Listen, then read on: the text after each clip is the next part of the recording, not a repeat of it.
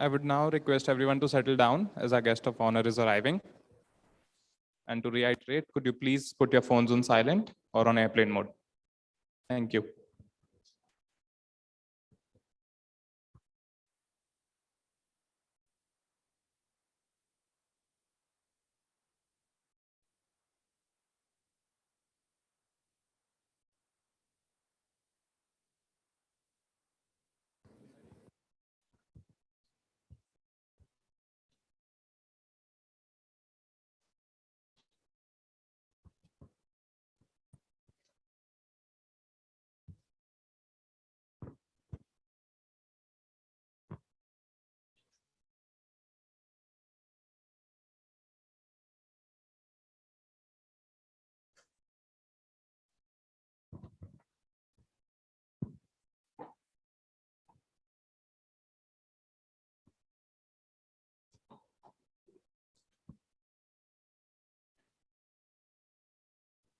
The day we decide to be satisfied with where we are, that's when we stop growing. Change is the only constant. And in this ever-evolving world, we need to push boundaries and perspectives, explore new ideas, and innovate. Indian School of Business's annual flagship event, the ISB Leadership Summit, lies at the heart of the effort of constantly pushing these boundaries. Our theme for ILS 2022 this year is Prism of Possibilities. And through this prism, we want everyone to look through the myriad of possibilities and carve out their unique journeys. Good morning, everyone. I, Sanand Sachdev, And I, Ashita Singh, would like to welcome you all to ISB Leadership Summit 2022.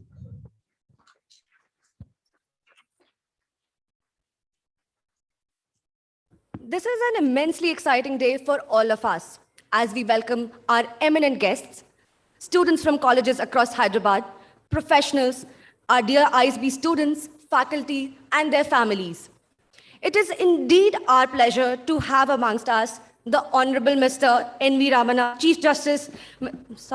Honorable Mr. Justice N.V. Ramana, who is the former Chief Justice of India. Sir, we request you please to join us on the stage.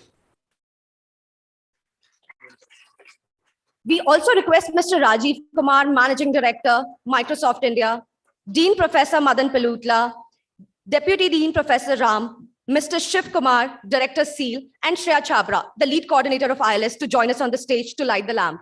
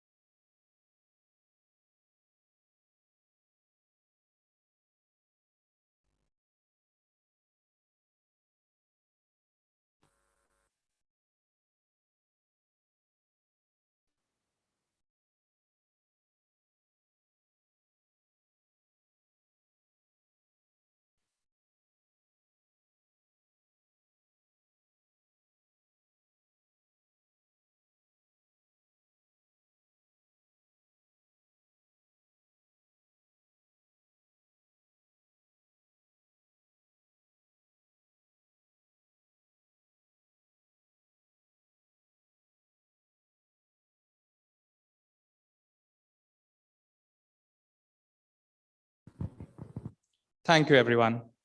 If I could kindly request Honorable Mr. Justice N.V. Ramana and Dean Prof. Madan Palutla to stay back on the stage. Yeah.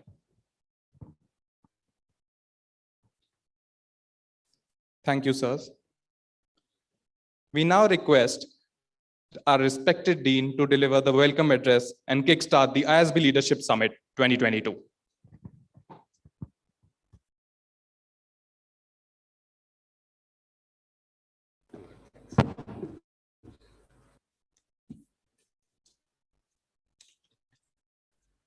Good morning, all. So it's really wonderful to see such a large gathering. I've been here a little over a year in ISB. I came here July of last year. And it's the first time I'm seeing such a large crowd in Khemka. I think it's all in honor of the former Chief Justice, Mr. Ramana.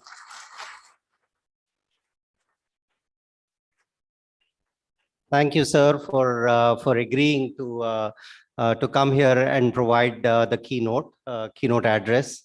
I'd also like to thank Mr. Rajiv Kumar, who you saw very briefly on the stage, Managing Director of Microsoft India. He's going to be the next speaker after the former Chief Justice. Mr.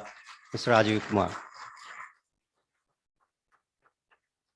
So the Leadership Summit, the ISB Leadership Summit is a marquee event for the school. It's the significant event on our calendar.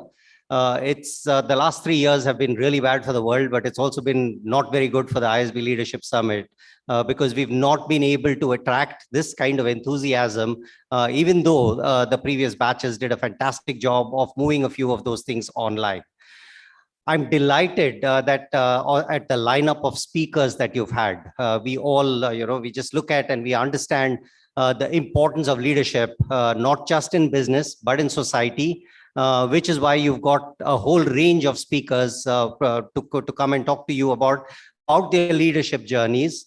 I also like the metaphor that you're using, which is about the prism of possibilities. So I tried to make sense of it. I was reading it, but ultimately, really, what you're talking about is the fact that everyone's leadership journey is unique. You come in, as into the prism as white light, but then you can go out in any which color that you really want. So the idea about leadership journeys being unique is what you're going for, and the range of leaders that you've brought across the spectrum is wonderful. So what I want to say is this, right? So with the world right now is facing numerous challenges. Okay, so when it comes down to the environment, whether it comes down to political conflict that rages on, whether it actually comes down right now to economic difficulties that various countries in the world are facing. What is lacking in all of this is is very thoughtful leadership that clears the clutter and takes us forward. You see it in sports, you see it in different places, but what the world is currently facing is it's facing a challenge of people taking charge and people saying that this is the way that we need to be going forward, rather than allowing some kind of populist sentiment, which in and of itself is not wrong, but when you're trying to solve a lot of thorny issues, a little less populism, a little bit more leadership is what we are looking for. So what you're going to be hearing over the course of the day is people who are cutting through the clutter, who are providing direction to society, who are providing direction to organizations. I myself, I'm feeling a little jealous because I have other kind of responsibilities. I'm not going to be able to listen to everything that is going on here, but I'll catch up later at some point. I'm jealous, and you're going to have a great time. I want to congratulate the team that has put this event together. Well done, wonderful. You'll be really relieved at the end of this evening, but very positively relieved, I'm sure. You've been tense, but I'm sure you're going to be relieved. So congratulations to you. Great job. Very well done. I also just want to acknowledge that in honor of the former Supreme Court Justice who's joined us here, we have a group of very illustrious judges from the Telangana High Court. Thank you very much for gracing this occasion. Thank you. With this, I'm not going to hold you like hostage to me talking. I think you have the lineup of speakers who are going to be speaking next. So I'll step aside. Good luck for a great program for the day.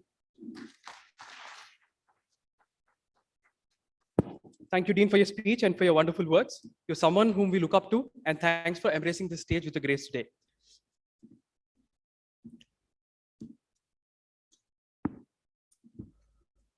There are many people who become part of history, but only a few, through their devotion and dedication, make history. We are indeed fortunate to have one such person whose name and deeds would remain in the history of India for taking judiciary closer to the public. We are grateful to have Justice Nutanapati Venkata Ramana Garu amidst us to share his journey from an agrarian family to serving as the 48th Chief Justice of India. Justice N.V. Ramana is one of the few judges who advocated the importance of digitization and technology for better dispersion of judicial functions. He constantly propelled the implementation of justice system in regional languages and advocated for adopting suitable measures for delivering speedy justice to the masses. He oversaw a nation that had reeled and then rallied from a deadly pandemic. When COVID-19 brought everyone to its toes and stopped the nation on its tracks, Justice Ramana held tightly on the reins of the judiciary, and his measures allowed the courts to function seamlessly. There can be no doubt that Justice Ramana's judgments and opinions created significant jurisprudence for the legal and non-legal fraternity.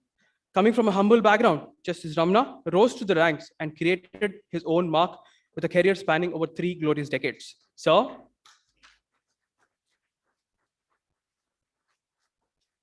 on behalf of the Indian School of Business and the team of ISB Leadership Summit, we invite you to deliver your inaugural keynote address to this vibrant audience.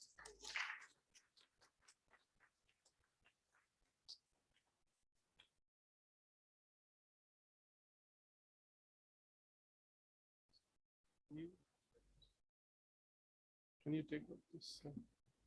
It's not necessary for me, laptop.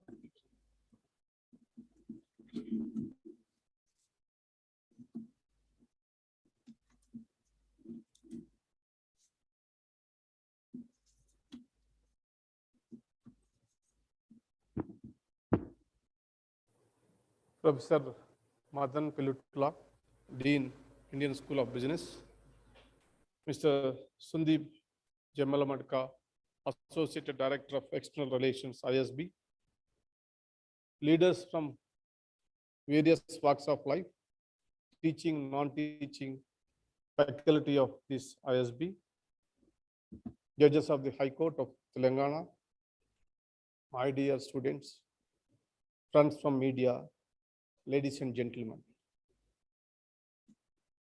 I'm happy today to be here and meet all of you across the country in participating this event, that is ISB Leadership Summit 2022. Education alone is capable of laying a solid foundation for the nation's all-round development. It is for this reason that the Independent India embarked on opening professional institutions of higher learning. These institutions offered a platform of great social and economic mobility. The demand for management and business schools has gone up considerably since liberalization. The Indian School of Business came into existence as a result of collaboration between premier corporate bodies. In fact, this has now become an ideal template for business education. On various metrics, the Indian School of Business ranks as the best business schools in India. It is recognized not only in this country, but also globally. Alumni of this institution have risen to the top in various fields and are making waves wherever they go. All of this was achieved in short span of 20 years. The way leaders of the business and consultants worlds had come together to establish this institution is a story in itself. The state government, that particularly the then Chief Minister of Undivided Andhra Pradesh, Sri Chandrababu Naidu, had provided resolute assistance for setting up of this school. Without his efforts, this business school would not have been the successful institution that it is today.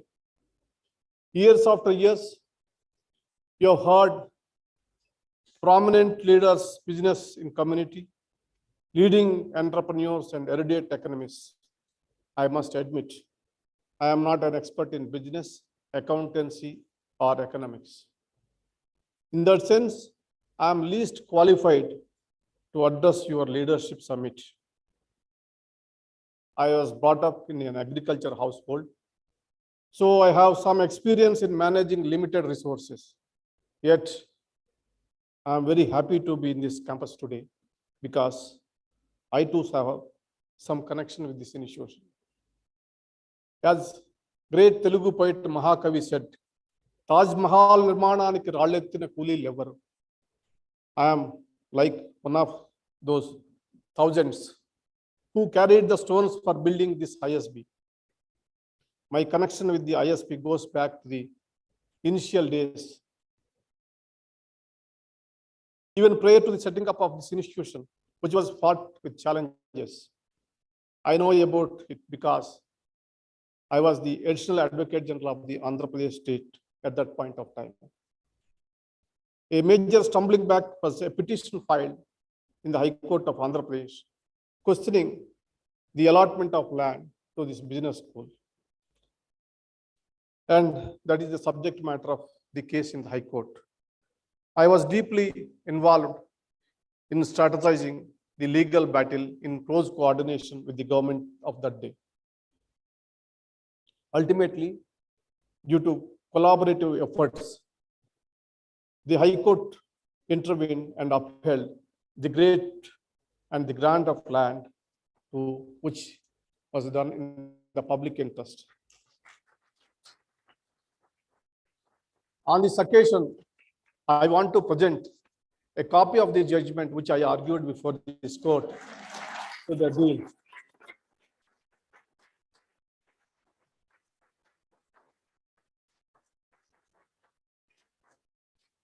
And I want to say a few things about the facts of the case.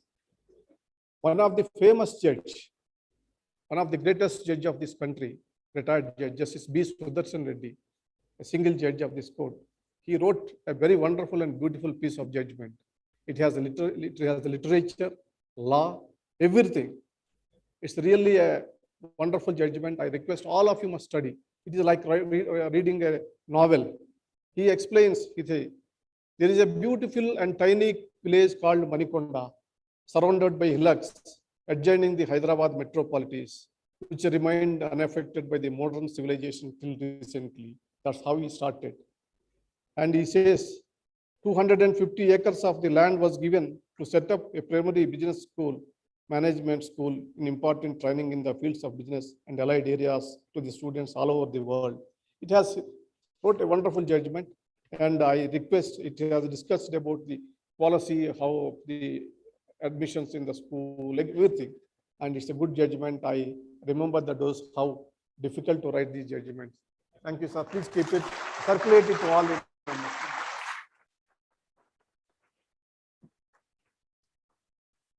And I also want to remind the Honorable Dean as well as the administrators face. While coming, I saw the pictures, various pictures, and they are showing me different leaders, world leaders, particularly from the business community and heads of the state, presidents, prime ministers, etc. And I felt a little bad. I explained, I indicated my mind to the dean also. It is Chandrababu Naidu who has really fought and established these. I request at least one photograph has to be put here.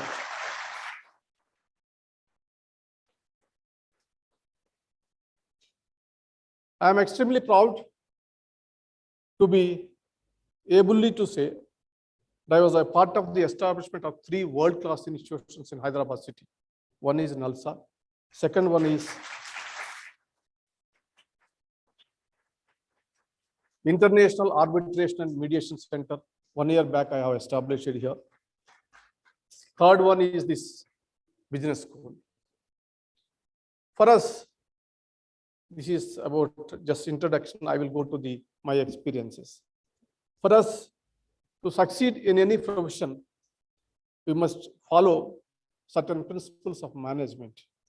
Even when it comes to management of courtroom by judge, or management of cases and clients by a lawyer, or management of a law firm, the principles and techniques of management have a significant role to play. As I said earlier, I will not be able to add to your understanding of business, but I would like to share my experiences in administering the affairs of the Indian judiciary. I hope you will be able to analyze the same and draw appropriate conclusions.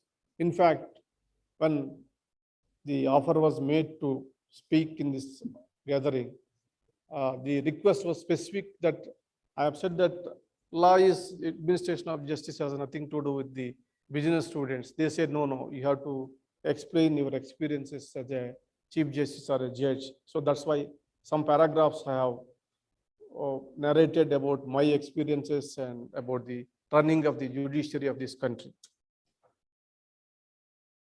Speaking of my journey, I started as an ordinary first generation lawyer from the taluk level from Vijay, without any support. I moved to Hyderabad with the hope of gaining access to a wider canvas. I believed in my ability to work hard with dedication and sincerity. With a bit of luck on my side, I could represent a wide range of parties from workers to chief ministers. I was a practicing advocate for about 17 years. I worked as a judge of High Court for 13 years. Thereafter, I assumed the position of acting Chief Justice of High Court of Undivided Andhra Pradesh and went to become the Chief Justice of Delhi High Court. Since my elevation to the Supreme Court, I worked 7 years as a Supreme Court judge and 1 year, 4 months as a Chief Justice of India. I completed 22 years, 2 months. Chief Justice of India assumes the office under a set of circumstances that are unique to his time. With people think that the office carries a wide range of powers, we must remember the responsibilities and challenges which come with it. The role of Chief Justice India calls for leadership, long-term vision for the institution. I assumed when the country was going through the most lethal second wave of COVID-19, the pandemic was completely disrupt physical hearings. During my tenure of 16 months as the Chief Justice of India, despite our best efforts, the Supreme Court could sit for just 50 days of physical hearings. Vacancies has piled up. Pendencies was a massive challenge. Based on my own assessment, I felt I needed to focus on 3 key issues: filling up of the judicial vacancies, augmenting the judicial infrastructure, deployment of modern technology in functioning of courts. Filling up of the vacancy is not an easy achievement. It is a result of determined consensus building exercise. In my 16 months, the Supreme Court Collegium could ensure appointment of 11 judges to the apex court. And out of 255 persons, I have recommended for the judgeship of various high courts, 233 already appointed. This amounts to nearly 20% of the total sanctions of the high courts in the country. Due to concerted efforts, we could make considerable progress in appointing more women judges and promoting social diversity on the bench. We got 15 new chief justices of various high courts during the same period. About 100 vacancies in various tribunals were filled during this period. To complement the strength of the judiciary, we need to have state-of-the-art infrastructure in place. The nationwide study that I had considered and commissioned revealed certain hard truths about the poor state of judicial infrastructure in this country. The state of judicial infrastructure in India, even after 75 years of independence, is disturbing. This prompted me to propose an institutional mechanism to address the issue. Since no one understands judicial requirement better than the judiciary, in my proposed structure had given primacy to the judiciary. Unless a comprehensive study is made in place, this problem is going to haunt the judiciary for decades to come. The pandemic forced us to depend on technologies. I wanted to build upon our entry into the virtual world. In the model court complexes I had proposed, technology was an inseparable part.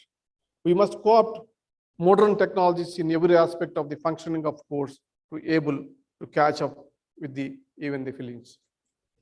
As you are already understood, the whole issue revolved around the burden on the judiciary in terms of pendency. While we try to find solution within the judiciary, we need to look the root causes of as well. During the Chief Ministers and Chief Justices Conference in the last April, I had the occasion to highlight my understanding of these problems. As I told in the presence of the Honorable Prime Minister, one of the major concerns is the government is the biggest litigator.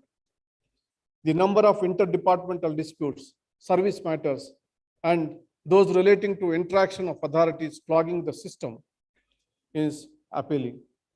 Half of the judiciary's problem would be solved the moment the government decides to put a halt to the state-sponsored litigation.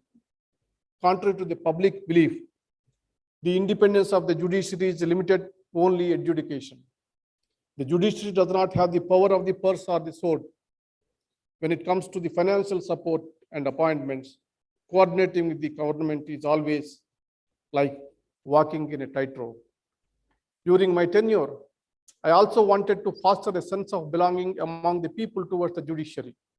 The fact the judiciary is there to serve the people needed to be emphasized. And this is what I tried to do through my public speaking. I was happy to note that the media acted as a collaborator in my mission by spreading the message. From the above, I think I have made it quite clear that the duties of Chief Justice of India are not just limited to the Supreme Court, but extend to the entire judicial system across the nation. The Chief Justice of India has to pay attention to the standards of legal education, to building a constitutional culture among the people, apart from the problems being faced by the district judiciary and the high courts. The Chief Justice of India must not only highlight these issues, but must also attempt to resolve them within his or her limited time in office. And the Chief Justice of India must do it in the face of various pressures from different quarters, the government, the opposition, the lawyers, judges, NGOs, civil society, social media, etc. The Chief Justice of India wears many hats. Of an impartial and fair judge, an able administrator, a visionary and a leader, I tried my best to fulfill these duties. Within the available time, I tried my best to take care of the institution, to improve the pay and working conditions of the judicial officers, and to resolve pending issues with the bar and the Supreme Court employees. I tried to be approachable and create an environment where everyone has motivated to work. I tried to ensure that the courts were welcoming spaces for the litigant public. I made sure to reach the public so that they could realize the importance of the Supreme Court, the judicial system, and the Constitution. Through my speeches, I attempted to create awareness about the rule of law and to signal to the people and the judges that the system would protect them. Ultimately, whatever name I may have earned, the people judge or common man's judge, I will be satisfied if I have contributed to the revival and renewal of the image of the court in the eyes of the public. It is the faith and confidence of the people that will boost the morale of the judiciary. For those among who are interested, it may be a good case study to analyze and draw conclusions about the efficacy or otherwise of the path that I visualized for the judiciary during my tenure. Apart from recounting my experiences, after looking at the audience and the occasion, I thought it would be appropriate to share some of my thoughts relating to the responsibilities of young business school graduates in today's world. The significance of business education in contemporary times cannot be understood. The true strength of our nation lies in the youth of our country. 1/5 of the world's youth live in India. These huge human resources, if properly trained, will drive economic progress. With the West falling short of skilled human resources, it is India to turn to fill the gap globally. Education and social development are closely connected with each other. Addressing the issues affecting our society requires contributions from all fields and all players, be it medicine, law, science, or business. None of these fields can find societal relevance if they operate in an isolated manner. The world of business is no exception to this.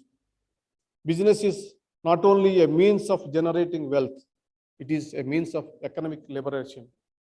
While trying to maximize profits, we must draw a line and stay away from exploitation of all forms. This is the reason that I think a basic understanding of the Indian Constitution is essential for all, including business students. Of course, when the government is at its maximum, it is necessary for business managers and owners to stay abreast of the changing legal landscape, be it labor laws, environmental laws, taxation, corporate laws, etc. We need to understand that raising inequity is the key aspect which will deter economic growth. In fact, this raising inequity is a profound challenge on all levels, be it in social, economic, or political. These growing economic disparities will inflict huge social costs on individuals who will slowly fail to afford the basic necessities of life. This has the potential to stir great social unrest and disharmony. In this context, I have a piece of advice for you. You are trained to emerge as business leaders. While generating wealth, you must adopt models which will ensure proportionate distribution of wealth among the stakeholders. Accumulation of wealth disproportionately in a select few hands is a sure sort of formula for friction in the society. Poverty elevation and equitable income distribution are the need of the hour. Apart from the above, one thing that may be considered is the revival of rural and cottage industries and increasing the robustness of local industry. For instance, the local neighborhood retailers have shown great resilience to withstand the challenges of multinational corporations. The reason may be the unique role that these stores and the local marketplaces play in society. They are not just sites where business is conducted, but are places where people find support, assistance, and social connections. This needs to be kept in mind during any analysis. Our local models, which are integral to our social fabric and culture, have to be protected and strengthened. I hope my words are good enough to provoke new ideas and thoughts. Don't be afraid to take risks and to innovate. There will be no shortage of cynics who will always attempt to undermine any good job that is done. Fortunately, the world does not revolve around cynics. Remember, as they say, if you do not ruffle any feathers, you are probably not doing anything worthwhile. I have always believed in this. As Aristotle said, the only way to avoid criticism is to do nothing, say nothing, and be nothing. I congratulate the ISB community for successfully leading the institution to become one of the top ranked in India and abroad. I wish ISB all the best. I hope you continue to mold future leaders and entrepreneurs and create a strong workforce to meet Indian and global requirements. Your campus is ideally located in the city of Hyderabad, which offers unlimited opportunities for innovation and incubations. Due to consistent efforts, the city of Hyderabad and the state of Telangana have emerged a role model for attracting investments and in creation of wealth and employment opportunities. The Chief Minister and the Telangana state government deserves rich compliments for this. The government of Telangana continues to build on the solid foundation laid in the late 90s and early 2000s in the wake of liberalization. This is how the government should function. Irrespective of which party is in power, the successive government should strive to improve upon what they have inherited from predecessors. No one understands this better than the Chief Minister and the government of Telangana. I wish them all the best in their endeavors to take the state of Telangana to greater heights. Professor Madan Pilutla, Dean Indian School of Business, has been requesting me to attend this event from much before I demit office. Surprisingly, he has not given up even after I became the former Chief Justice. Sandeep Jamalamada, Associate Director, External Relations has been relentlessly pursuing my office for this event. As I could see, you are going to have 10 stimulating sessions where leaders from diverse backgrounds such as arts, sports, bureaucracy, fashion, etc. are going to enrich your thinking. And I also requested, I heard few students who studied here told me that the course is so tough and the time limit is very less, 1 year you have to complete. I request them to consider to expand little bit more, so you should not be under pressure.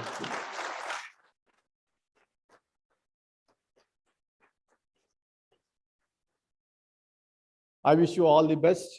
I thank you for giving this opportunity to address some of the brightest minds of this country as part of the prestigious ISB Leadership Summit. Thank you. Namaskar.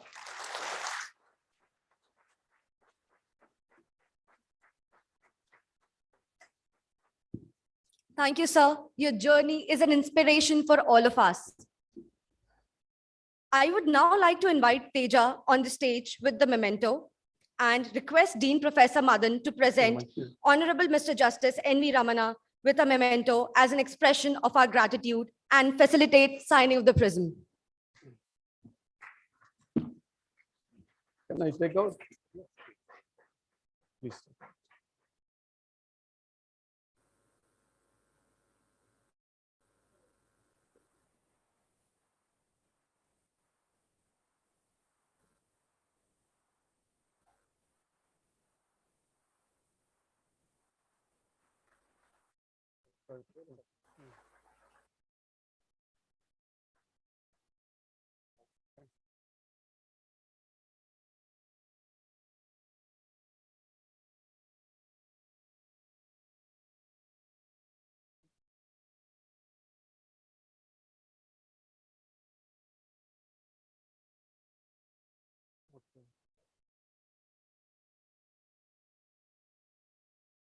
Yeah.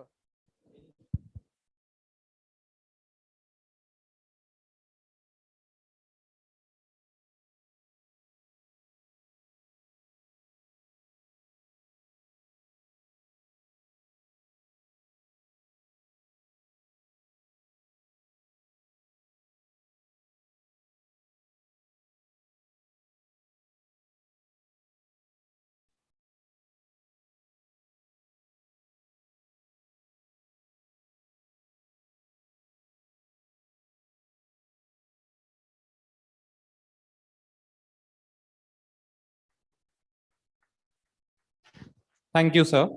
I would now request the ILS core team to join us on stage for a photograph.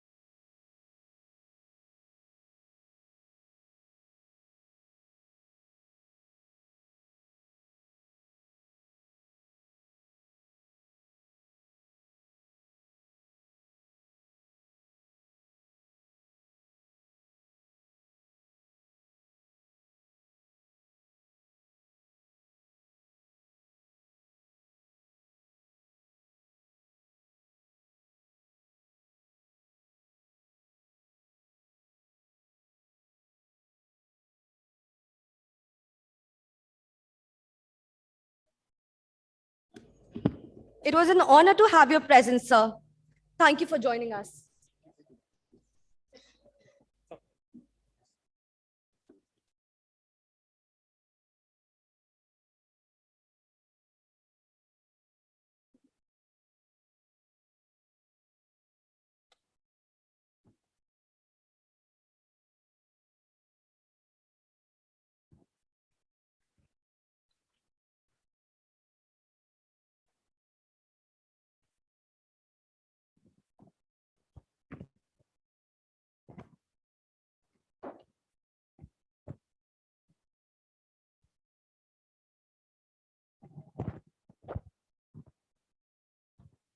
Sitting in the comfort of our homes in metro cities, we are often unaware of problems such as clean water, food, and a roof over our heads.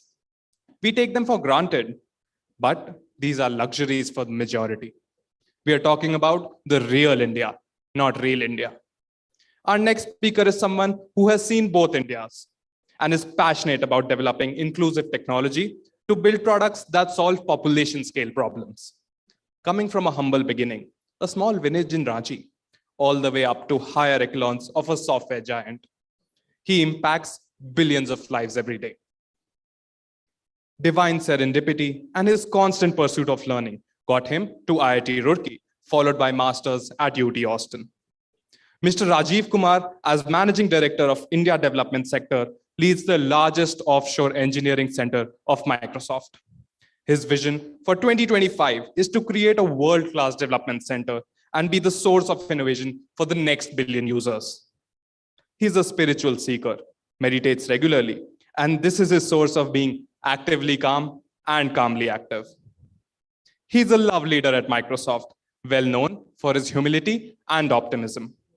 With great excitement, I welcome you, Mr. Rajiv Kumar, to the podium to share your journey with us. Thank you.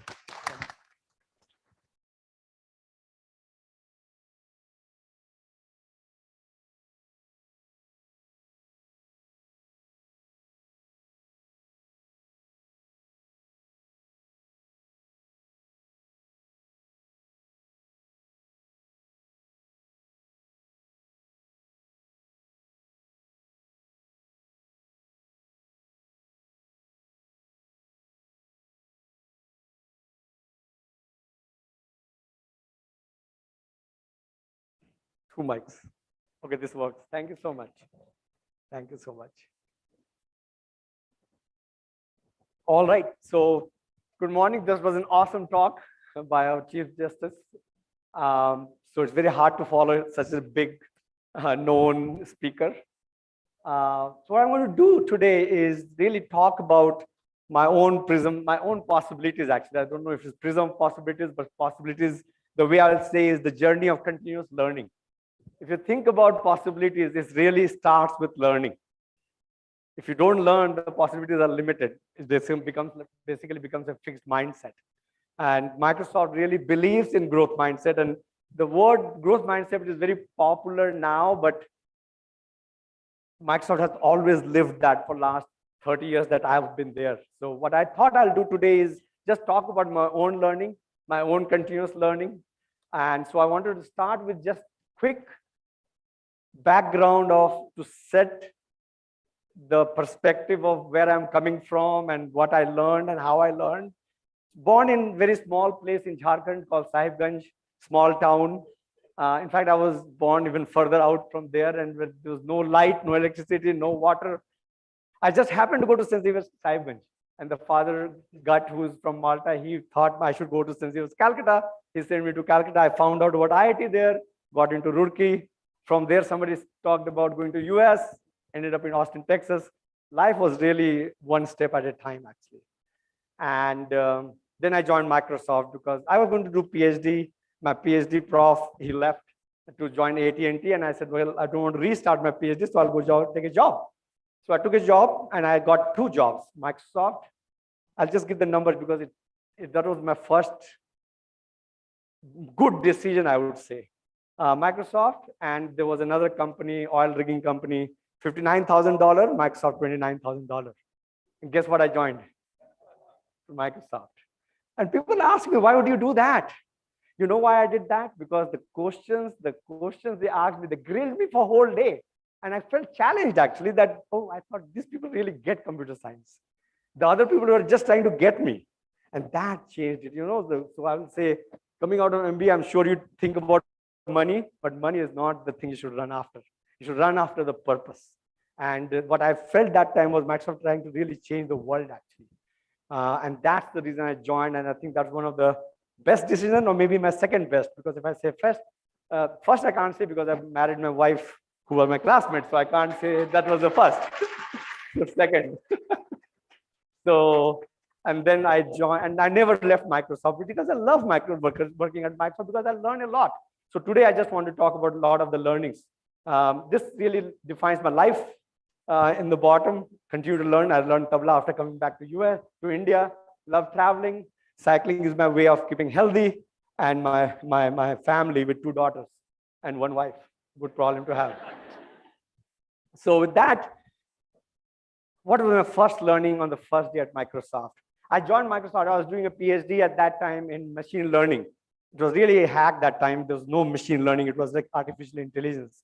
They put me in compiler team. Like Microsoft was a compiler company. If you remember, Bill Gates started the compiler for BASIC and joined that team. So I got the offer letter and I called the recruiter saying, look, I think you made a mistake. I never done any compiler. I went to IIT Roorkee. The person who taught me compiler, I don't know if he knew it because I never learned anything. And she said, look, we don't hire people because you know something. We hire because you can learn something.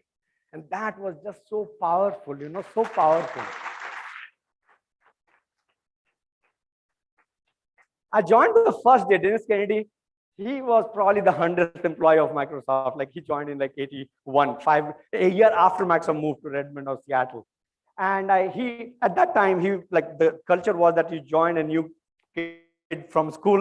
He made me meet all the other 15 engineers in that group. And they were like PhDs in compiler. They were like Tim Patterson, the person who sold DOS operating system to Bill Gates. He was part of the compiler to do the runtime. And I am just like, I don't know compiler. I don't feel good about getting a job. And then I meet these people who are world-class compiler people or some technology. It doesn't matter what compiler is, but it's just a technology, right? And Dennis Kennedy, at the end of the tour, he saw that fear in my face and he said, I know everybody's smart. You saw them. You think you're smart. Probably you are smart, but I'll tell you a secret, how to succeed even if everybody is smart. And I'll tell you, I just, like that moment, my heart stopped saying, please tell me. And he said these words, work hard to differentiate. Ronaldo last few months back said, talent without hard work is wasted talent. Hard work is what's going to differentiate. And the work really starts after school, after you leave school, education is not hard work. Hard work is after you leave school and you start working actually. So what is hard work? That's the question to ask. It's not equals to the time spent. It's really about doing 20% more than you think you can do. Don't try to compete with your peers because that's the best way to be unhappy is to compare with others. The best way to be happy is to compare with yourself. Can you do 20% more than yourself? Yes, just work 1 day extra in the worst case. Learn new things in that 20%. Find your purpose in the job you're doing. People say, love your job, do the job that you love. The question is, how do you know what you love? When you are 23-year-old, 24-year-old, you don't know. But if you can find a purpose in whatever you're doing, you will start loving the job actually. So you have to love what you do, not necessarily you do get to do what you love actually. So anyway, that I think was I'll tell you, that became my mantra. I just worked like crazy. Like I've probably worked 18 hours a day, and software are like, they just turn off the light and shut the door and sit in the room and just write code.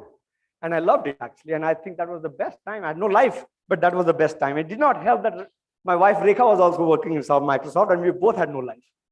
So that worked out well actually. So anyway, at some point I decided, hey, I need to do something different because it was like getting boring. So I'm going to switch over as a manager about my learning and see. I have been very fortunate to really work with all the 3 CEOs of Microsoft. This is an amazing picture. All 3 CEOs in the same room, all three smiling at the same time is rare. So this I think is an amazing picture, and I have learned a ton from each one of them because when I joined Microsoft, it was a startup actually. People thought like you're wasting your life joining this startup with like few thousand engineers. India Development Center is almost double of what Microsoft was when I joined Microsoft. So what did I learn? So I'll just go through each one of them. I learned three things. Well, then I learned many things, but at least the top three that I learned from Bill Gates was decision making, thinking big. He really thought big, actually, always. Being generous. It's not just the Melinda Gates Foundation. From day one, he shared his wealth. Microsoft was the first company that started doing options, started doing stocks to the employees. Probably the one company that has created more millionaires on this world than any other company even till date is Microsoft, by the way, because of the generosity of Bill Gates. Of course, I don't have all the time to talk about all the 9 learnings from 3 CEOs, so I've decided to pick only one and talk about one. So what I want to talk about today is decision making for Bill Gates. As I said, I was getting bored as IC, so my wife said, maybe you should try being a manager, which I became very quickly. And I remember in the first 6 months, I struggled. I struggled because I realized I don't know how to make decisions. I don't know if MBA teaches you to make decisions or not. At least in India, education system doesn't teach how to make decisions. So here was my situation. I'll give you the story that happened, real story. I was the lead of a team of about 10 people. There was Suzanne. She was a compiler writing code. She said, I'm going on vacation for the next 2 weeks. Rajiv, when I come back, I'll finish this piece of code. I said, yeah, great. Go home, go have fun. This is on Wednesday. On Thursday, I met a partner level, world-class code writer that I'd hired from Borland, Andrew. And I said, oh, Sue is going on vacation and stuff. So he said, oh, I can finish whatever she's doing because I really know all the compiler stuff and I'll just get it done. I said, yeah, fine. Help, no problem. Very simple, right? Like it's easy decision. And then I told her on Friday that Sue, just go, have fun. Andrew can back you up, complete the code. And she said, no, Rajiv, I don't do that because when I come back, I really know how to get this done. This is what I want to do, blah, blah, blah. And she left. I was okay. And I did not pay attention to it because it was all the right things were happening. Andrew goes and checks in the code within 2 weeks. We were happy. The piece of code is done. The product is done. She comes on Monday after and she is upset like nobody's business. She comes to my room really, really angry saying, how can you let this happen? Because I know how to do this better. How can you let this happen? I'm going to undo everything he's done and redo everything. And I said, wow, she's so passionate because it was pride. It was a moment of pride. Like this is like pride of craftsmanship, pride of what you do, the best possible thing that you want to do. And so I went to Andrew and said, look, she's very upset. So we'll let her undo that. And you just do something else. And he said, how can you let that happen? Because I'm one of the best. You hired me. I'm the world-class person, architect that can do this job. And you're saying I did not do a good job. I don't feel good. I don't feel respected. Where did I go wrong? What is the right decision? I did not know. I did not know what to say to whom. I could not push back on Suzanne. I could not push back on Andrew. I just knew something was terribly wrong. And that's the time Bill Gates sends a mail, how to make good decisions, and 10 things that you should look at when you make good decisions. And I basically was struggling to make a decision, but whom should I favor? Whom should I pick? And he said many things actually. And I have an email, I kept it for a long time. He talked about many things like get all the data and don't get into analysis paralysis. He had like 10 things to look at. The 5th or 6th was clarity of goal. And that hit me. You know, the good decisions are function of the goal that you are trying to achieve. In this case, if my goal was to keep morale, then I would go with Sue or Suzanne. But if my goal was to get the product shipped as soon as possible, then I would go with Andrew. I just did not know that. That one thing changed the way I was going to be a leader actually in the world. You know, if you ask anybody, any leader, CEO, what is the most important thing to do as a leader? It's decision making. I hope ISB teaches that because that nobody taught me in being an engineer actually. And in India, people don't teach you actually. They're reflected. Why do I don't know how to make decisions? As a kid, I remember growing up, Diwali is coming. Beta ye kha lo, ye pehen lo, right? Eat this. Those who don't know Hindi, mom or dad will say, eat this or wear this. Here is a good shirt, good pant. In fact, when you are ready to marry, here is a girl to marry or here is a boy to marry.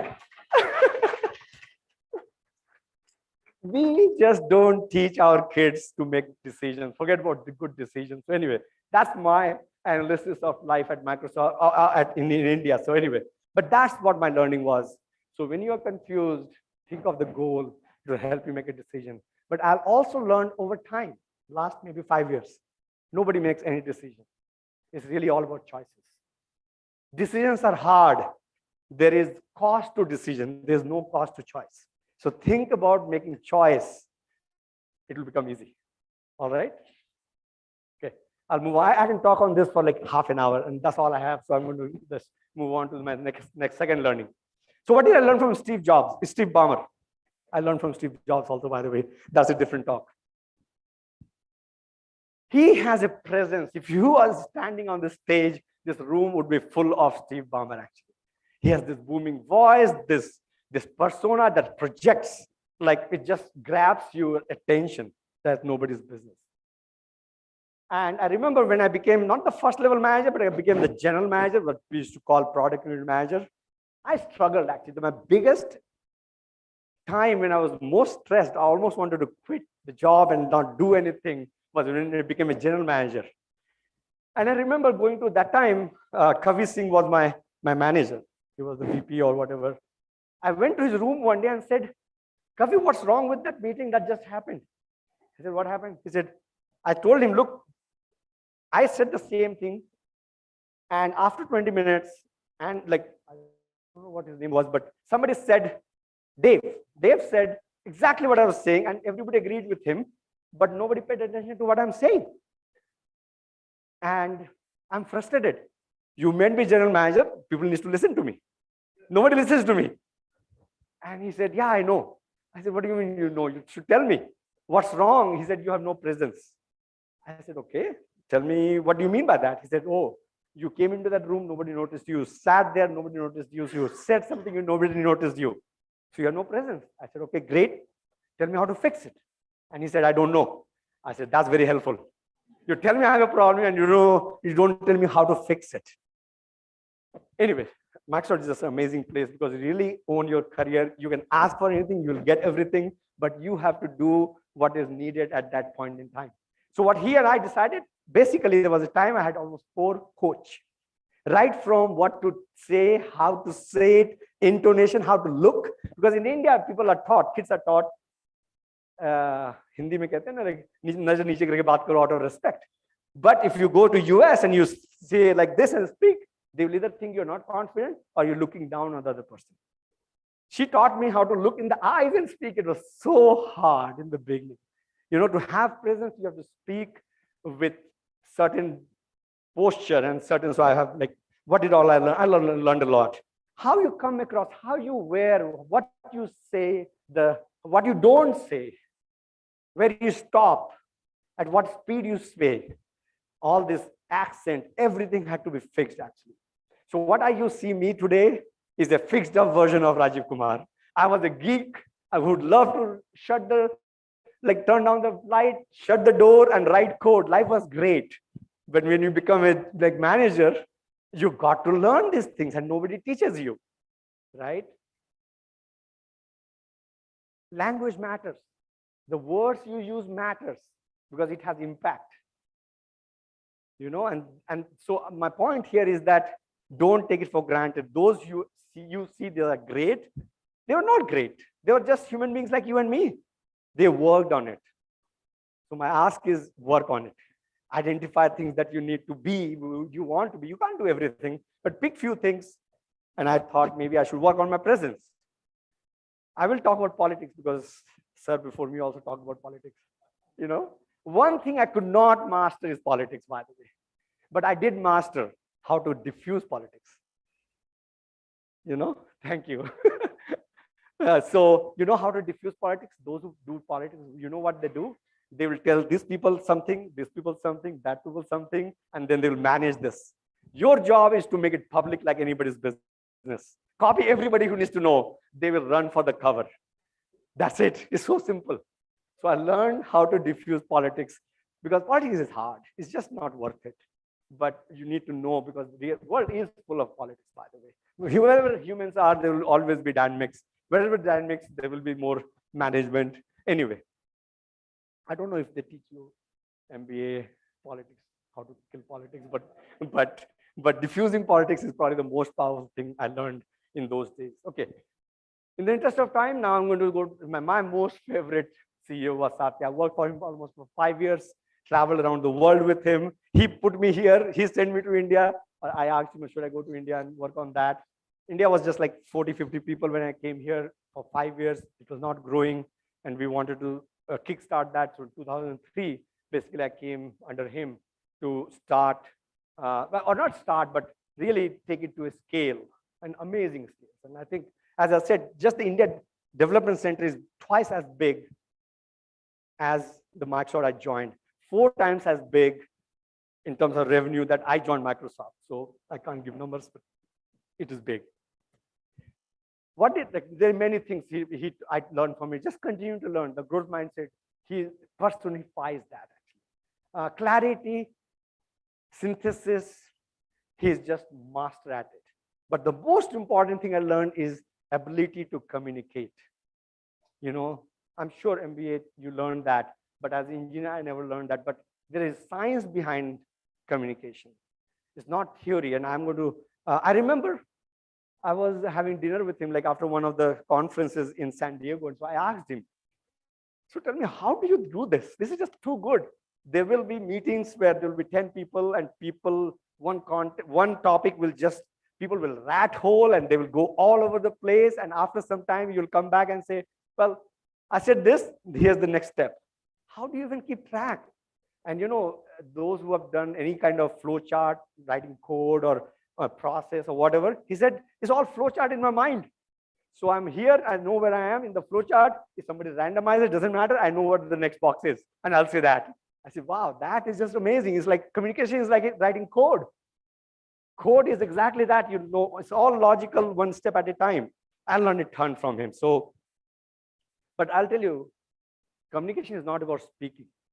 Communication is about listening first. Generous listening. I don't know those who are managers or when they become a manager, 90% of the time, if you listen, half the problem will go away. People will just they'll feel heard and they will calm down. Those in my team knows. Bill Gates, like Satya is just amazing listener. He listens generously. But then you also have to say things to create clarity, but you have to understand the context, the background, have the clarity, be able to synthesize, make it simple, make it memorable, you know? Like, I'll give you an example that he told me, like, I was going through some tough time and I was saying, oh, I don't like this. He said, you know, he said just 3 words. He said, everything has half-life. Those who know science, you know, half-life is like every substance in the world has a half-life, it will decay. And all the uranium and all has very short half-life. That's why you can create energy out of it. And that's, he was saying everything comes to an end. Don't worry about it. But he said it in a scientific way. 3 words, nailed it. I was calm. Anyway, so that's, but then I'll go to the third one. How do you communicate? You have to learn how to communicate. Pyramid Principle is a book, big book. It just has one idea. I don't know how people write a full book on one idea, but they do. Maybe in MBA you learn that. I'm joking. The idea is that, hey, talk in a pyramid, like say yes, no, what you believe, the summary, then you go into detail. Have you met any friend who starts from the bottom and keeps saying, and you're saying, where are you going? Do you agree, disagree? That's not how you do. So you need to really do a pyramid principle. Start from the top, say a few things, the detail of that, and then you go down. Then Satya taught me about the flow chart, and the other thing he taught me was like, everything is a model, you know, like you can have a chair with 3 legs or 4 legs. You can say, hey, because of this, this, and this, I think this. So if you have a mental model, you have to have, basically communication is also science.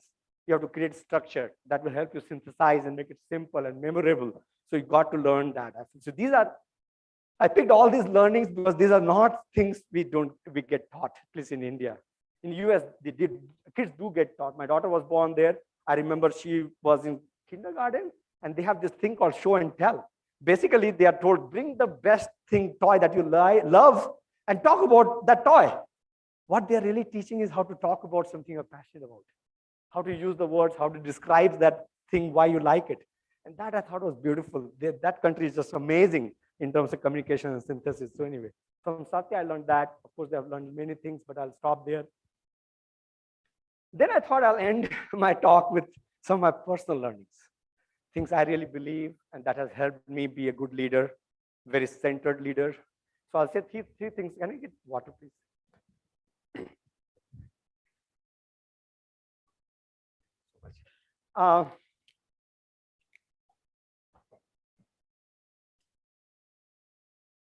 Three learnings from my own life. One is work-life balance. What is it? It's not about time. It's about priorities in life and grit and fearlessness. What is work-life balance? Let me talk about. People say, okay, 8 to 9 job, and then it's my life. No, it's not like that. It's not about time. It's about what you prioritize across your life time of next 50 years, 60 years. Think big. So here's my scientific way of thinking work-life balance. You know, when I come to ISB, I come here, or I go to IIT Delhi for hiring. What is the first thing you ask me as a student? How much money you'll give me? Then it's day 0 or day 1, day 2. Then you ask me, what is the job, right? Then then basically when you're 23, 24-year-old, you first the money, then the work, then the family, or marriage, or kids, or parents, and then maybe self-actualization. If your parents are spiritual, they will say, okay, go puja kar lo, ya pranam kar lo. That's it. You don't have time. That's the priorities that we all live. And there's nothing wrong with that. You know, when you get to fast forward it, if you ask my father, what is the most highest priority in life? None of this. He's 85-year-old. For him, health is number one. If you don't have health, it's all useless. Your title, your money, your relationship, nothing matters because you're sick. Got to focus on health. And health is one thing. Once you lose it, you lose it.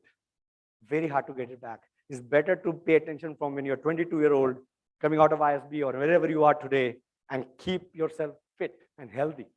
It's not about looking good. It's about just being healthy, actually, right? It's not about fat or thin, nothing like that. It's like if you are healthy, it's a good life. Then, at least for me, at least for my parents, or even Bill, if you look at what he's trying to do with all the philanthropy, he's trying to do self-actualization, realizing who he is.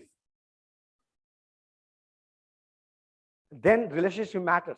From my dad, he says, I don't need any money. Tell me, me and Rekha, do you love me? Do you come to meet me? Will you come to meet me? That's more important, actually. Job is probably doing something good for others. Money is the last thing, actually. You know, it is reversed. Absolutely reversed. But does it change at 40 years old? No.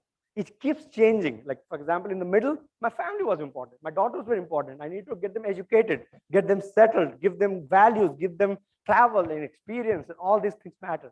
My point is, things change over time. You have to pay attention to what you want at that point in time. It's not about one thing.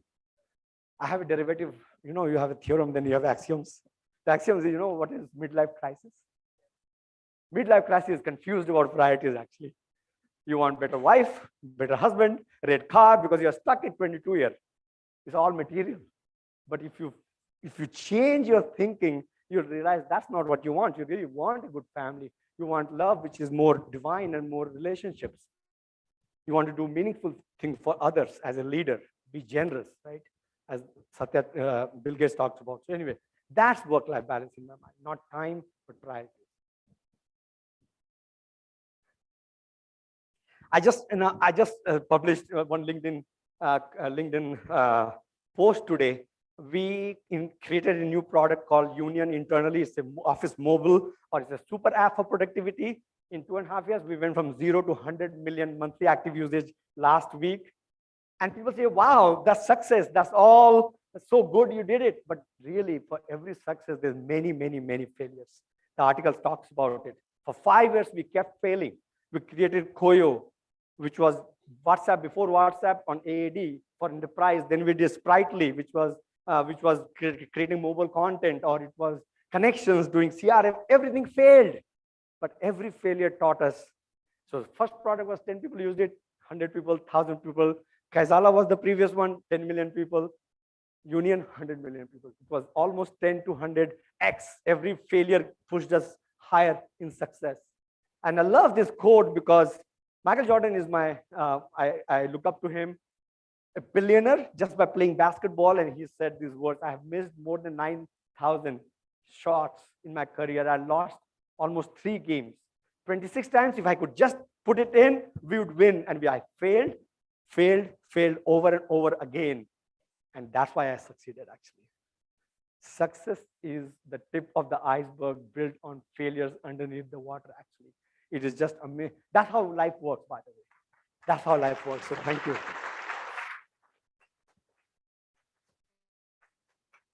So when you fail, remember you are one step closer to success. That's the way to think about it, because you learn something. Grit, people talk about a lot. Grit is resilience plus learning, actually. If you don't learn, then it's not grit.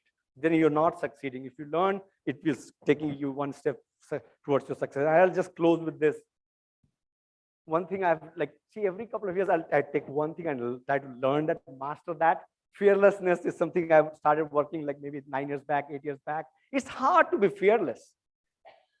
But this quote is just amazing. 20 years from now, you will be more disappointed with what you did not do than what you did and failed. It's better to do and fail than to not do. And then later you'll realize I should have done that.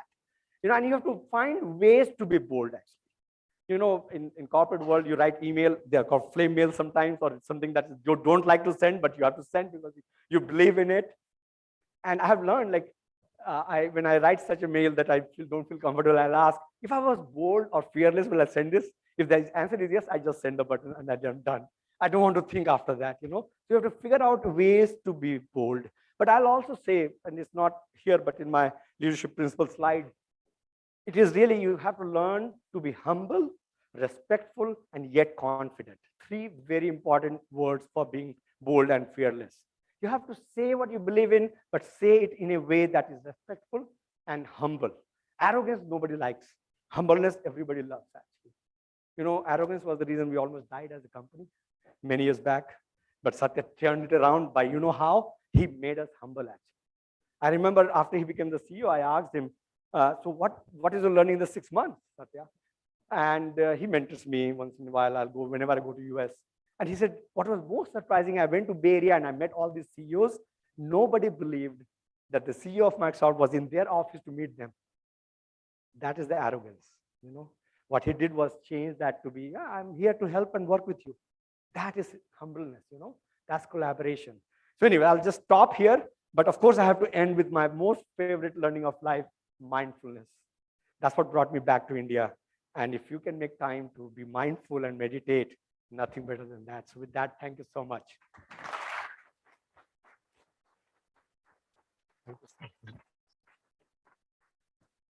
Thank you, sir. Thank you so much. For your incredible journey. Yeah. Could you please say? It is true that there is no replacement to hard work. And through your personal and professional learnings, we saw the reality of the prism of possibilities in our daily lives. Thank you so much. I would now like to invite Abhishek Thamman and Vishal Jodani from the ILS team to give a token of our gratitude to Mr. Kumar. Thank you so much. Thank you so much. Thank you so much. Yeah. Yes. Thank you so much. Yeah. Thank you. And also facilitate the signing of the prism. Oh, okay. Yes. Oh, yeah.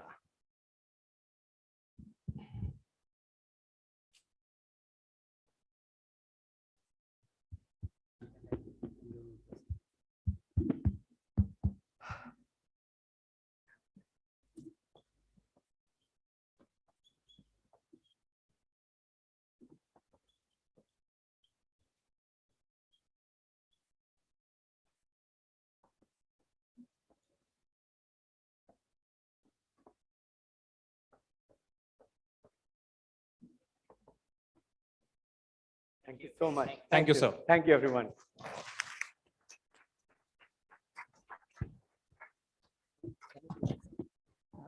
Our next speaker needs no introduction. He is one of the most celebrated ISB alums. For him, success is to be able to make a difference. It's nothing short of an honor to have with us Mr. Kedar Lele, Executive Director, HUL, and Chairman of Unilever, Bangladesh. Mr. Kedar joined HUL in 2004 and is a well-rounded business leader with over 2 decades of experience covering general management, sales and customer development, FMCG marketing, internet companies, and advertising. As Chairman and Managing Director of Unilever Bangladesh Limited, he played a key role in achieving the company's steady growth while also having a positive impact on the nation and its people. Mr. Kedar's mission is to unleash hidden energy that benefits society, businesses, and individuals. He is known to be a compassionate leader who balances the team's energy and drives accountability at the same time. Please welcome Mr. Kedar with a huge round of applause. Thank you very much. I'm just testing if this is working. Yeah, it sounds like this is working. Right. Thank you very much. And yeah, okay, I was just crossing over to the afternoon. So very good afternoon and namaste. It's of course always fantastic to be back on campus. It's wonderful to see Khemka fully filled up. This is a joke amongst ISBians, of course. So people who are coming here for the first time, you will not appreciate this, but for the organizing team, filling 600 seats in Khemka is an achievement to begin with. And these morning 2 sessions have been, of course, outstanding. I was listening since the morning, and I'm delighted to be here. What a great theme, in fact, of Prism of Possibilities for a ILS event. Because each one of us, when we think of ISB, we actually think of possibilities. It warms our heart to see what coming to this school can do to your careers. What coming to this school can open up the doors of opportunities for you. The network that you build here for life, and of course, a purposeful journey that you start from the campus. Now, I was thinking, how should I bring a little more interactivity to the session, because I've been there where you are, and possibly at 12 o'clock, you're beginning to get a bit hungry. You've been here for a while, so I've decided that we'll make it interactive. So we will do it with a mentee. And how do we run mentee? We run it very simply by pulling out your cell phones. When was the last time a speaker said, pull out your cell phones and do something with it? Yeah? So pull out your cell phones, open the browser, go to mentee.com and pump in the code. Sorry, somebody else is running the slides, I think. Okay, yeah. Put the code 48031049. So go to mentee.com. It'll ask you to put a code. Put a code 48031049.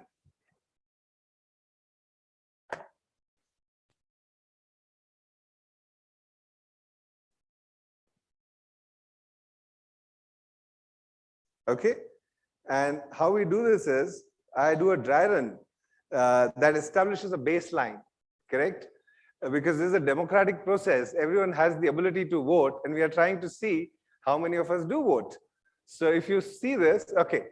So how has this year's ILS been? We've just started, guys. It's just been 2 hours. And already 65, 67% of people saying the best because class of 23 is hosting it. Well done, right?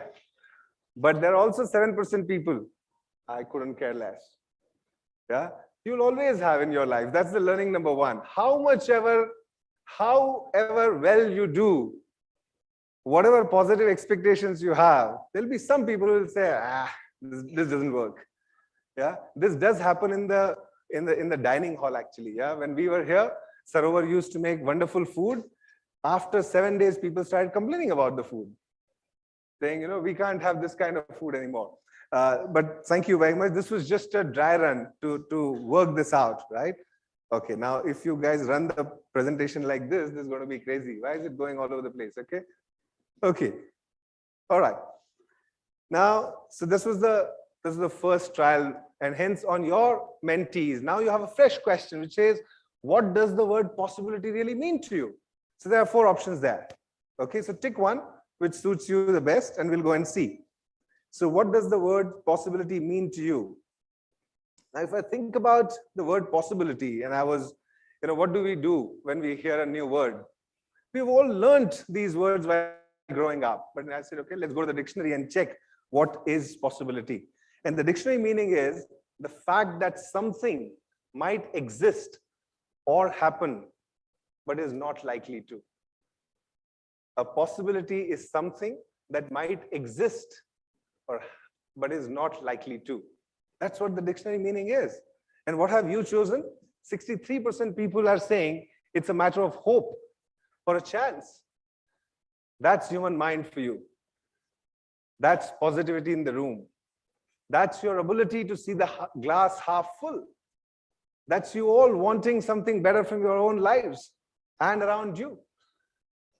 You yourself in last 10 seconds have defied the dictionary meaning. You're saying it is something that will and shall happen. So thank you very much for that, because that's really the emotion with which we want to start this conversation. Now, so given that it's a democratic process and you got used to it now, I decided to ask you a question, because we do this for living, presentations, meeting people. I said, okay, if we are here in the conversation of limitless possibilities, should I run you through a deck for 20 slides? That's the next question coming on to your mentee. We can do that because I have 25 minutes. Typically, all presenters in the room know 1 minute a slide, right? 20 slides, we can zoom through it and we can leave last 5 minutes for questions. So that's your code there. Or I can tell stories, because I've just been inspired by the last 2 sessions. And I'm told that people are still voting. See, I have Surbhi here, my colleague, and she's put that picture of people who are saying, run the deck. If you really wanted to have a snooze, maybe Khemka was not the best place for you. All right, so, okay, 90% people are saying, tell the stories. So, pollsters usually understand how to predict the Rujhan. So I predicted the Rujhan and decided that I don't need to bring a PPT. I only have to tell stories this morning. So we are going to be telling some stories to you. So let's first hear the story of someone who I know really well.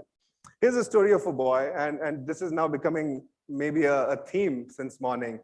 Growing up in a smaller village with a nuclear family, getting transferred every now and then because father was in a transferable job, and enjoying those shifting of locations, new challenges, what the government schools bring to you and so on and so forth.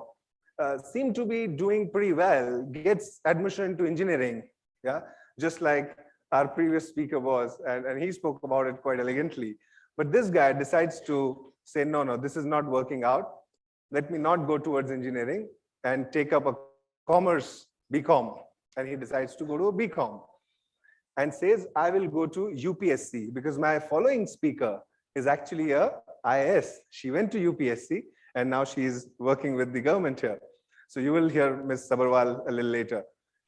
By the time the graduation comes to an end, there's also another thought saying, BCom kar rahe hai, to CA karna chahiye.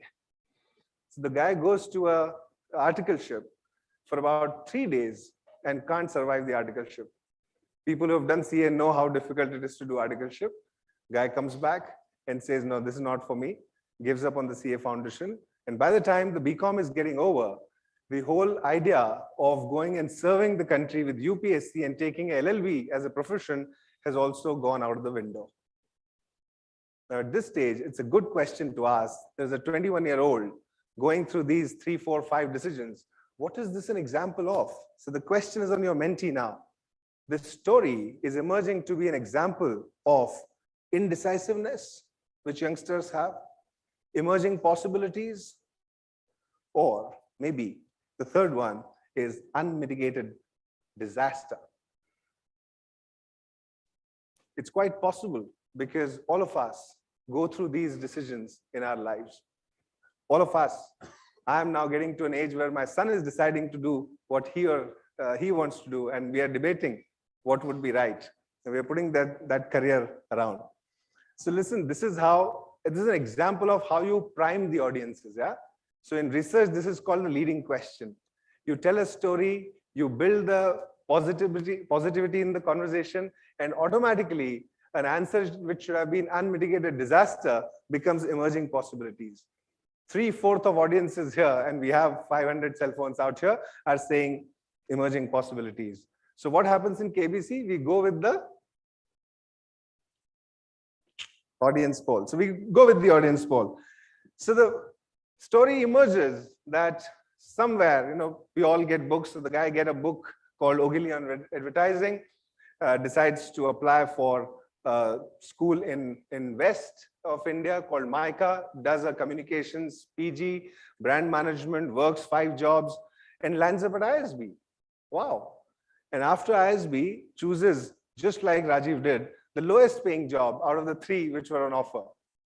Now, why am I telling this story? Because I've never told this story to anyone, but somebody reminded me sometime back when we were having a conversation saying, listen, you've reached a place here, you must tell this story. So if the person joins a company like HUL, having done nothing that I had not, and over a period of time works in ice cream business, which should have been shut down in 2005, was sent to a joint venture company, which of course the company walked out of a little later, was sent to a branch in Calcutta, which was the smallest branch that we had in the company, and then runs a country in Bangladesh and comes to the management committee of HUL and does what I'm doing now. I think if I could do this, anyone who could think about anything can do it.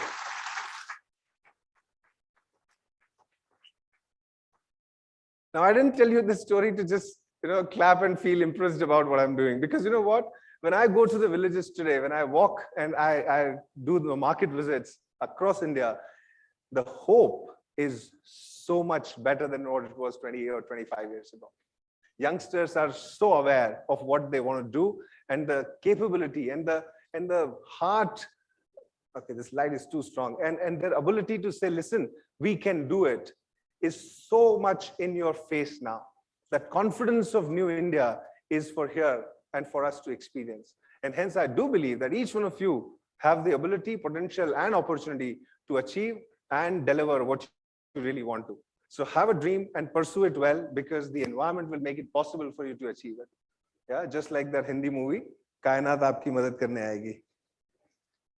Okay, so I thought maybe a relevant story for us to think about is a story of Karoli Takaks. Anyone knows Karoli Takaks? Okay, there's 1 hand, 2. Yeah, okay, good. Thanks. 3. You know what? It's a challenge these days. You're invited for these talks and everyone knows everything. What do you talk about? Because everyone has either seen or commented already, or has already followed someone. Very difficult to find something which is unique. So maybe 3 out of you know the story, but let me tell you the story. Karoli Takaks was a shooter and born in Budapest, Hungary. He was part of the Hungarian army, pistol shooter. Very good shooter, became very popular in the country, and was very, very keen to participate in the Olympics. 1936, Summer Olympics are going to be, I'm just checking whether my data and facts are right or not. Yeah, so Berlin Games happened in 1936. Remember Dhyan Chand playing in Berlin, and of course, Hitler coming in there. So 1936, Berlin Games were going to happen. The guy was hoping to be on the team. But Hungarian army told him that, listen, you're not a commissioned officer, and our policy is only to take commissioned officers as part of the team. So you're going to be sitting home. You're not going to go. Okay. Stays back. Another team goes. He hopes, no problem. Maybe I'll keep shooting. 37, Hungary changes the rule, saying we will take non-commissioned officers also into the pistol team or shooting team. Great idea. The guy is preparing for it. 1938, he's on a drill with the army, and his right arm has the clip is gone, and the bomb blasts in his hand, and his shooting arm is damaged. No opportunity left for Karoli Takaks to be able to shoot anymore. It's 1938.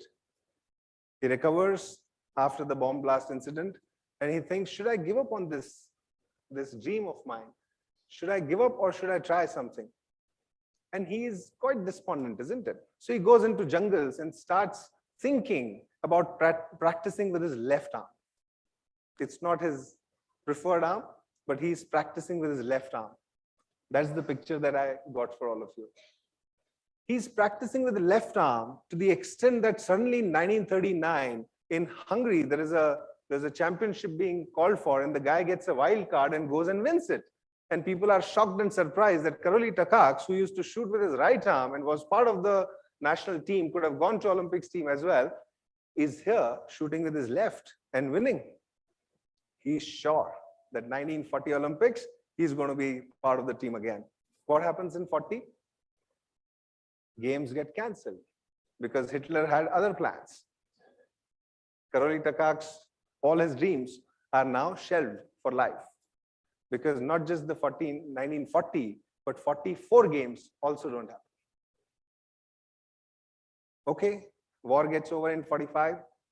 World is coming to its world is recovering, hobbling back to its feet.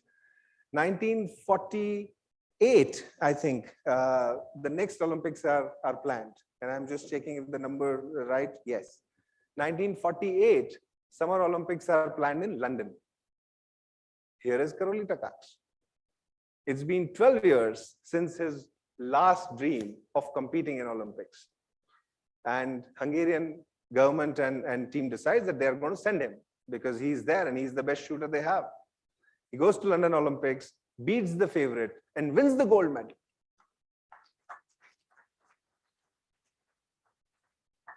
"12 years of perseverance, changing the arm, hoping against all odds and hopes that post Second World War, he'll be able to come back.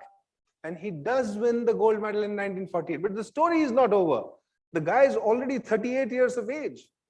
And he says that I have not finished yet. 50 to Helsinki, he comes again and wins the gold again. That's the story. When you think about the grit, when you think about the perseverance, when you think about odds, here are the odds. And if you do believe in the realm of possibilities, if you do live in the realms of possibilities, just imagine if only this could be done. Then remember the story of Karoli Takacs, because this is a story of what I call as unconditional performance culture. I'm a sales and marketing guy, have been running companies. What do you want from people? Not excuses. You want results. You don't want them to tell you that, listen, I've been working all day, all night. What you want is an outcome. Yeah, I'll come to the means to the results as well, means to an end conversation also maybe. But what you want is an outcome and not excuses. So remember the story of Karoli Takacs.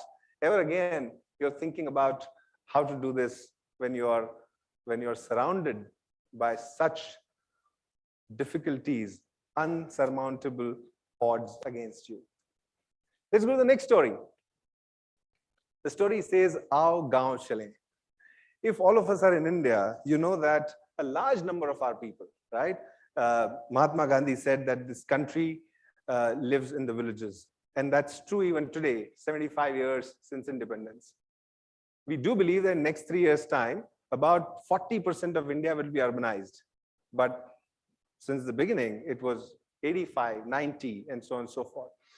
So villages do have a large number of people staying there. Of course, you know that 70% of the population was there. Do you know how many villages India has? Any number?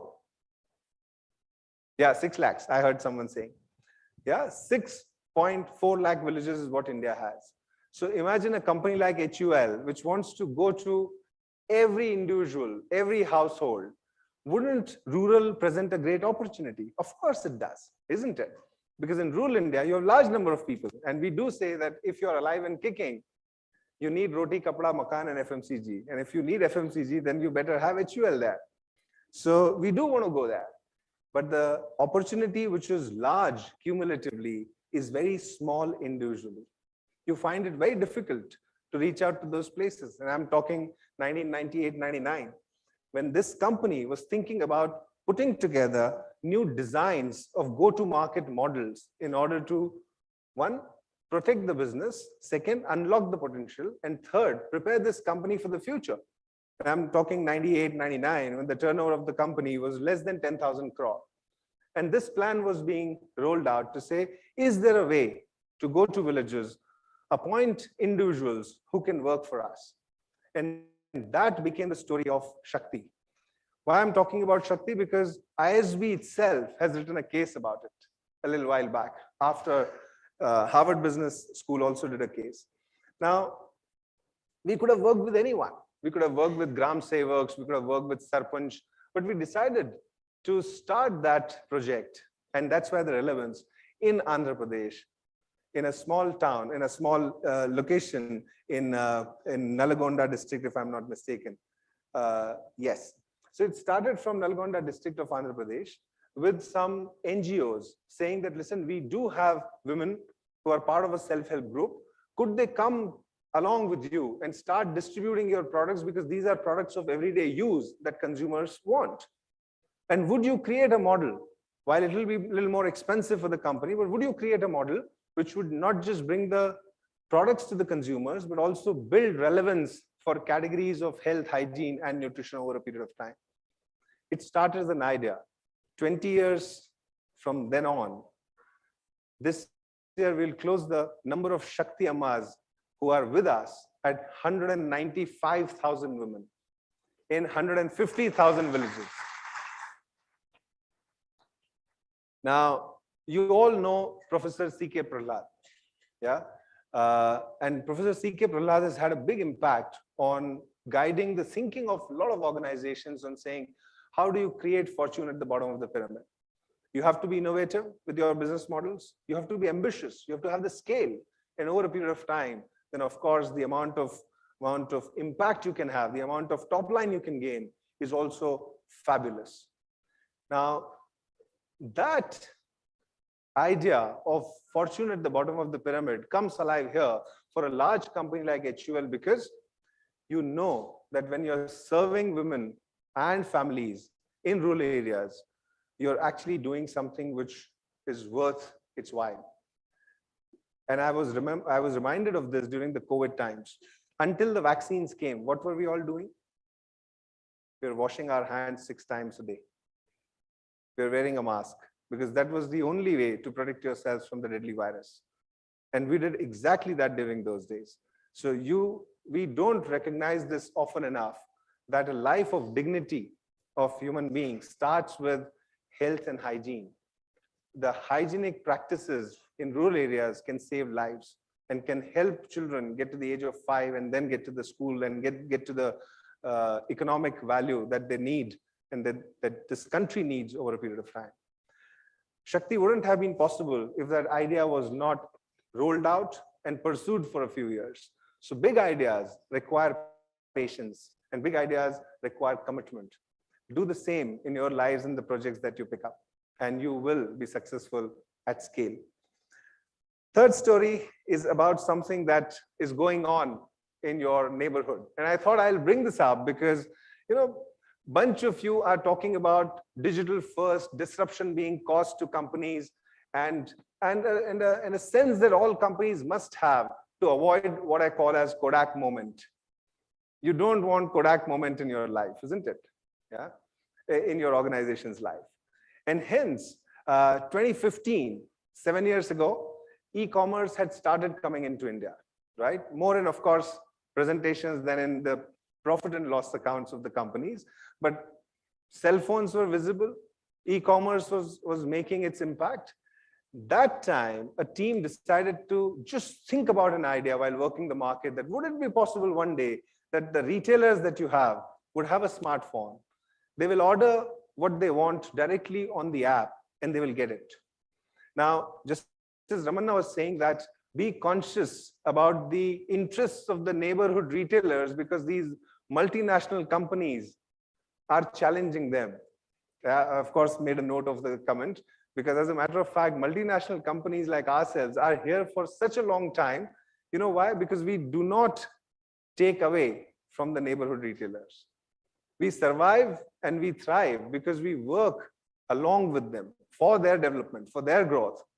Now, you're all thinking about EB2B and EB2C disruptions. This disruption has been created by the organization itself. So why am I telling you this story? Because nobody disrupts their own business by themselves, but we decided to. And I thought of telling you this story because when you think about an app which will make your own people redundant, it's quite gutsy. But this app today is being accessed by over 1 million retailers. And while we don't announce these numbers, I can only say thousands of crores of business for this company happens on the app, helps the salesman or the salesperson, because I also have women salespersons working in the market now, achieve their objectives, because what you're able to do is allow the retailer to buy what they want to buy on the app and allow him or her to engage with the salespersons in a conversation to buy what is the future, where you have to have a conversation. Now, what is the learning here? Think about the future and be a little more gutsy, a little more ambitious about how that future would be and what it would entail. Many a time, when we paint the picture of the future and it becomes dangerous, we change the picture. Then we say, no, aisa thodi hoga. Because we are going to be playing a role in this. Yeah, government will play a role in this. It doesn't work like that.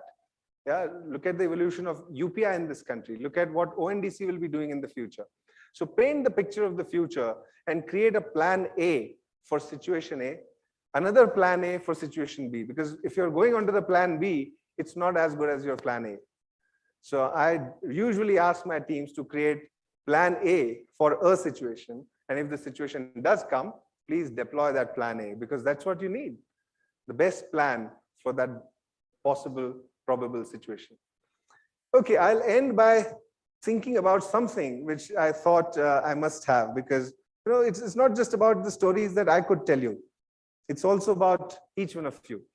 I thought I'll leave a gift for all of you. And this gift is not what I'm going to give you.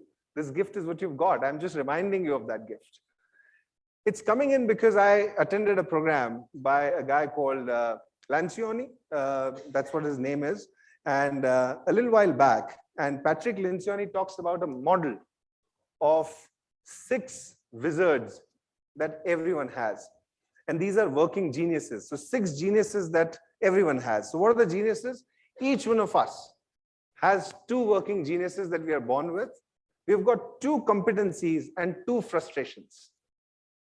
So I'll put all 6 of them and you will know what I'm talking about. The first one is called genius of wonder. There are people amongst us who are looking at things and saying, why? Why is it like this? Why can't it be like that? How can this world be like that?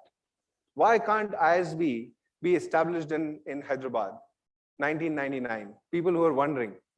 So you need that genius of ability to wonder. And that wonder gives you an amazing idea in the direction of future and looking at opportunities and possibilities. But this alone is not enough, because there's another genius that you get, which is invention. Having wondered, how do you really get this? These are the solution seekers. Yeah, there are solution seekers amongst you who look at that wondering and then design a solution. They do the invention. Then there are people who do discernment. Now, who are people who discern? It's like you've done something and you go to someone and say, "Kaisa lag raha hai?" And the guy says, "Listen, this is good. You can make it happen," right? Or if you're at home, many a time, my wife will come and say, "Suddenly I'm doing something, a spoon will come into my mouth saying, taste." So what is this? Sambar. How is it? I'm supposed to tell that, whether the salt is okay, masala is fine, dal is tasting okay, does it require something else? Now I have to first say, no, it's tasting nice. But then she expects me to be a discerning person, isn't it? That's why she's asking me to taste. So then I have to say, "Acha, ek aur chammach kha ke dekhta hu main." Then I can tell you what is not. Tetul is missing. Tetul is it's called, no, tetul is in Bangla. So maybe, what do you call tetul here? Imli. Imli is missing and so on. So people who are discerning have built a gut. They have a sense of judgment. They can tell you कि ये ठीक लग रहा है कि नहीं लग रहा है. And they are the people that you want to be or you want to have in your team, because they will help you decide where not to go.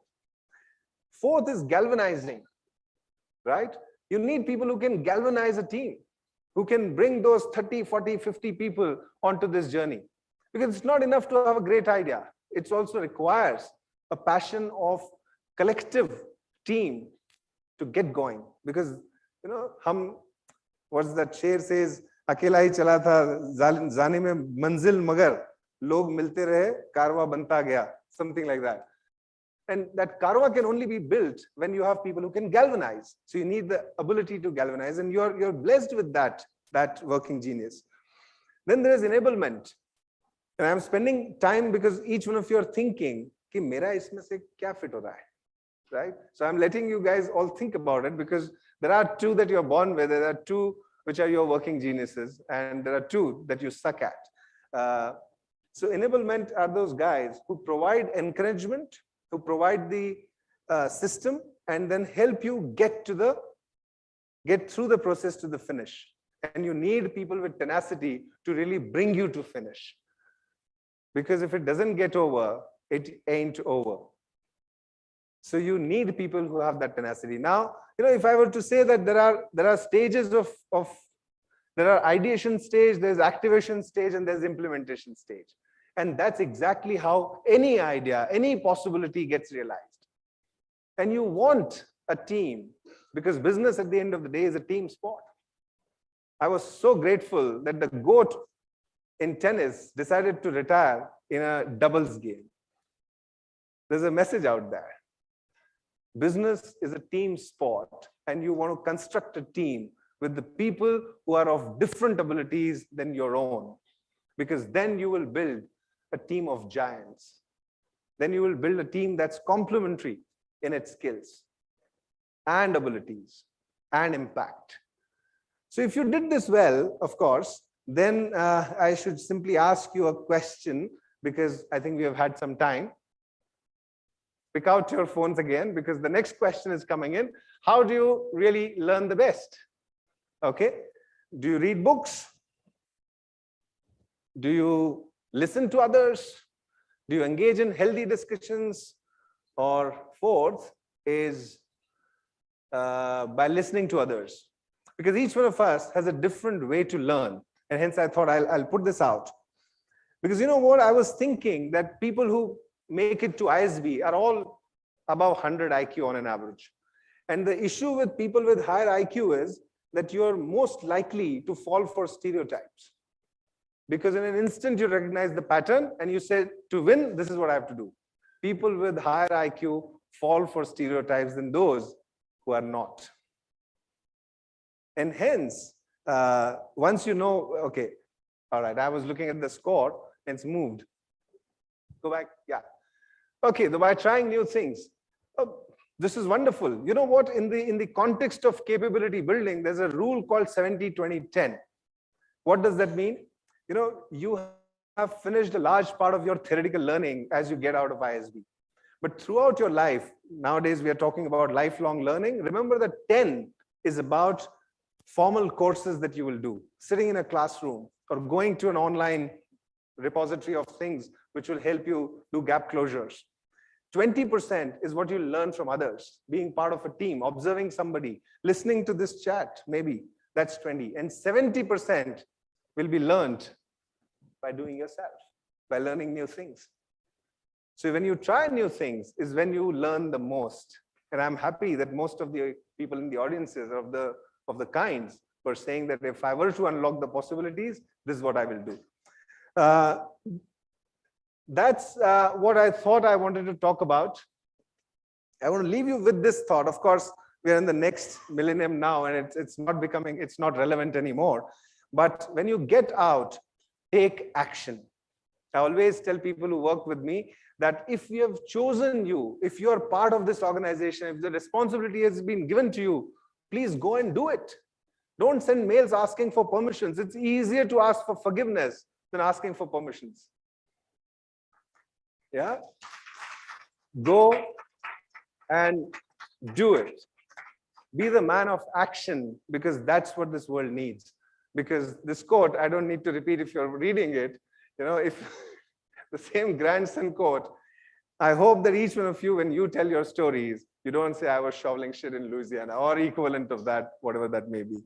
So, of course, on this day of immense possibilities, I wish you all the best and pray and hope that you will be able to fly high, because I strongly believe that skies are to soar higher and higher. Thank you very much. Have a good day and a good career ahead.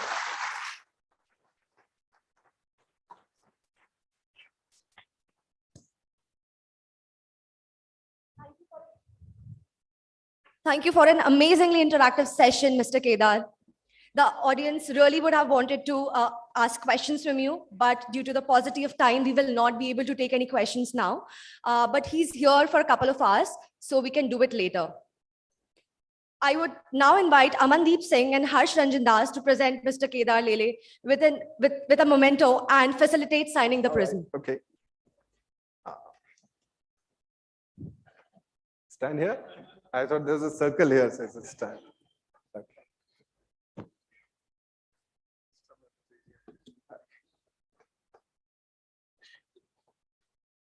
All right, okay.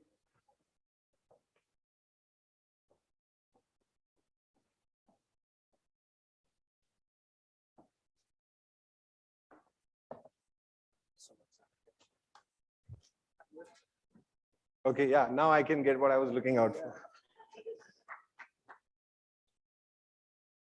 Okay, thank you very much. All right. Thank you. Thanks. Thank you. Thank you, sir.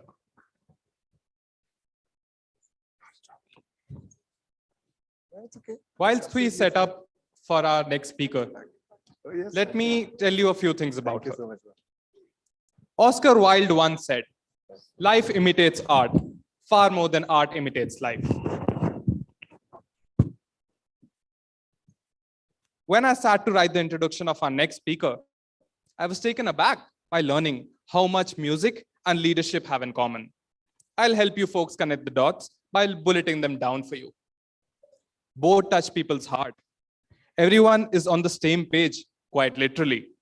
Attention to detail and a view of the big picture at the same time has to happen.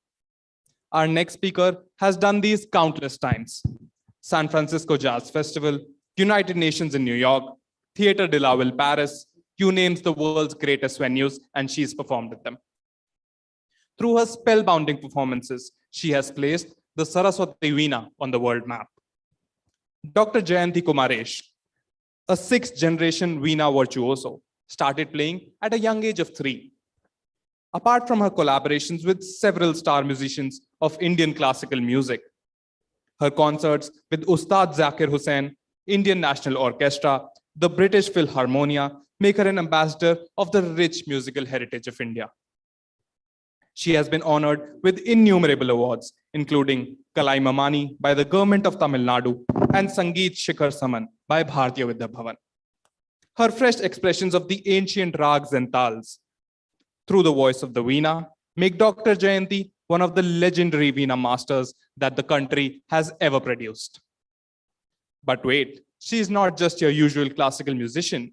She has taken the internet by the storm through her innovative web series, Cup O Carnatic, which demystifies Indian classical music to the world audience and has more than 2.5 million views on social media. With a doctorate in the art of Veena playing, her online Jayanthi Kumaresh Academy for Veena has students from over 15 countries, with over 1,500 individual registrations in the age groups spanning 10 to 75 years. I would now like to invite Dr. Jayanthi to grace the stage with her presence.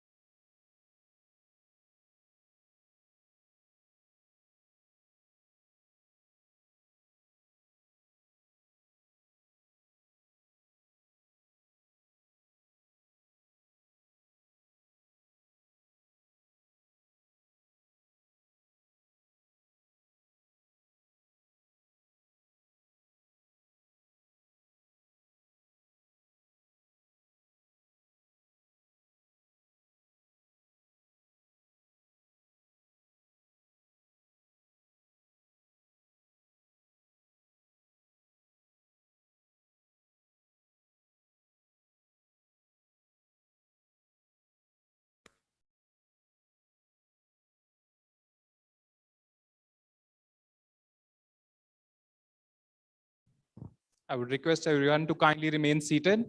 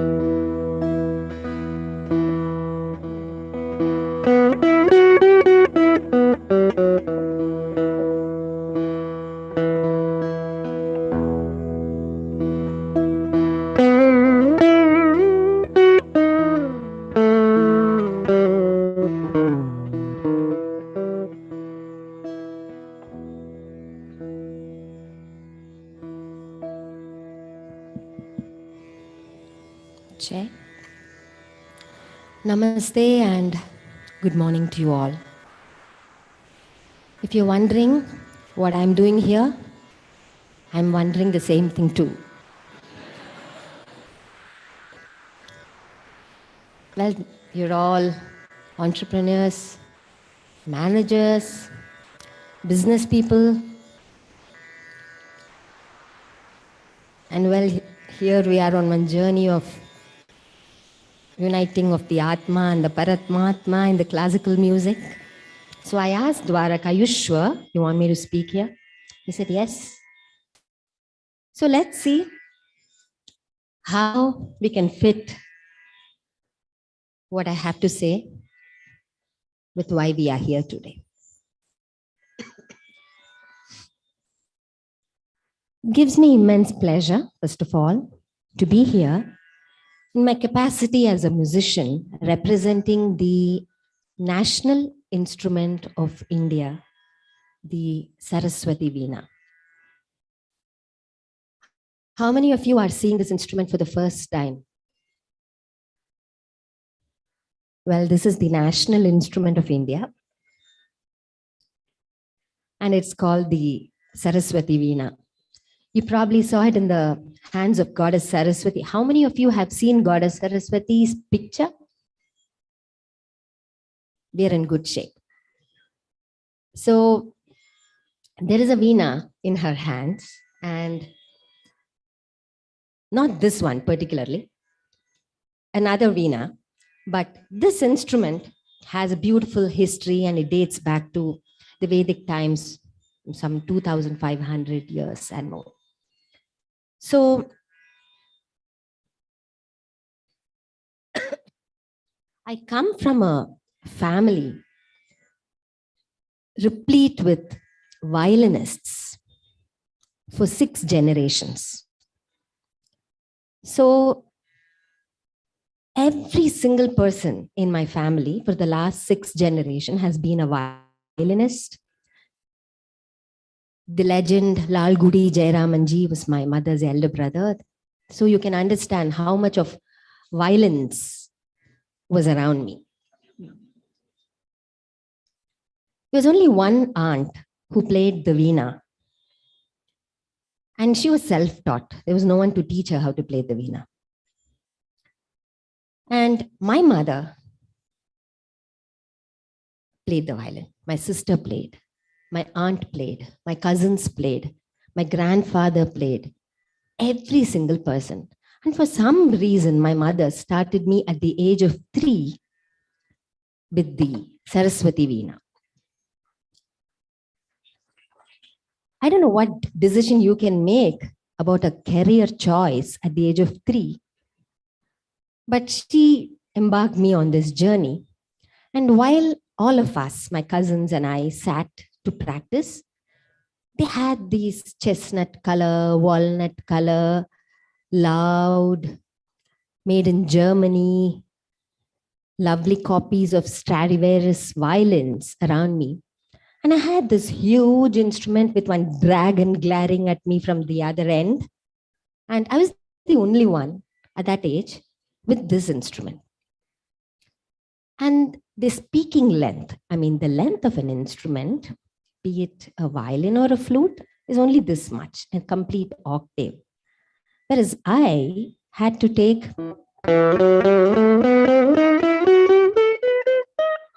two buses and one train to go the entire. And I was little, and when I sat in this end of the Veena and looked like this, it looked like a huge railway track to me from this side. I was wondering, how am I going to play as fast as they all play? Well, my mother said, you figure it out. And I asked this aunt. She said, it's simple, practice twice as much as they do. So we would start every morning with something like, it's not just playing the octaves, but also doing something interesting with what you're doing. So simple basic exercises would be.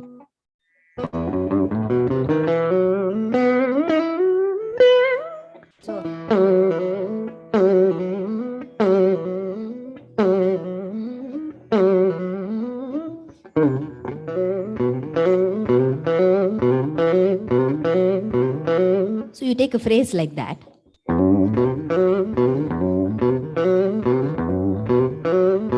So if you look at a violin or a flute, you didn't have to do so much movement. It was only so much. Okay? Just this. Sarigama padani sarigama, sarigama padani sarigama. That's all. And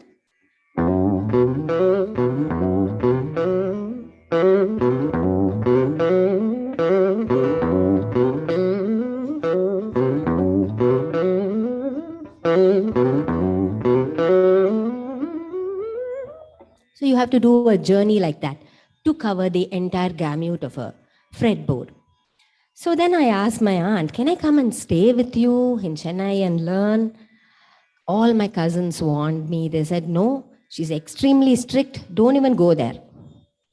But I said, well, I want to do something different from what you all are doing. So if I have to play this instrument, I have to go stay with her. And then she started me. I stayed with her for 22 years. And in what is known as a Gurukula Vasam, I mean, staying with your guru, where she wakes you up at 4 and you have to practice for 8 hours. And it's a whole, that's a separate PhD by itself. So I learned, and when I played, I didn't receive the reaction as I thought. I was practicing hard, but I was wondering what's missing. And then she said, see, what I'm giving you is information about this art. So you become a musician, but you have to become an artist. So how does a musician become an artist? How does a manager become an artist? When does an engineer become an artist? When does a doctor become an artist? When you have a 360 degrees knowledge of what you're saying. So communication is not about what you say, but about what somebody understands, which is very important in music, to communicate. There may be 10 Veena players who are equally good, but if there's one who can communicate what he or she wants to say to the audience, they make it. So I said, how do I translate it? She said, in Carnatic music, everything is vocal based, voice based. So everybody is playing the repertoire that people sing. So why don't you try and find out the voice of this instrument and find out what you want to say, how you want to say your story through the Veena, not just play the information I have given you. So I would take a raga alapana and I would try, different techniques like, a guitar is fret based, right? So like, so I'm playing along the frets. So when we pull strings, literally.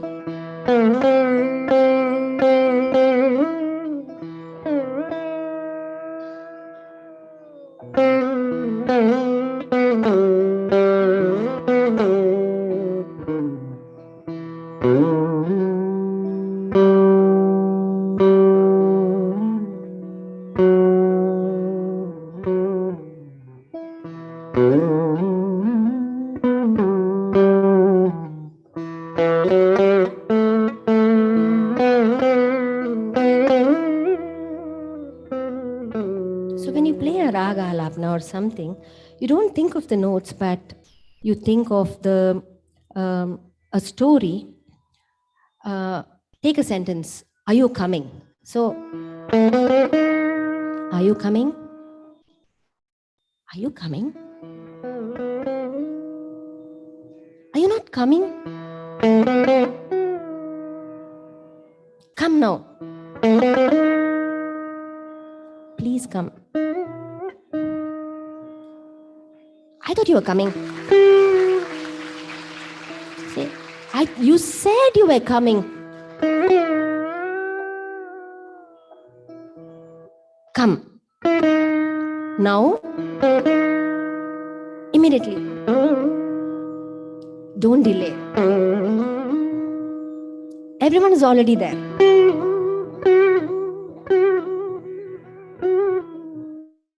Please come. You're coming. And then you finish it in Sa. So every note has a possibility. It has an emotion. It's not Dani, but it is, are you coming?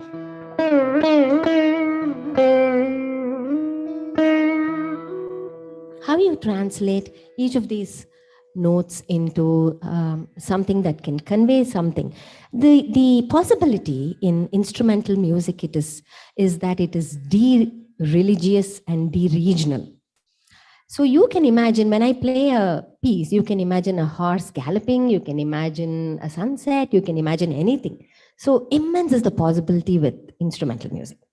So now trying that, and I found there was a big advantage and things were picking up, and it was time to go on international tours.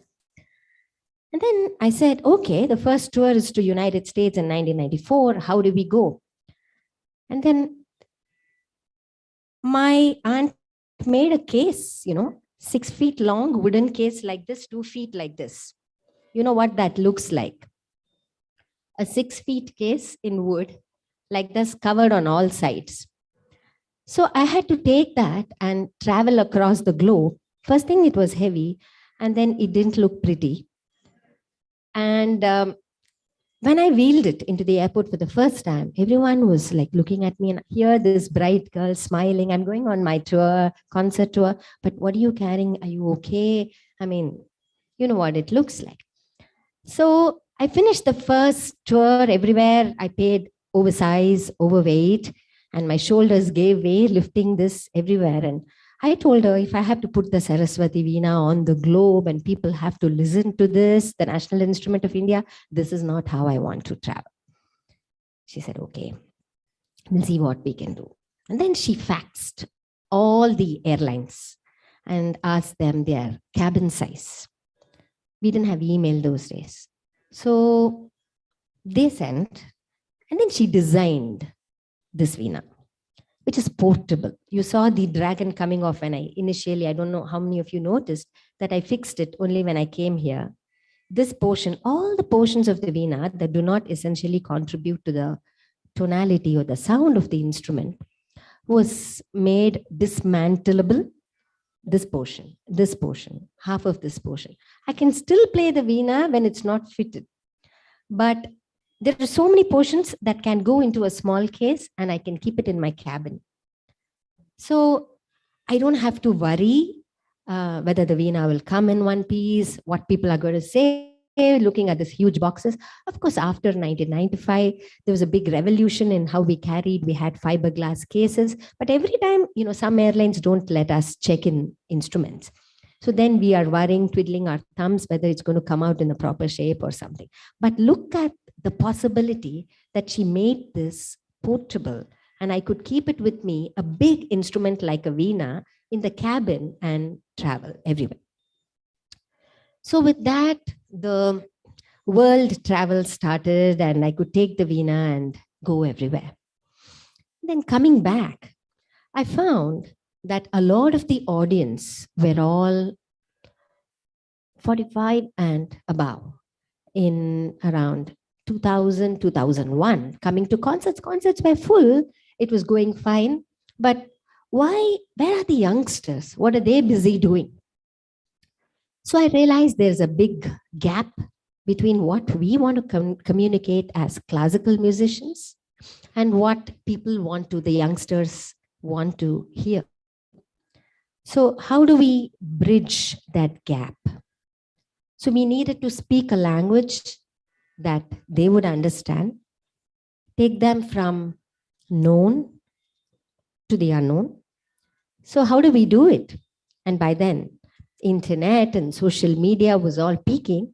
And then I started the series called Kapo Carnatic, which he spoke about, and he did very well. We started with concepts of classical music. We started about different things in classical music, demystifying, as you may say, and all of that. Still, I found something else needed to be done. So we started what is known as a fun series where we would play popular melodies that youngsters recognized, resonated with, and bridged it with classical music, ragas and thalas, and somehow found out how the whole thing came together. And then we started, the pandemic struck, and then we started this academy, online academy.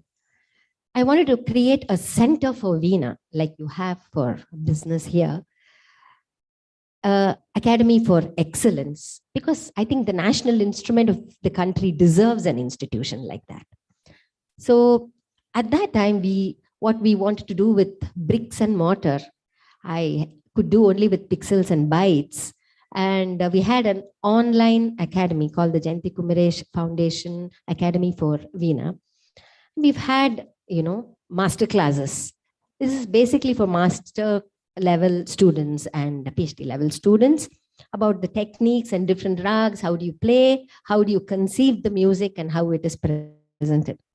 So long story short, the journey still continues, but where does the bridge come? Let us see.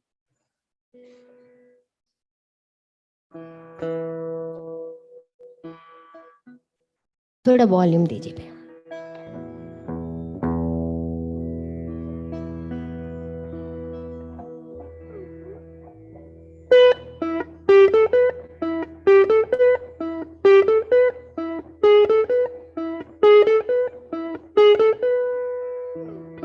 Are you smiling?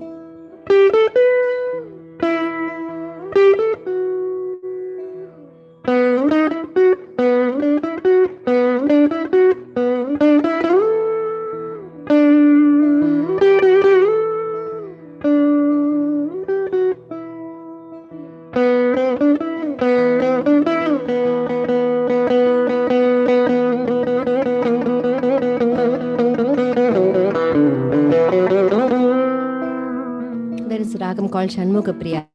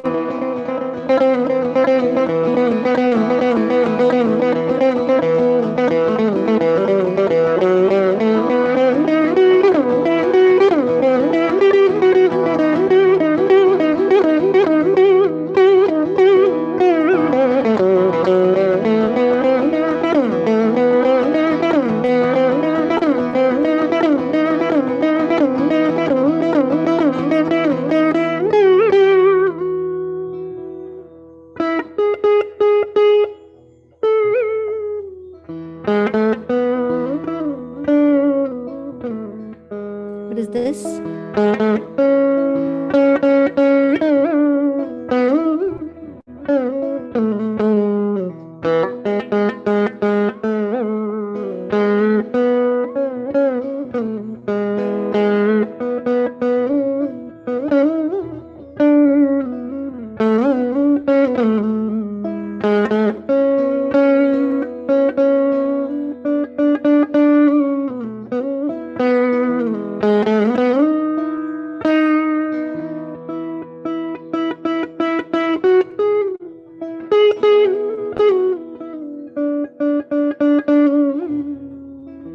What was that?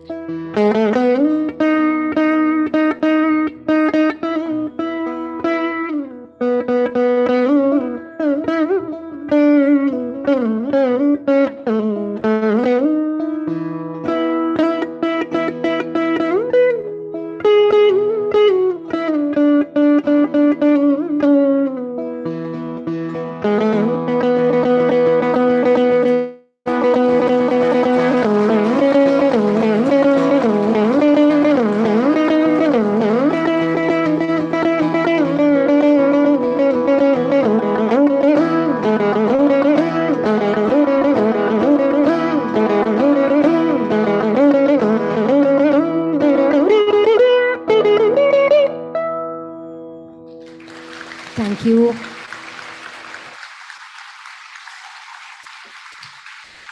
Thank you so much. Thank you. Thank you. Thank you. Thank you. Thank you so much. Thank you. Thank you. I just want to say bye to you with one thing. Indian classical music is a very, very potential field for you all to explore. See, yoga, Ayurveda, all this is doing very well worldwide. Classical music has a great potential and untapped market out there in the world. Not many musicians can afford an MBA like I have. I'm blessed to have someone to manage my career. But musicians need people with professional know-how to manage their careers, to present them in packaging Indian classical music to the world. It's really cool, and there's a whole lot of things going on. Look at this instrument, you know. How many of you can boast of having a dragon listen to you all the time? So think about it. If you can do something about Indian classical music in your journey, do it. Thank you.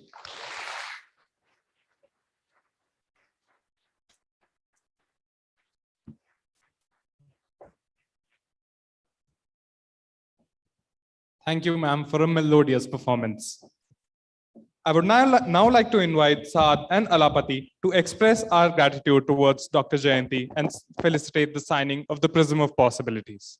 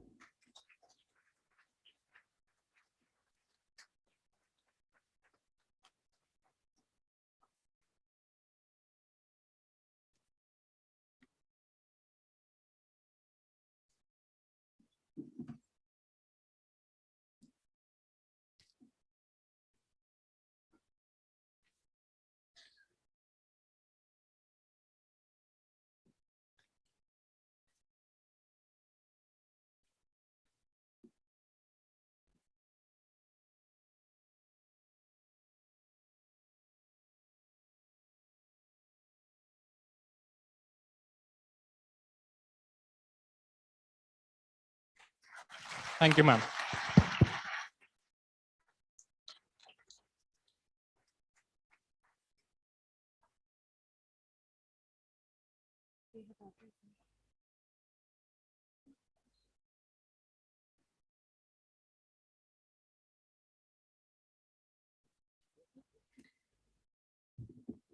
We are honored to introduce our next speaker, Ms. Smita Sabharwal, IAS.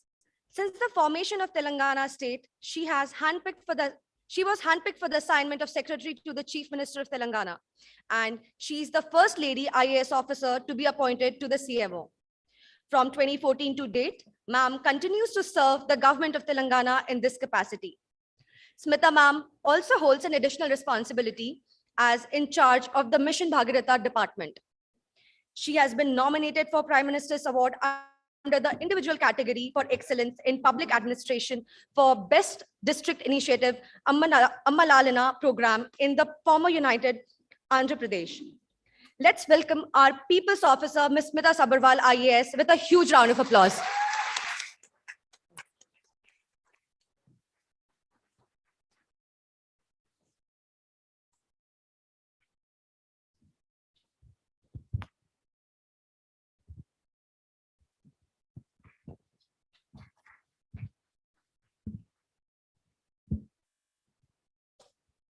Afternoon to all of you. After this rather lovely musical conversation by Dr. Jayanthi, I've forgotten everything that I had prepared. So you'll have to bear with me because this is not as musical, but hopefully we'll have an interesting conversation. And also bear with my very, very sore throat today because I'm not doing too well, but just the thought of interacting with all of you, I thought it's worth the, the lease of life to us old bureaucrats. So I was told that the conversation is about Prism of Possibilities. And in my case, I basically thought that it is better for me to share with you the possibilities that we faced regarding the state of Telangana, which I represent, which I've been working in now for the last 21 years. And as you know, that Telangana is the youngest state to take birth in our beautiful republic. It is a state which was born out of the aspirations of almost 4 crore people. And in various times in history, there were concerted struggles which finally took shape in the form of the youngest state on June 2nd, 2014. So my attempt today is to take you through the journey and to share with you the possibilities that we were faced with and what baby steps we have taken. So I have called it Telangana, the first decade. And goes without saying, the burden of expectations was very heavy. The need of the hour was not just about, a new government. It was about transformation. So there was a need, there was a pressure on us for transformational governance. And we had to pick and choose the right sectors, the right priorities, which will actually impact lives, which will actually cause that kind of transformation to take shape. So putting it in a nutshell, I would say that it was about the statement of intention being converted into an experience of reality. So that is what it is today in front of you. And we will talk through 2-3 sectors, which I thought is of common interest to the students here and all the business leaders here. Like you can see, these were the basic prime sectors of interest as far as governance is concerned: economy, governance itself, and of course, social indices like health, nutrition, and education. So taking you through the economy sector, I'll not dwell much on it because today it is a reality. You're experiencing 24/7 power supply not only in Hyderabad, also in the rural areas. But we started on a very unstable footing. In 2014, we were faced with a lot of power cuts. The agriculture sector was in doldrums. We had a number of crop failures. And can I request the crowd to please settle down? It's a bit distracting if we see a lot of movement. Thank you. So from that situation of a lot of power deficit and crop failures, today we boast of a 24/7 power supply, not only for the domestic, but also for the agriculture sector and for the industrial sector. And the quest continues. We are looking at 100% electrification of all villages, including the last Tanda, the last habitation. And also from being power deficit, we are moving towards almost 28,000 megawatts of installed capacity, which is probably the highest in any state in our country. Water resources is something I will talk to you a little bit more in detail, and hopefully you will find it more interesting because I have put in lots of pictures to make your life and my life easier. And also it is a sector with which I am closely associated. These are my charges. I have been responsible for some of the project executions on these fronts. So definitely I've been a bit partial to this sector, and you will hear more about it. First of all, as you've been hearing on and off, I think many of you have heard this word, Kaleshwaram. Have you heard of it? Right. So Kaleshwaram is the lifeline of Telangana, putting it, in so many words. It is the lifeline of Telangana. It is that one intervention. It is that one possibility that we tapped into, literally, and which changed the face and the ecosystem of this particular state. So I'm not very good at this pointers. I'm not used to giving too many presentations. So I'll try my best to just explain. If you see on the far right, that is the Godavari River. How does this work, this pointer? First button. Okay, can we see this? This is the Godavari River.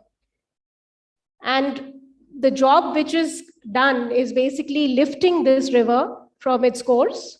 That is at this point. You see this particular red line. This is the dam. This is the dam which is at a place called Medigadda. And Medigadda is at a tri-junction of 3 states, Chhattisgarh, Maharashtra, and Telangana. It's a highly volatile area.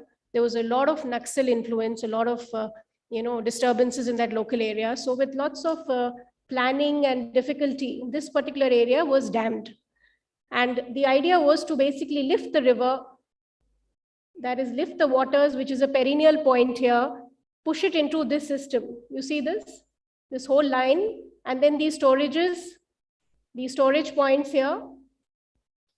Can anyone tell me what this point is? Anybody who's familiar with Hyderabad? This is Shamirpet, just to give you a scale. This little tiny body here is Shamirpet Lake. Have you people seen Shamirpet? Okay, I can hear a bit of Telangana here now, finally. Yeah, so this is Shamirpet, and this is somewhere here. Bottom of the slide is Hyderabad city. So all I'm trying to say is that this is across thousands of miles, as you can possibly, it's not a scaled map, it's just a line diagram for a simple understanding. But this whole lifting a river in Kaleshwaram, I thought it will be good if I simplify it for you. So it is basically lifting huge amounts of water when the monsoons come, when the rivers are in perennial flow, when the inflows into the Godavari River are very high. We lift, we store, and we make sure that through these channels, we are a water sufficient state. So this particular water is used for everything, from your drinking water to Hyderabad city, to agriculture use, to industrial use. So this is basically the lifeline in the true sense. And hence onwards, my presentation is very easy. It's all pictures, so no worries. Whatever you see as these big blue points, this is what I'm trying to show you in reality, what it looks like. So this is the dam. This is the Honorable Chief Minister, whose visionary idea converted into reality in a very short span of 6-7 years. Because as you know, dams of this size, projects of this size, in a country like ours, takes decades, takes 2-3 decades. So this was, in my view, one of those transformational leadership attributes, and the vision, the planning, the engineering, the coming together of so many stakeholders. This is a live example. So this is the Medigadda Dam. Move on, just quickly move on to the pictures.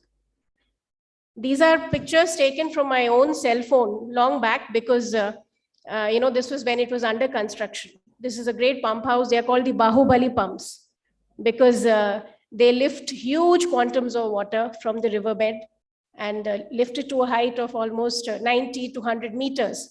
And then this lift systems operate.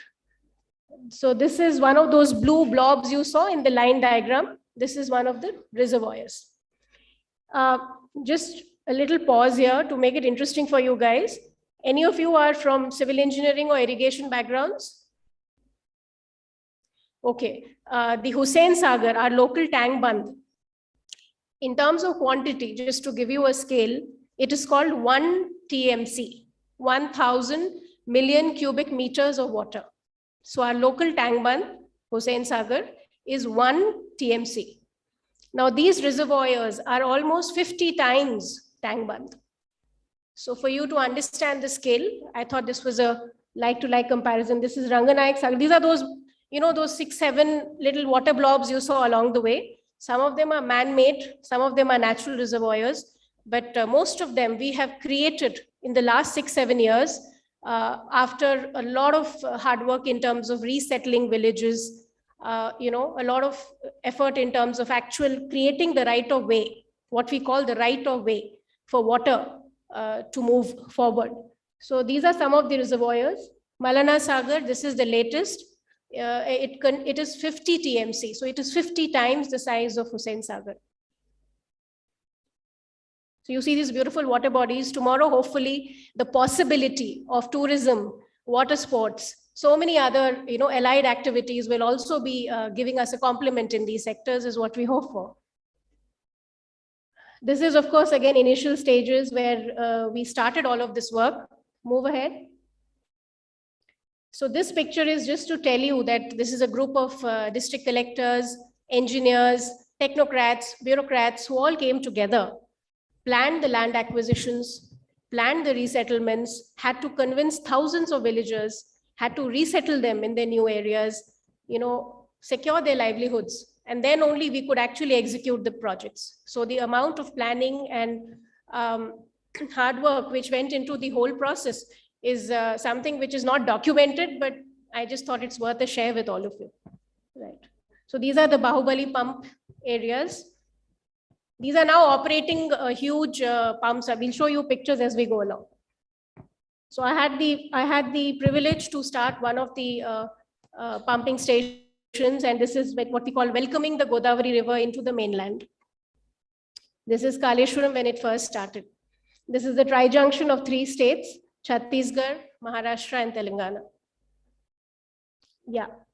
So that's about all that I think you can take of Kaleshwaram. So I'll move on to the next water sector major, landmark for Telangana. It is Mission Kakatiya.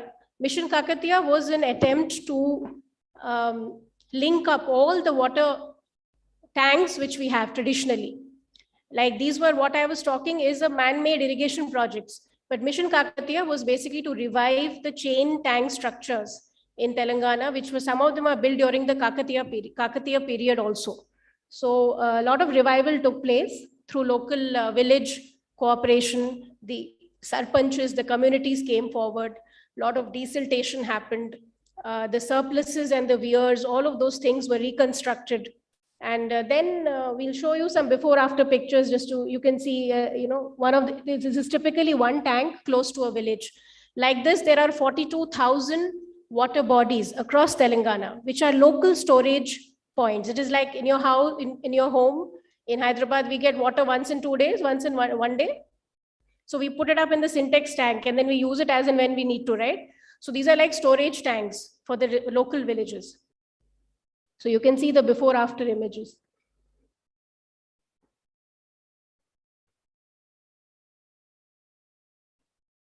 Right, so coming to Mission Bhagiratha, which is actually a department which I also head as a secretary and as an administrator.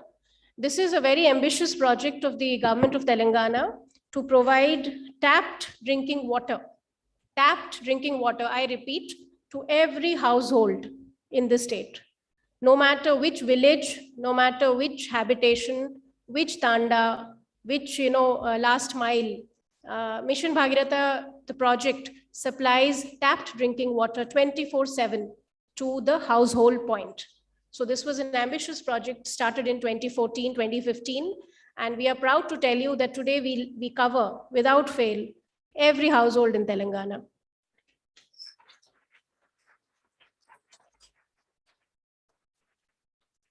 I'll give you a minute to read that while I clear my very clogged.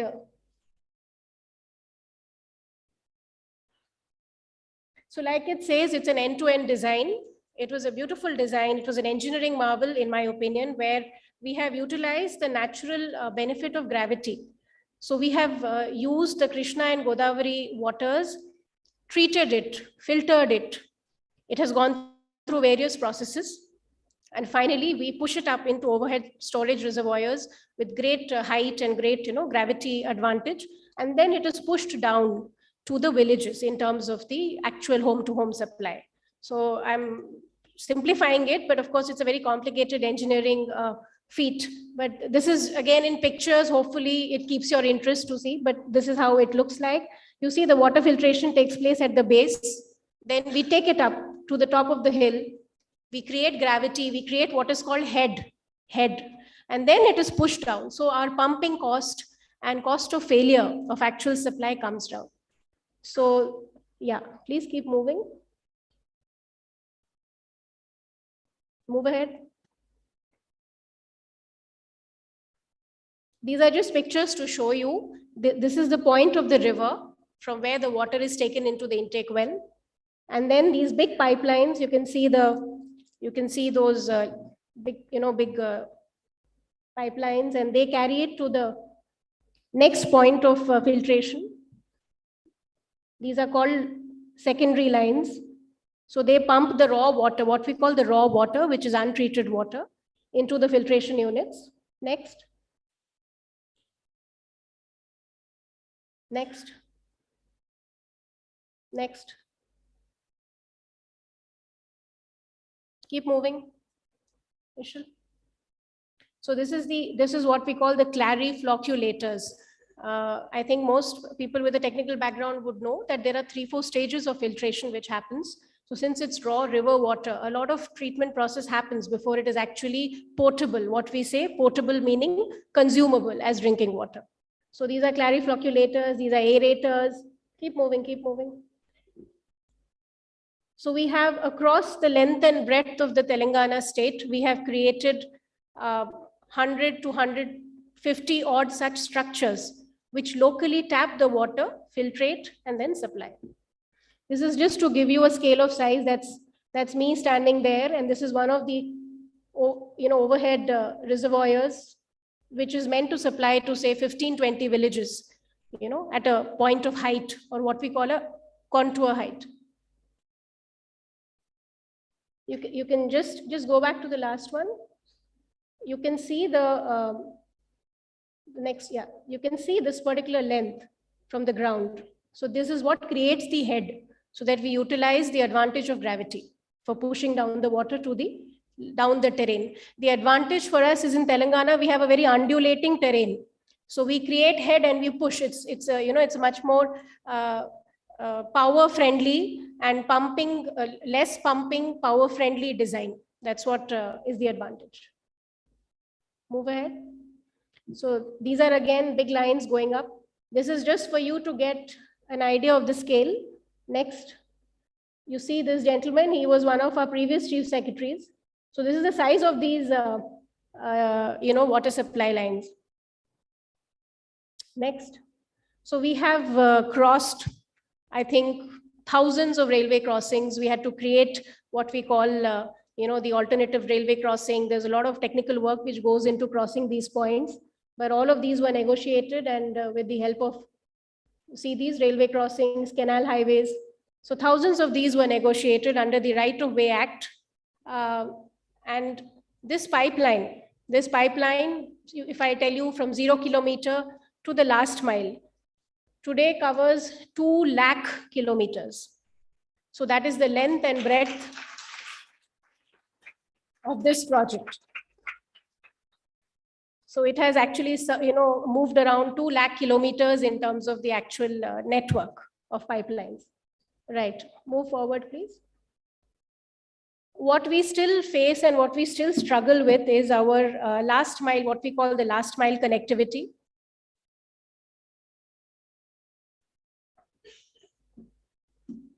Basically, the typical nature of villages is such that even after the main village, there will be few hamlets, what we call tandas, where just 5 families, 10 families, 20 families go and reside. Some of them may be from other communities like, scheduled castes and all. It's a traditional practice. Some of them may be tribal families. So they are generally far away from the main habitation. So today, Mission Bhagiratha's challenge, which we are trying to, brace up to, is to reach those last miles and ensure 24/7, drinking water at their doorstep. Even if they're on the top of the hill, it's our mandate in Mission Bhagiratha to reach their home and to make sure that they get 24/7 water supply. So towards this grand purpose, the effort is still on. Right. So there have been many appreciations from Govt of India.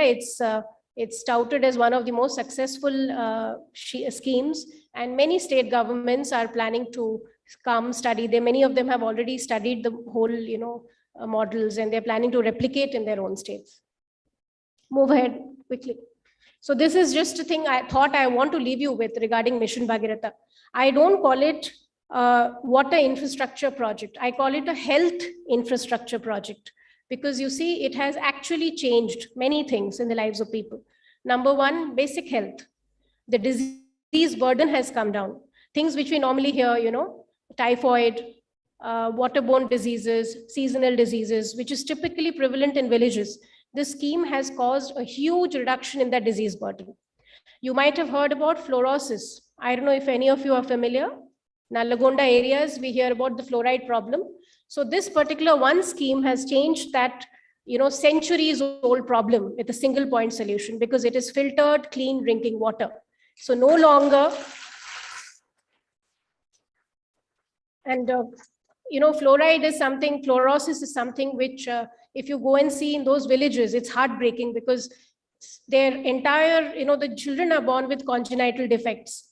They don't live beyond 35, 40, because some of them have such serious issues, thanks to the century-old, consumption of this fluoride affected water. So in many ways, this particular scheme has drastically changed the disease burden. It also has added to the time saving, especially for women folk. As you know, many small little girls in the rural villages, they are tasked with the job of actually collecting water. They walk miles into forests. They face man-animal conflict. They even sometimes, have to face wild animals for fetching water. And as a result, many of the girls, they drop out of school. So generally, it's a traditional thing, as we all know, that girls are tasked with this job of fetching the water. So Mission Bhagiratha, I believe personally, has really added to the productivity of the manpower. It has allowed women to have more productive sources of, livelihood, rather than just spending their day in this drudgery of fetching water every day. Healthcare, as I've already mentioned. So yeah, that is that about Mission Bhagiratha. And quickly moving on to agriculture, I think I need not explain. Once the water resources of a state becomes so vibrant, it is but natural that the agriculture sector will flourish. So today, from a deficit, from suicides, farmer suicides, to all kinds of drought scenarios, we see excess production. I'm sure you must be reading in the newspapers. Now there's another problem on the other extreme regarding procurement of all the paddy that is being produced. So in one hand, we can call it a problem of procurement. On the other hand, I call it a problem of prosperity. So in my mind, this entire investment in the water resources has caused the shift from scarcity to prosperity. And today farmers are producing paddy, producing many kinds of diversified crops. And in the coming seasons, we will be definitely one of the prime states which account for the food security of our country. So with those few thoughts, I will leave Is this video going to play? Is it going to play? We wanted to show you what nature does when we do our bit, what nature does. What happened, Nishal? It's not playing? To press it, huh? Sorry.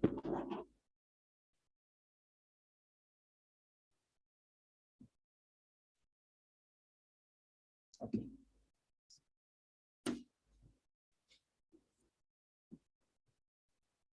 It was a very pleasing video. I thought it would be a good break with all this one-sided monologue. Okay, it doesn't matter. Let's move ahead. So quickly now regarding governance. Now, governance is a very broad terminology, as you know, but from Telangana's perspective, governance is about empowering the local villages to be self-reliant, to be self-sufficient. So Palle Pragati is a program which was designed by the Honorable CM towards creating some basic parameters in every village, irrespective of whether it is 10 kilometers from Hyderabad or it is 500 kilometers from Hyderabad. You will find the uniform set of parameters across all these villages in Telangana. Number one, greenery. This is a big drive. You must have heard of the program called Harita Haram. Did you hear about it?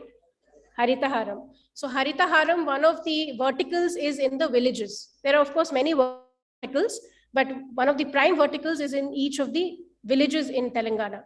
So you see these pictures are from random villages. I have not selected any specific this thing, but you see a lot of greenery, lots of parks. This is what we call a Vaikunta Dhamam, a crematorium. So the beauty is that in Hyderabad, each ward or each population of 10,000 may or may not have a crematorium. But in every village in Telangana today, we have a crematorium. This has been constructed because the philosophy is that we must accord dignity in death. During life, there are lots of pulls and pressures of caste. There are some caste groups, some don't get along with the others. But in death, dignity in death is the philosophy behind this. And today, every village of Telangana has a crematorium, has a burial ground, and dignity in death is accorded. So these are the greening efforts. Just quick pictures for your. This is the sanitation effort. Solid waste management is done. Green and the solid and the wet waste is segregated. Door-to-door house collection of waste takes place every day in every village. Avenue plantations, as you can see, Pakka roads. So this is a Gram Sabha where we are addressing a Gram Sabha. I kept these pictures just to show you the joy de vivre, what we call the joy de vivre, which is finally we are experiencing the villages where people are sharing their experiences. They're enjoying telling us about how they run their village. We don't go and lecture them anymore. They lecture us. They tell us this is what is going right. This is what government is not doing right. And this is the gap. This is the critical gap. So these are people sharing their experiences. We celebrate the local festivals, and it's a very vibrant rural economy which is coming forward thanks to these 4-5 parameters: sanitation, greening, asset creation, burial grounds, dumping yards, and the basic core necessities, and drinking water, of course, which I explained in the previous slides, that door to door, we have drinking water supply. So it has definitely changed the face, so to say, Roop Rekha Marindi. That is what people say. Right. Second aspect is a very administrative brief. District reorganization, we started with 10 districts. Today we stand at 33 districts. And I'll just quickly show you photographs here again. These are our new collectorates. Similarly, we have they are our new integrated district office complexes. We are no longer permitted to call them collectorates because collectorates is a very colonial terminology, and the whole shift of the new governance is towards people-centric, people-friendly offices and approaches. So these are our IDOCs. They are no less than your ISBs. They are no less than the Microsoft offices, which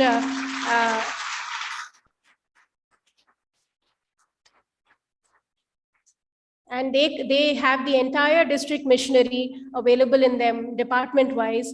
Similarly, we have, as a complement next to these offices, we have the police offices, the police headquarter offices. So it's like a citizen friendly, citizen approachable complex where we look friendly and we also look accountable to their so these are getting done, and almost 13 districts are done. The remaining are also on the way.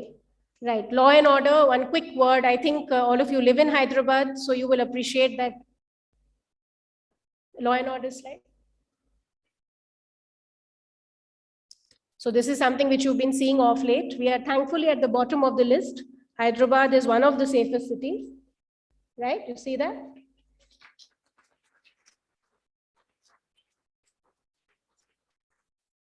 Yeah, and the new command control center is a landmark. It's a matter of pride for all of us. So, but it's, of course, it's concerted. Some of you are checking out your own cities here. That's what I'm presuming. Who's from Delhi?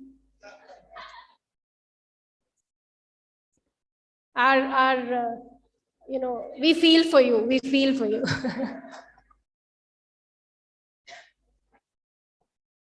No, so law and order is not just a construct of a building, as you know. It's a whole integrated complex of efforts. The patrolling which is done, the accountability which is built into the system. A lot of manpower has been recruited. A lot of women constables have been recruited. So, and also the complementary effort called the SHE teams. You must have heard about the SHE teams.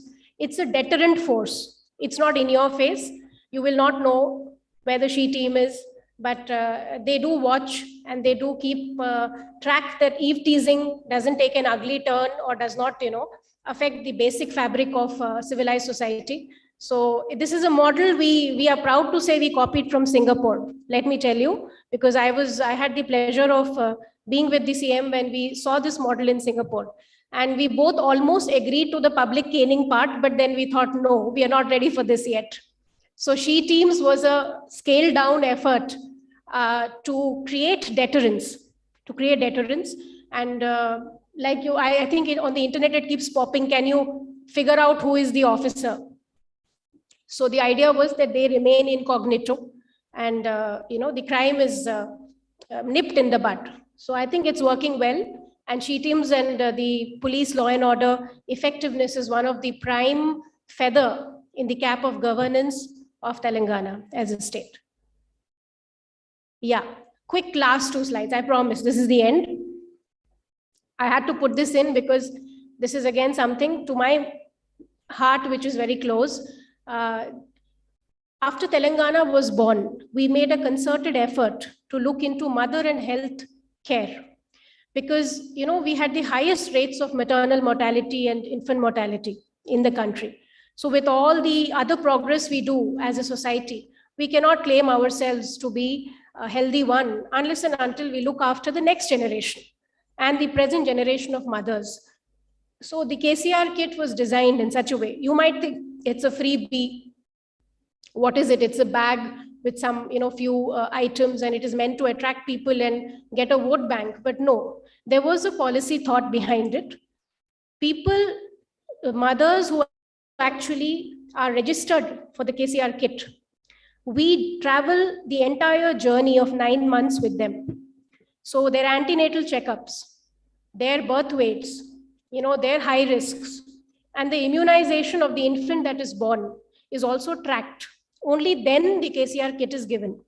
So it was designed in such a way to be able to touch the social indices, which is very important as a state for us to monitor. And as a kind of a reward, the KCR kit is given to the newly born infant and the mother to tell the family of a poor household that childbirth is a happy event in the state of Telangana. It's not a burden anymore.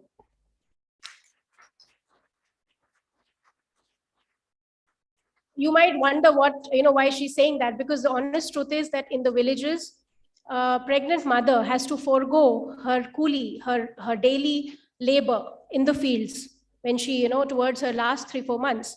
So KCR kit is meant to compensate her loss of livelihood, and to reinforce to her family that childbirth is a happy event. I repeat again. Right. So yeah, just move ahead with the photographs, please. This is also a nutrition kit which is now being added. It is not yet implemented. I'm just sharing it with you as a precursor. This is going to be a special feed given to the expecting mothers in the 3rd and 4th month, so that we don't have future generations of malnutrition, low birth weight. We want to curb the vicious cycle at birth, so to say. So this is a kind of a futuristic input which we are planning and which will be rolled out very soon. It's called the nutrition kit. It is meant to increase the birth weight of a newly born infant, so that the whole cycle of malnutrition and the related issues which you keep hearing about is curbed and the vicious cycle is broken at birth. So that's it. And there's a little personal touch. There's a nice mug we've designed where she's supposed to drink her mother's Horlicks and feel important and feel that she's a mother and she's going to give birth to a new baby, and that she is responsible for the health and the future of the child that she's going to give birth to. So this is the nutrition kit, which, like I said, is yet to be launched, but I just thought it's worth a share with all of you. So with that, I wind up. Like I said, the quest for excellence continues, and once we move into the 2nd decade, there'll be so much more to share with you. Thank you so much for your time.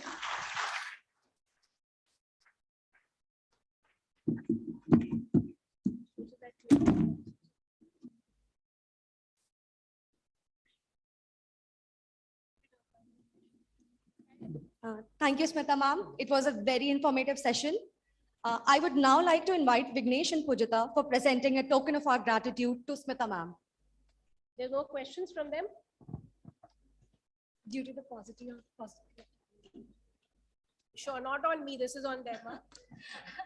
Okay.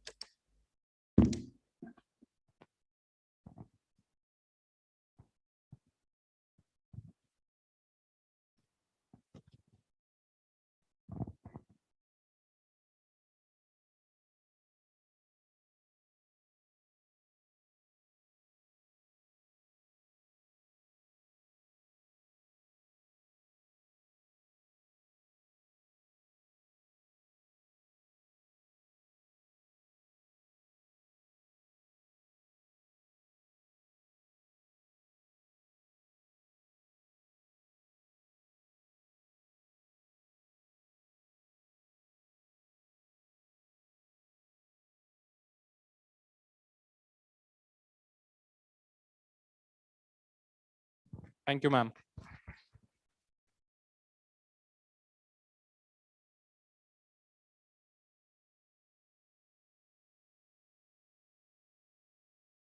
I would request the audience to kindly be seated until our dignitaries leave. These last few hours have been thought-promoting and have left us with a lot of learnings. We will now break for lunch, which is arranged at the atrium downstairs. I would request the audience to kindly be seated and be back by 2:10, when we'll start the next session. Thank you.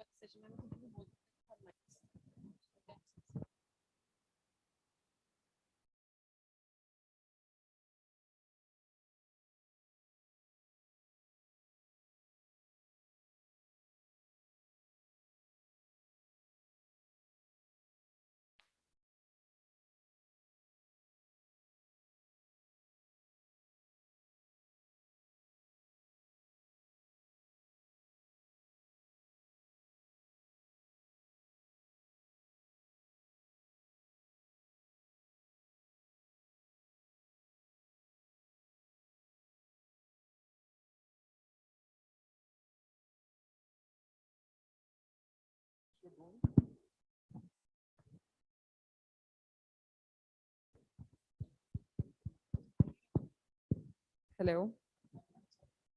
Check, check, check. 1, 2.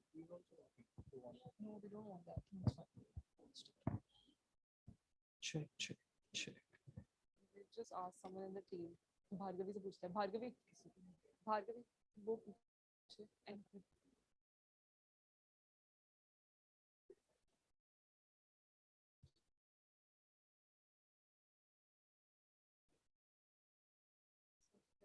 We will use my.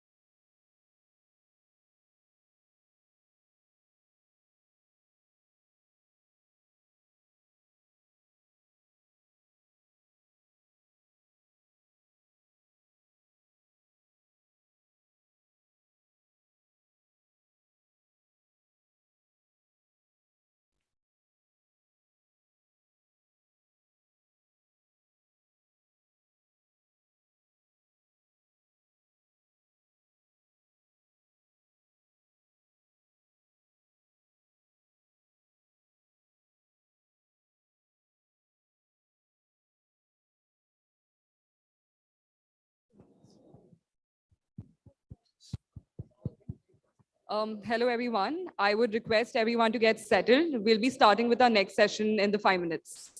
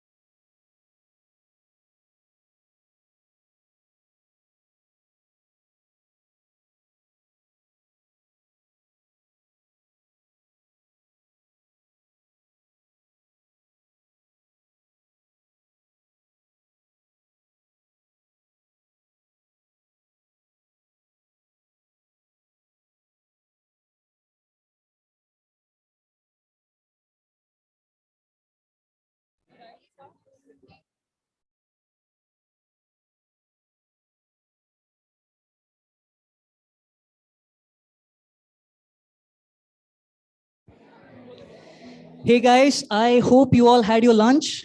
Please settle down. We'll be starting in the next few seconds, in about another 30 seconds. So settle down, take your seat, sit back, relax, because we have a bunch of amazing back-to-back sessions lined up. Please put your phones on silent. So sit back, relax, and enjoy. We're going to start very, very soon in the next few seconds.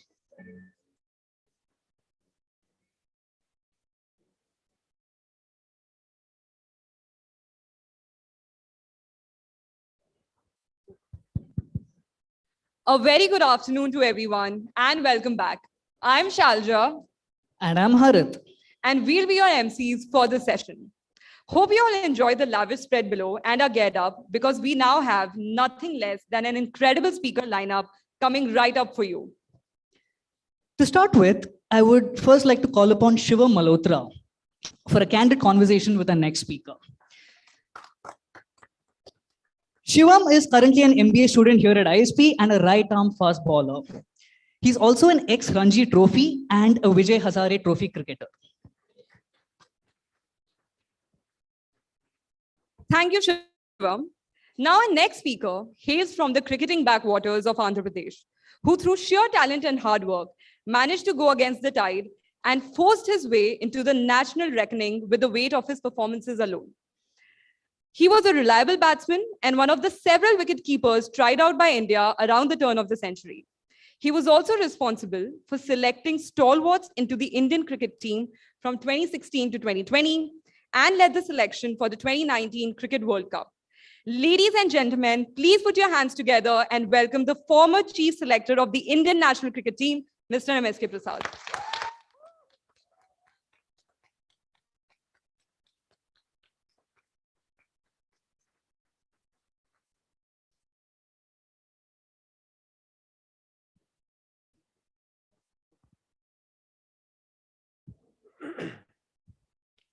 Good afternoon, sir. Thank you so much for being here. It's an honor to have you. I will start the first question from the point of view of hardcore cricket lover. Tell us all, how did it all begin? From having a love for cricket, turn into passion, into profession, and then the chief selector of the Indian cricket team. So many things. Can somebody help me out? Yeah. All right.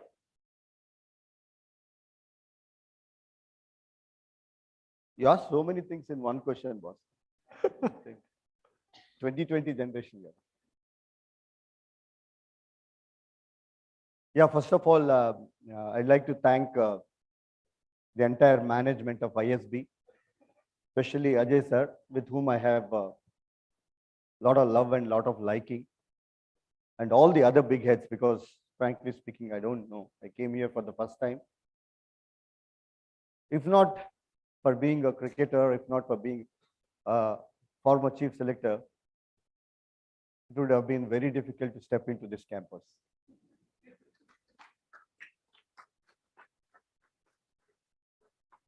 You're all fortunate and you're all privileged to be in this great organization. An idea which was conceived by the great people of the past. Spent fortunes to develop this wonderful campus. I think you're all blessed. Yeah, coming to my point. I don't know how many of you know Guntur. Arey, so many Guntur Michis are here. So nice, so nice. We're all we're all called as Guntur Michis. You know why? We are the best exporters of mirchi, tobacco, cotton. So, in fact, my nickname was given by Kapil Dev. It was Guntur Mirchi. So, the journey starts like this, that if a boy is born in Guntur, by default, he has to become an engineer. If a girl is born, by default, she is a doctor. Unfortunately, I was born there. I was a little different, tada. So there was so much of stress, so much of peer pressure. If there is an apartment of 20 flats, you will have 10 engineers and 10 doctors. So this is the atmosphere in which I have grown. It was we used to live in a place called Agraharam in Guntur. It's a small street. Every day after the school, I used to come to a place and hang on at the gate and see four brothers playing in white and white. You know who those four are? They're all father and uncles of Kidambi Srikanth, the world #1 badminton player, produced by Pullela Gopichand. So I used to hang. There's such filthy rich people that they had a mini playground in their backyard. So they used to wear white and white dress and they used to play very aggressively. Literally, they'll be fighting against each other.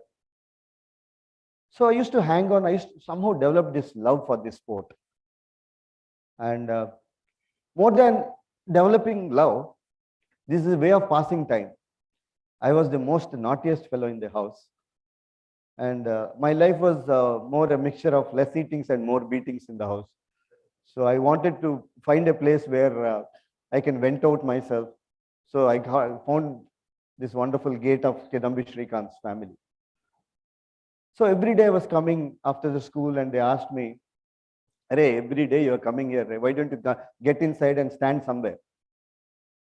The only place that was left there was wicket keeper's place, because they were putting, they were using wall as a wicket keeper. So they said that, "Why don't you do wicket keeping?" And they gave me gloves. First ball they bowled, I gathered it. Second ball they bowled, I gathered it. I kept on there was some consistency in what I was doing. Suddenly, all those 4 brothers were surprised because first time I'm wearing these gloves. But my focus and concentration was so good that in fact, if any of you try these gloves, wicket keeping gloves, it's like those booth hands actually. It's very difficult to hold the ball for the first time. I think there is something natural in me and I was holding the ball very well. So that was the day where I thought I belong to this family of wicket keepers. So we had school match. In one of the school match, I did some 6 stumpings. Then my best friend, his name is Munir Ahmed, who is my classmate from first standard. By the way, you all should know that my wife is also my classmate from first standard.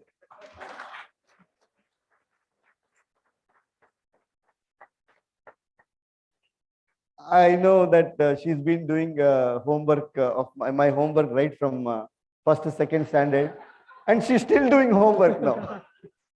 After getting married also, she's doing homework only. So anyway, God has blessed us like that. So how many people are blessed to have your wife sitting beside you from first standard? I'm blessed. So it was Munir Ahmed, my close friend, who introduced me to a coach. His name is Mr. K. Purnachandra, sir. He's my first coach, my guru. And so when I got introduced to him, he asked me, do you want to bat or do you want to bowl or what do you want to do? I said, wicket keeping. There are 200 students there. And this is the donkey job. This is the labor job, wicket keeper's job. It's the toughest job actually. Because you have to sit, get up. It will take a toll on your legs and your body. Nobody wanted to do because it's very difficult to do this. So I chose this wicket keeping. Then he was surprised. Out of all, how did you develop? I don't know. So he started hitting some catches. He put 2 cones and he was hitting catches. He said that ball should not go between these cones. He hit some 20 catches and I didn't leave 1 catch. That day, this man realized that he found a real student. He called Andhra Cricket Association Secretary, Mr. Venkatrao, sir. He said, Mr. Venkatrao, all these years, we are looking out for a player who can play, who will be the first player to play for the country. So that was the conversation our coach had with the state secretary. This Mr. State Secretary told me after I played for the country. So the journey started and, within 6 months, I started representing Andhra. Then suddenly South India, my, VVS Lakshman, S. Sriram, all these people are Mamul Mujanda. We're all, 10 and a half, 11 years old kids. We've grown together. Lakshman plays for Hyderabad, I play for Andhra. But end of the day, we all meet when we play for South India. So that's how the journey started. Suddenly, I picked up so much that by the age of 16, I became the best junior cricketer in the country. And I was on, so my parents are also very happy that I'm getting scholarship from BCCI. So I'm not a burden for them. So once I realized this, there was like any other middle class families, there was a discussion happening on the dining table. My father, brother, sister, mother, myself, all of us were sitting. I know because we are so chalu and we are so smart, we know the end result of this meeting. I know that this meeting was for my sake only, my dad put. So my first thing my dad asked my eldest brother, "Arey, what do you want to become?" I said, engineer. He asked my sister, what do you want to become? Doctor. Then he looked at me, what do you want to become? I said, cricketer. He said, why? Why do you want to become cricketer? You might end up becoming a railway clerk or a bank clerk. Are you happy with that kind of a life? Or you want to become doctor like your sister, an engineer like your brother? He said, I want to play for the country. He said, you're coming from a place called Guntur, where you don't have Ranji Trophy cricketers also. How come you're dreaming of playing for the country? And he said that we don't have a sporting background. Nobody has ever played from Andhra. I said, there is always a beginning. That beginning can be from your son. And I pursued deep down inside. My father was so happy. He actually wanted to bring the best out of me, and he was grilling. He really wanted to understand me. So he was grilling, and I kept on answering him. That's how my journey started. When I became the best under-16 cricketer in the country, I think a lot of people should understand this, that, when you readjust your goals, when you reset your goals, you should have that ability to, develop that ability to reach each goal and keep on readjusting your goals. So from 16 years to 19 years, I thought, because that was the generation where 1 year elder to me or 2 years elder to me, Sachin Tendulkar, is already played for the country. And he's put so much of pressure on the younger generation. We also wanted to play for the country, but it's not possible. At the age of 16, we only have one Sachin in the whole world who has done that. And so, and you see, when I like, it's like, that when you see lion, tiger, and even the, fox also start putting those watal, what they say. So we were just putting so much of pressure. I want to become like Sachin, want to become like Sachin. In an unscientific way, we are punishing our body. The more we are working hard, the more we are seeing the failures. A stage has come that I was reaching till under 19 India probables and falling back. And, got into a depressive mode. I was really, there was no day where I have not got up at 3:45 a.m., complete my 10 kilometers run, then again go for practice, again come back, then eat, then go for practice, come back, train in the evening. This was my schedule for 3 years, but I never achieved anything during those 3 years. You know why? I was trying to overdo it. I was trying to punish myself. And I used to kill myself. There is a situation where I got into a depression. I just want to give up my life. I don't know what to do, because I promised my father that I'll become international cricketer, but I'm not able to score in regular state matches. I'm not able to perform. You know why? The pressure of achieving that goal, it has actually taken a toll on me. Whenever we have a goal in mind, we should have a plan to achieve that goal. There is only a goal, but there is no plan in me. So I was not heading into the right direction. My goal is here and I was going here. So I'm not able to meet that point. So got into depression. At some stage, I lost a lot of weight. I was looking like a skeleton at that time. My parents were crying, looking at me. I don't know what to do. It was very, very toughest period in my life. So one fine day, I stopped playing cricket. I just hanged on my shoes and everything and gave it to all the cricketers. I said that I don't want to play this sport again. Then what to do? I'm already 19, 20 years. I can't go back and again study engineering or medicine. So I'm a leftover in the society. Didn't know what to do. So there's so much of dilemma. There was a stage where I want to give up my life. I don't know. I don't know whether I should be addressing this in front of you, but you should also listen that there is always a light at the end of the tunnel. In this Hyderabad, in the same place, Hyderabad, so we were playing against Australia in Gymkhana grounds. Their team was Gilchrist, Andrew Simons. So our team was, both presidents level. So I was doing well. They didn't pick me. So I don't know, sir, professor, just let me know whether I can open my mouth and speak truth, because you should understand what a player goes through. So they announced the under 19 India team. I was not there. Twice I came till the probables and it got dropped. So I was coming on a bike, because I hired a bike. I took a bike from my friend and I was coming from Gymkhana grounds. On the way, at the tank bund, I put the stand and went to that place. I said, there's so many people gathered there. I just want to give up myself, my life. There were so many people gathered there. somebody was shouting, this stupid girl, what their parents are thinking. This girl has done this, that girl, his parents must be really feeling bad. I said, what's happening? So I went close and saw one girl committed suicide. Her body is floating in the water. And the way they were shouting at this girl, what must be going through their parents who gave birth to this girl for the rest of their life. This girl will really give that heart pain to them.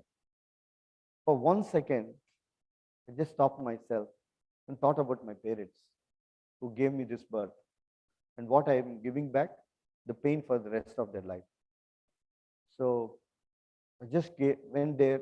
So many thoughts were coming. For 6 months, I didn't know what to do. Then, see, in a real time, that's where all your good friends, all your real people comes up and shows up to you. And that's when my coach, who left me after my preliminary coaching and all, he got transferred and he went to some other state. He came to know that MSK is going through a tough time. He came home. He looked at me and he said that, what's wrong with you, boy? You're looking like a skeleton. What's wrong? Sorry, sir. I touched his feet and said, I stopped playing cricket. I said, why? I don't know. I can't achieve anything. If I can't play under-19 in India, how do you expect me to play for senior India? Said that there are a lot of players who played senior India with, even if you don't play under-19 India. Then he said that as a Guru Dakshina, I am asking you, just go for these inter-university matches for my sake. I said, if my Guru asks me, I cannot say no. So I didn't know, I was not even having my shoes also. I bought some guides from somebody, took something and took bat and went there. Everybody was looking at me and was, where did this fellow come from and all. Suddenly they put me in, we went to Manipal, we were playing inter-university matches. First match, for 6 months I have never touched the bat, got a double 100. Next match, I got 180. Third match, I got 100. I was shocked, man. I can feel the goosebumps now. Said that, how am I doing this? What am I doing this? I never touched my bat, I never trained myself and started getting these number of runs. And suddenly they made me South India University's captain. We went to All India Universities, we became All India champions. And the way I performed is, and they immediately called me for under-19 national camp. Though I didn't play for India, they called me for national camp. From there, Andhra Cricket Association felt that this guy is ready for Ranji Trophy. First match I played, I got a half century. Then first season I represented South India because wicket keeping is very natural. I can, even till today, I can challenge that I'm one of the best wicket keepers this country would have ever produced. But so I did so well that played Ranji Trophy, Dilip Trophy, and within no time I got selected for India A, went to Pakistan, stayed there for 2 months, came victorious against, Pakistan had these Shahid Afridis, Basit Ali, the Akib Javed, best of the business. We are just young team. So see the divine interventions, how certain things, nature has its own way of supporting us. We never in the history of, I think right now, Pakistan is having a lot of floods. Never in the history of Pakistan, they had so much of floods. So we went there. First day, it started raining. Our manager did some shairi, he was saying, Moye Mosambi dekho kaisa support kar. Something and all, he started saying something. So, I mean, Pakistan, Indian, bhai, he was hugging our manager. So I thought that is for some fun. But the next day, I think 40 days, he was only hugging, no match actually. Because it was, every day we are going, get back, coming back, no match, nothing. So eventually what happened is, because a lot of matches got washed out, they postponed the tournament and they had one delayed by 15 more days. In that series, I came out successful. I was the man of the series. And then once I came back from Pakistan, got selected for Indian team and played under Azharuddin. That's I played my first game. So, see the twists and turns in everybody's life. Say, it might look so rosy now that at the end of the day, you have a number of Indian cricket team or something like that. You achieved, I really achieved playing for the country. But gentlemen, your ISB students, you shouldn't be like MSK. You should be like Sachin Tendulkar or more. You know why? Because MSK Prasad had the dream to play for the country. So if this is a Mount Everest, all my energy has sapped in reaching that level. And once I played for the country, I didn't know what to do. Then I slided back. But for Sachin Tendulkar, if this is Mount Everest, playing for the country is just a base camp for him. Reaching the summit is getting hundreds for him. So that's how things have changed. And I would advise as ISB students, you're not like just like any other MBA students. I think you're very, very fortunate few in the whole world. So your aims should be like that. And just playing for the country, I didn't do anything for the country. Subsequently, I might have done something as a selector, but as a player, because my energies are sapped out by the time I reached playing for the country. So you guys, girls and boys, you should, playing for the country should be a base camp for all of you. I mean, it's not about cricket or it's about goals. So you readjust it, and you should be the best in the business. I'm sure the entire management will be proud of you. Thank you.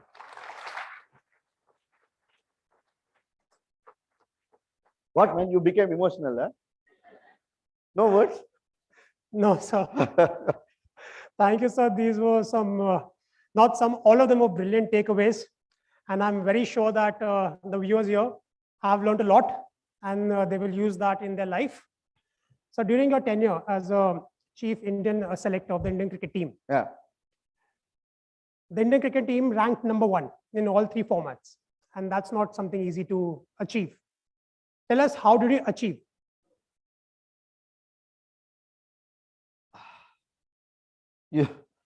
When I became selector, I was the butt of joke in the entire country. We have about 500 TV channels. Every channel, every Tom, Dick and Harry sat and said, who the hell is this MSK Prasad? How is he becoming selector ahead of Venkatesh Prasad? This Prasad, that Prasad. So many people applied. Why did MSK Prasad become a national selector? So I need to tell you that for every job, it has got different etiquettes. It has got different fundamentals. So just because you played 100 test matches doesn't mean that you go on to become the best selector. Inzumam Haq has played 135 test matches. He becomes the chairman of the selection committee and he is thrown out in 6 months' time. Because for everything, there are certain fundamentals, there are certain qualities, there are certain characters which are required. Just before becoming a selector, I was living very comfortably after retired life. One day, one gentleman from Andhra Cricket Association has come and said that, man, Andhra Cricket Association is struggling with a lot of fights, infighting. So every day I watch TV, it looked as if like a TV serial. It's going on and on. They are fighting against each other. And eventually, it has come to a stage where they are supposed to be banned, that association. So one big head of that association came to my house. My wife, all through, just 15 days before, I was 31 or 32. See, today's world, who will retire at 31, 32? The more you play, the more money you will get. Simple fact. That's how they think. I don't think like that. So I said, one fine day, my wife asked, all these years, you are away from the home. I looked after children because I want to see your dreams are my dreams. I want you to keep winning. With MS Dhoni coming in, do you realistically think that? Because a few days before, when I saw him in the interzonal matches in Siliguri, That guy came and oh, he was like this with a lot of hair like this. He came and tapa, he was hitting. And then I realized, what talent, man. Then I gave a huge article that Indian cricket team has found wicket keeper for the next 15 years. That was a big article in Mumbai. I still remember the headlines was current wicket keeper projects about future wicket keeper. So Rohan Gavaskar is a very good friend of mine. So he called me, MSK, what the hell is this, Ra? I said, what happened, Rohan? You screwed up your career. I said, what? So you're still playing. How can you write an article about the other wicket keeper? I said, something has come from inside. I felt that this boy is of different metal. Then I sat back. I saw the talent on that day and I said that I think he should be groomed. So came back home after the season, spoke to my wife. She said, after seeing the talent, do you think you should allow him to grow? Or do you think that you can fight with him and still be better off him? I know that we shouldn't have given up. Back of my mind, family is also one thing, because all these years, wife was sacrificing her professional career. So all these things I weighed in, said that, no, I want to quit. Within no time, it took me 5 minutes to decide, and I just stopped playing cricket. So everybody was happy. My wife, my children could see, finally daddy is in the house. Oh, otherwise they were thinking his uncle. He comes whenever he wants and he goes. So, who is this guest appearance? They used to look at me like that. So then they're so happy that, we built a lovely house in Pilimnagar. We broke a lot of mountains there. We killed the environment there and built a house. And one Amar Silpi also was breaking those stones for 2.5 years. So finally we built that house and we were very happy there. In 15 days, the story began. That man from Andhra Cricket Association comes and says, what is Andhra cricket to you? Said, I'm coming to your house, your wife, your children, your parents should be there. I want to have a serious talk with you. So he came all the way from Vijay and he said, what is Andhra cricket for you? I said, my parents have given me birth and it is Andhra Cricket Association which has raised me. Then he said, there's so much of fighting happening. And I said, it's like my mother. Andhra Cricket Association is like mother. He said, when your mother is crying, are you happy? He said, he put me in a dilemma. How can anybody be happy when mother is crying? What stupid question I felt. So he said, Andhra Cricket Association needs you. And he just said that if you have any problem, I am leaving this blank check with you, signed by him, his 2 children. He said that in any of the company you can join, because he's got 20 companies, big company, he's a big man. But you write, and I'm giving you this check, and I'll giving you this opportunity to be the CEO of Andhra Cricket. Come down. Then 3 nights I couldn't sleep. So he left a question saying, my mother is crying. How can I sleep when my mother is crying? So I was walking like this for 3 nights. Asked my wife. My wife was saying, what nonsense? Why is this fellow night? He's doing some sleepwalk or what? Night I was walking like this. Then one day she asked, why are you? What's wrong? What's happening? I said, my mother is crying. He said, what is stopping you? Go. When your mother is crying, stand by mother. Within no time, I had 28 years of service in Bharat Dynamics Limited in Hyderabad, where I would have ended up as an executive director for my age. And quit and went to Andhra. In 6 years' time, we developed 18 first-class grounds, 4 residential academies, 2 international stadiums. Anuradha Thakur, the president of BCCI, he came to inaugurate one of the grounds, and he was shocked to see the number of grounds that we developed. So, see what every association has got 30 crore rupees every year. BCCI gives 30 crore rupees. So I gave a presentation to the association. How do we use these 30 crores? So I said that 40% to the infrastructure, 40% to the game development, 10% to the salaries, and another 10% as corpus. That's how we worked a formula. And in 6 years' time, we developed all this. And 3 girls went on to represent the country. 5 under-19 boys went on to play for the country. And 2 boys right now. Hanuma Vihari is actually not a product of Andhra, but he came, he's settled there, and he's working in those academies. And 2 boys, K.S. Bharat and Hanumat Vihari, are representing India right now. That's the result. So when Anurag Thakur came to see one of these grounds, and he said, this is unbelievable. A small association like Andhra, how can they do it? That's when this great gentleman, he told that it's not me, it's the sacrifice of this person, which is the result of all these things. So, and that fellow, president of BCCI said that this is not Andhra Cricket Association, this is Adarsh Cricket Association for the country. That's the role model cricket association, and your place is not here, your place is in BCCI. So that's when he made me the selector, and in a 1 year span of time, went on to become the chairman of the selection committee.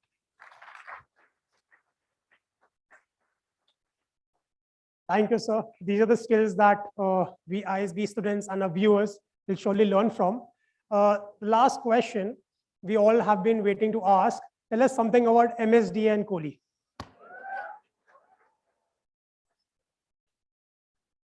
Man, wherever I go, I have to tell this, because no, seriously, I'm telling you, they're not normal. They're superhumans. So I'll tell you a series of stories. When I became selector in 2014, there was a match happening in Ranchi. Sorry. When I became a selector, my first call was to go to Bangladesh. So it was from Vijayawada to Hyderabad, Hyderabad to Mumbai, Mumbai to Dhaka. It took me 2 days to reach Dhaka. So when I reached Dhaka, lot of reporters were there. I said, what the hell is this, man? So many reporters. Said, sir, what is your opinion about Dhoni? What is your opinion about Dhoni? I said, what's wrong with Dhoni? He said, no, what? Sir, what is the alternative for Dhoni? Dhoni alternative is a captain of the side. I didn't know, because in 2 days' time where I was traveling, I was completely away. I didn't know what was happening. And I said, smartly, I gave this answer like Atal Bihari Vajpayee. No, whenever very tough questions is asked to Atal Bihari Vajpayee, sir, आपके party में ऐसा किया, वो लोग अच्छा, आपने कुछ और पूछा, he'll leave that person, and it is a question that he likes, so he keep on answering. Suddenly will come, आपने कुछ पूछा, next time बोल देता. So he is very smart. So I used to love that. So then I said, okay, seriously, I'm just stepping out. I'll answer all your questions. Come to hotel. Ran to the hotel. First thing I went to is Ravi Bhai's room. Ravi Shastri. Oh, you know Ravi Shastri. Oh, Professor Bule. He's like, he talks like that.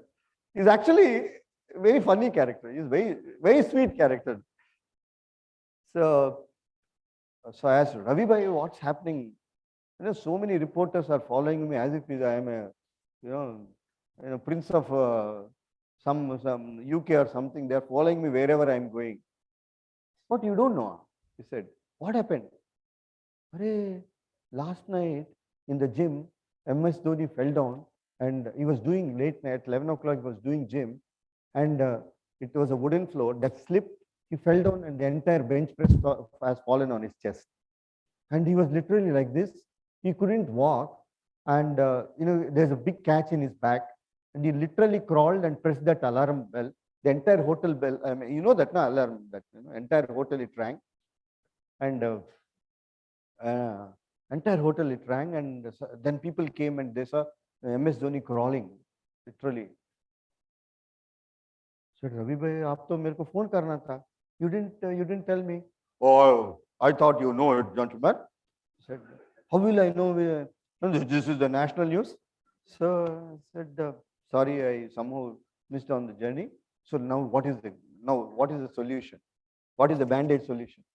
Then he said, oh, let's wait and watch. He said.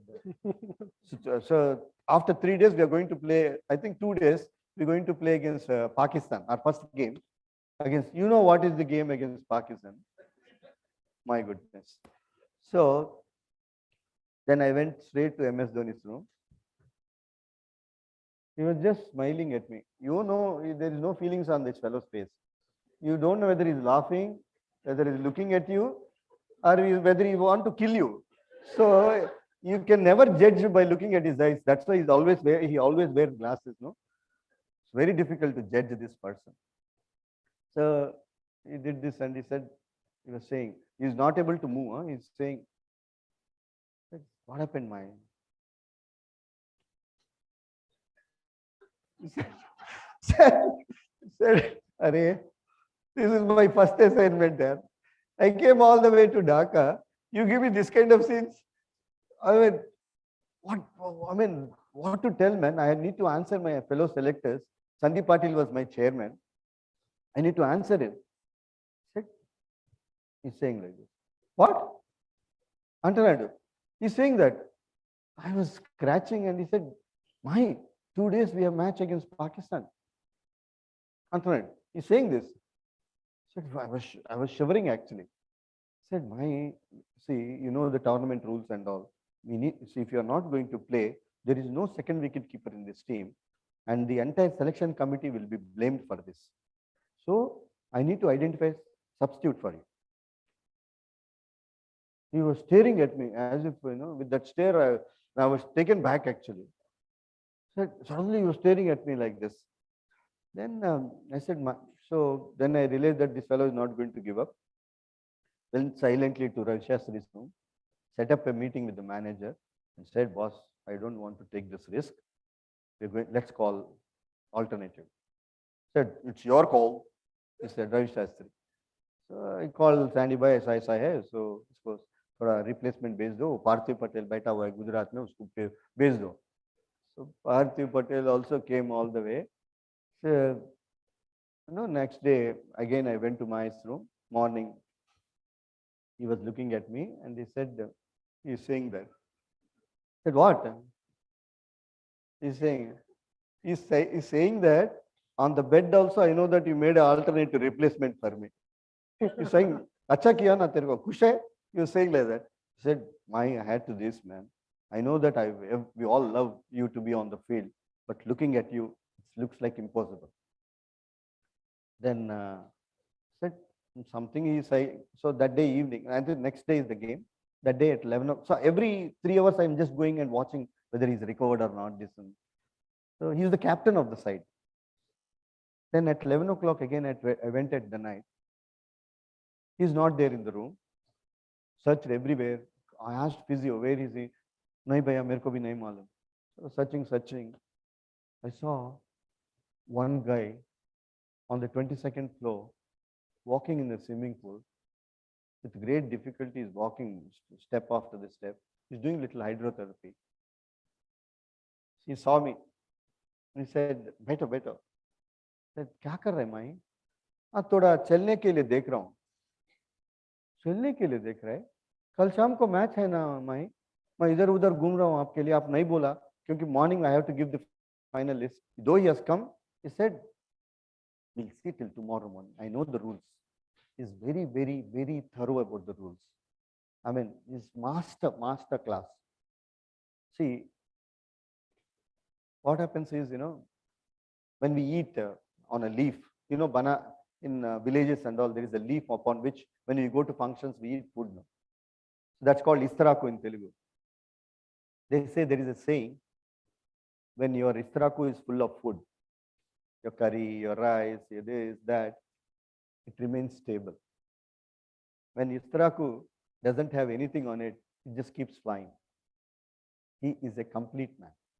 That's why he's always cool, calm, under any sort of pressure.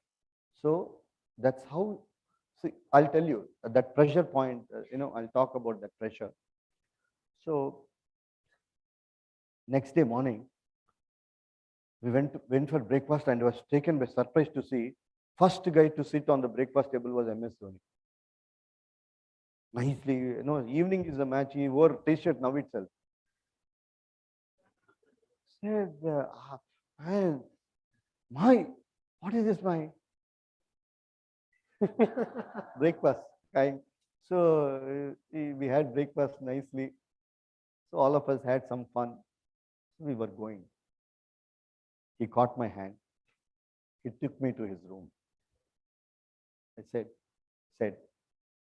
MSK bhai, why are you worrying? Worrying?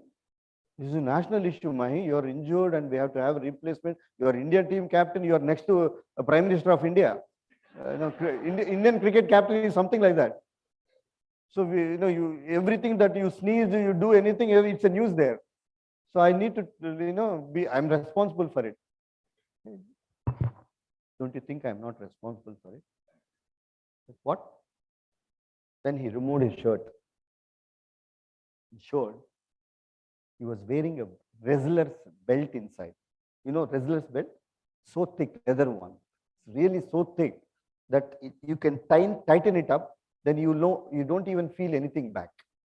It fully tightened it up, put that belt, and wore a t-shirt. He said, MSK bhai, ab pehla baar selector hai. I've been seeing this for the last 10 years. I know what it is to play against Pakistan. And forget this back. If one leg cuts off also,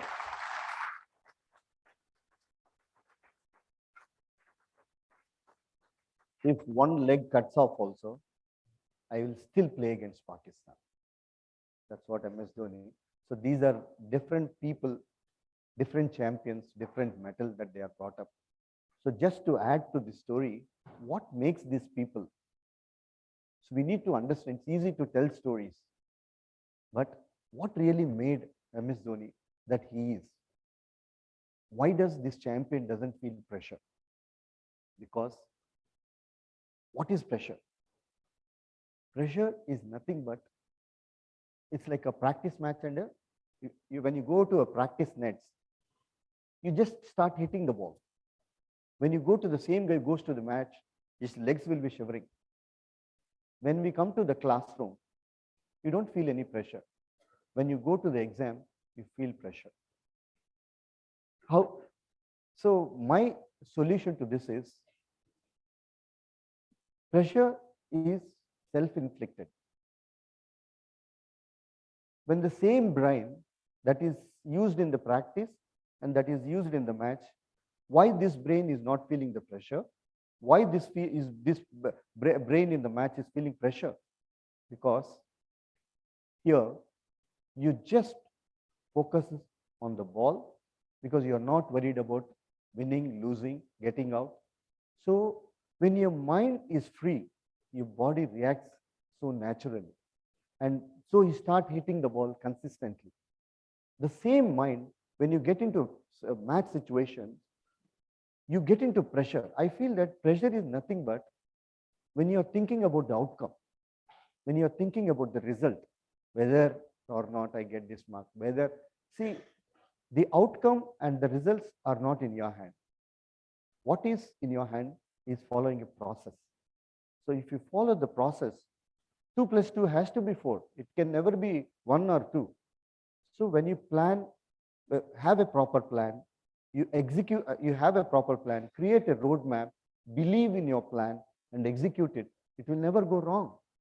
When you know that if I go that way, I'll reach my goal. If I'm going that way, I have to reach the goal. Like, unless you go this way or that way.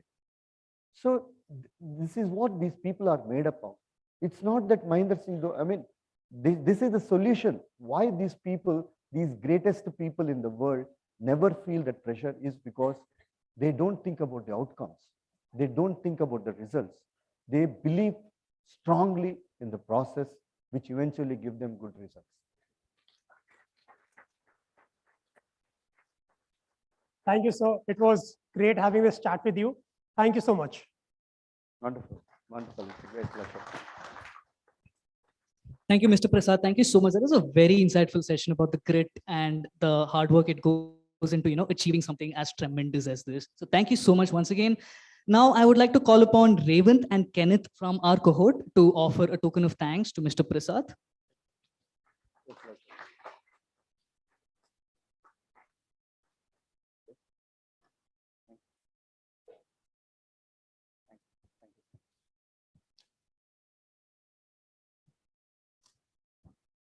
Thank you so much. Great pleasure to have all of you. I'll be very happy. I'll be very happy to see all of you reaching the greatest heights in the world, like how we are talking about Sundar Pichaya or how we are talking about Satya Nadella. I'm sure many of you should be reaching those great heights and make India proud. Thank you so much.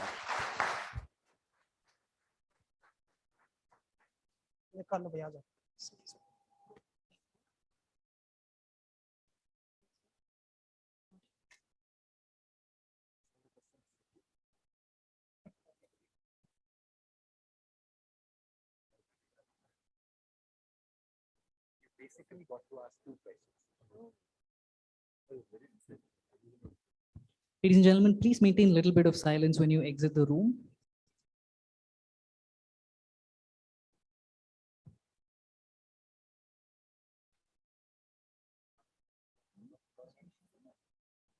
God bless. We won't have this.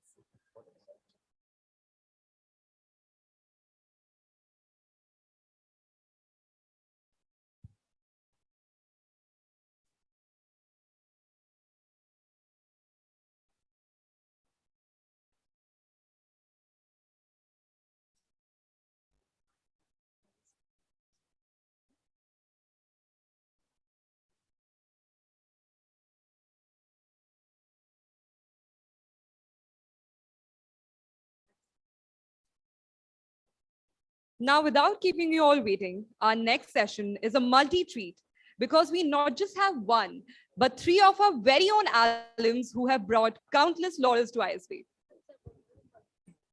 To moderate this session, we have Raghav Dahuja, who is currently an MBA student here at ISB.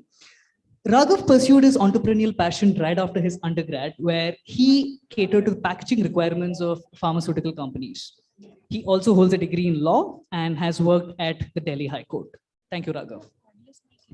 Our first speaker is a partner at Lightspeed Ventures and also an angel investor with first-round investments in multiple unicorns. He also takes on the role of a lead investor in Atrium Angels, a micro VC fund by ISB alums for ISB alums. Having previously held key leadership positions in Netflix, Uber, Facebook, and Hike Messenger in their exponential growth phases in India, he brings to the panel extensive experience driving strategic partnerships for internet companies. Ladies and gentlemen, please welcome our very own ISB alum, Mr. Abhishek now.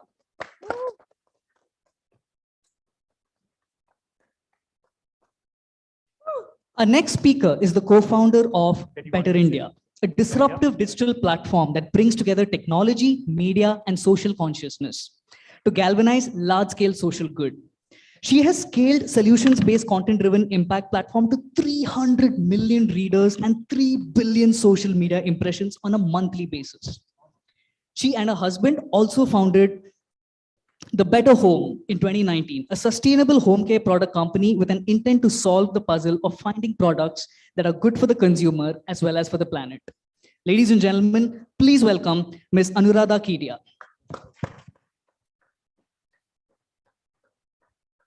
Now, final speaker for the panel is the co-founder and CEO of MyGate, an alumnus of National Defense Academy. He spent 10 years as a helicopter pilot with the Indian Air Force before attending ISB.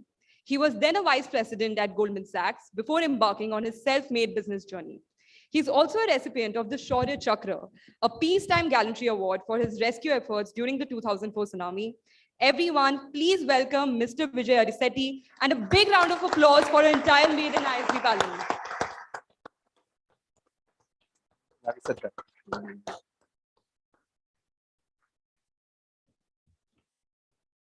Hello. Good afternoon, ladies and gentlemen, and welcome to the ISB Leadership Summit again. I take this pleasure of hosting 3 alums with us, and it's going to be a different session because we can take the leeway of asking them questions which we can't otherwise. So, and it obviously gives me a great, immense pleasure to be here moderating a session with your own very alums. You don't get this opportunity often. So we've all heard at ISB that alum Bhagwan hota hai, and we have one permanent Bhagwan on campus, but others that keep visiting us. So we'll begin by testing their memory a little. So they're a decade away from today at least, and Anuradha was here, I think, about 14 years ago. So we'll start with asking them their PG IDs, SVs, and sections. Vijay, you want to go first? 6111370, I think. Oh. SV? SV4. 4. Yeah. Block? E. E. Section? H. H. Hammer it. Nice. Not bad. Anuradha, I know you were struggling to recall your SV. Oh yeah, so I did some cheating here. So I managed to get my SV. It was SV3. Wow. And section? C. C. Kedas, now we got Abhishek. 6111087, section F, SV4, G05. G05. Now you know he's investing in the right companies. So, I mean, the year at ISB is touted as your year of transformation. For all of us, we are under that process at the moment. I mean, back in those days, we take you about a decade ago. How was your year of transformation that made you your Bhagwan? I mean, some highlights from the year and how probably life thereafter, now that you visited campus again, has changed. I mean, anyone would want to take that first. Anuradha would want to go first. You're talking about the life Yeah, and after. Yeah. Okay. So, I think I'm one of the oldest out here. So in terms of not in age, I don't know about these two. They might be older than me. But in terms of seniority, so I was in the batch 2006 and 7. I think it was a great time to be at ISB. It was one of the very, I mean, the 5th or 6th. I mean, it was one of the very early batches, right? And it was a great time of exploration. We had some amazing professors. We had a lot of international faculty coming and teaching us. You know, and the best thing is those, you know, a lot of the professors, you know, continue to stay in touch with you. You know, you know, the warmth and you know, camaraderie continues over the years, right? And I think life on campus. So the good thing about ISB is that people come with some experience, and you know, you have a very diverse, and I'm sure it continues to be so. So diverse sectors, age groups, life experiences. So there's so much learning and unlearning that happens in the span of that 1 year. So I think that was phenomenal, right? And of course, I think we had a lot more parties than you guys seem to be having. I mean, frankly speaking, you guys have mellowed down a lot. Very sad to see. I wouldn't want to agree to that, but I'd like to ask, what's your favorite party spot on campus? Party spot on campus back then. So we used to do everything, you know, khuleyam. So we had mirror pools, the right? deputy Which actually had water back then. So they were reflecting, and that's why they were called mirror pools. You can't call them that anymore. And the party scene was around that, right? So almost, I mean, it was so very frequent. And I think the fun thing was that, you know, it was a great way to unwind, you know, every weekend, almost, I think every weekend itself, and probably several times over the week also. So it was a great way to unwind and to get to know people, you know, across different sections and all of that. And the other thing is, I think the kind of electives and the subjects, you know, the fact that ISB offers the dual degree gives you so much flexibility in terms of figuring out what you want to do, right? And it's funny that in spite of all of that, I went and did something that was completely different. But I think all of that that exposure gave me so much, you know, perspective, which I think got built in that 1 year, which is amazing. I think that amount of perspective, nothing could have helped build. And post that, I think it was all of these factors coming together, right? People's experiences, the exposure. I mean, even in terms of impact and social, I mean, the social and development sector, I got a lot of inputs from my 1 year in ISB, where I came to know people from the sector and how they work. We were actually taken to an experiential impact, outing sort of a thing in the very first week, which was very eye-opening. So all of these, inputs and exposure really helped build perspective and frame me as an individual going forward. That was quite an interesting, summary of a year here at ISB. We're still living it, but it definitely is very, I mean, you learn and unlearn a lot of things. That is true. So coming to Abhishek, Abhishek has, I think, seen most popular internet consumer facing in the companies that you could think of, from Facebook to Uber to name it, and Netflix.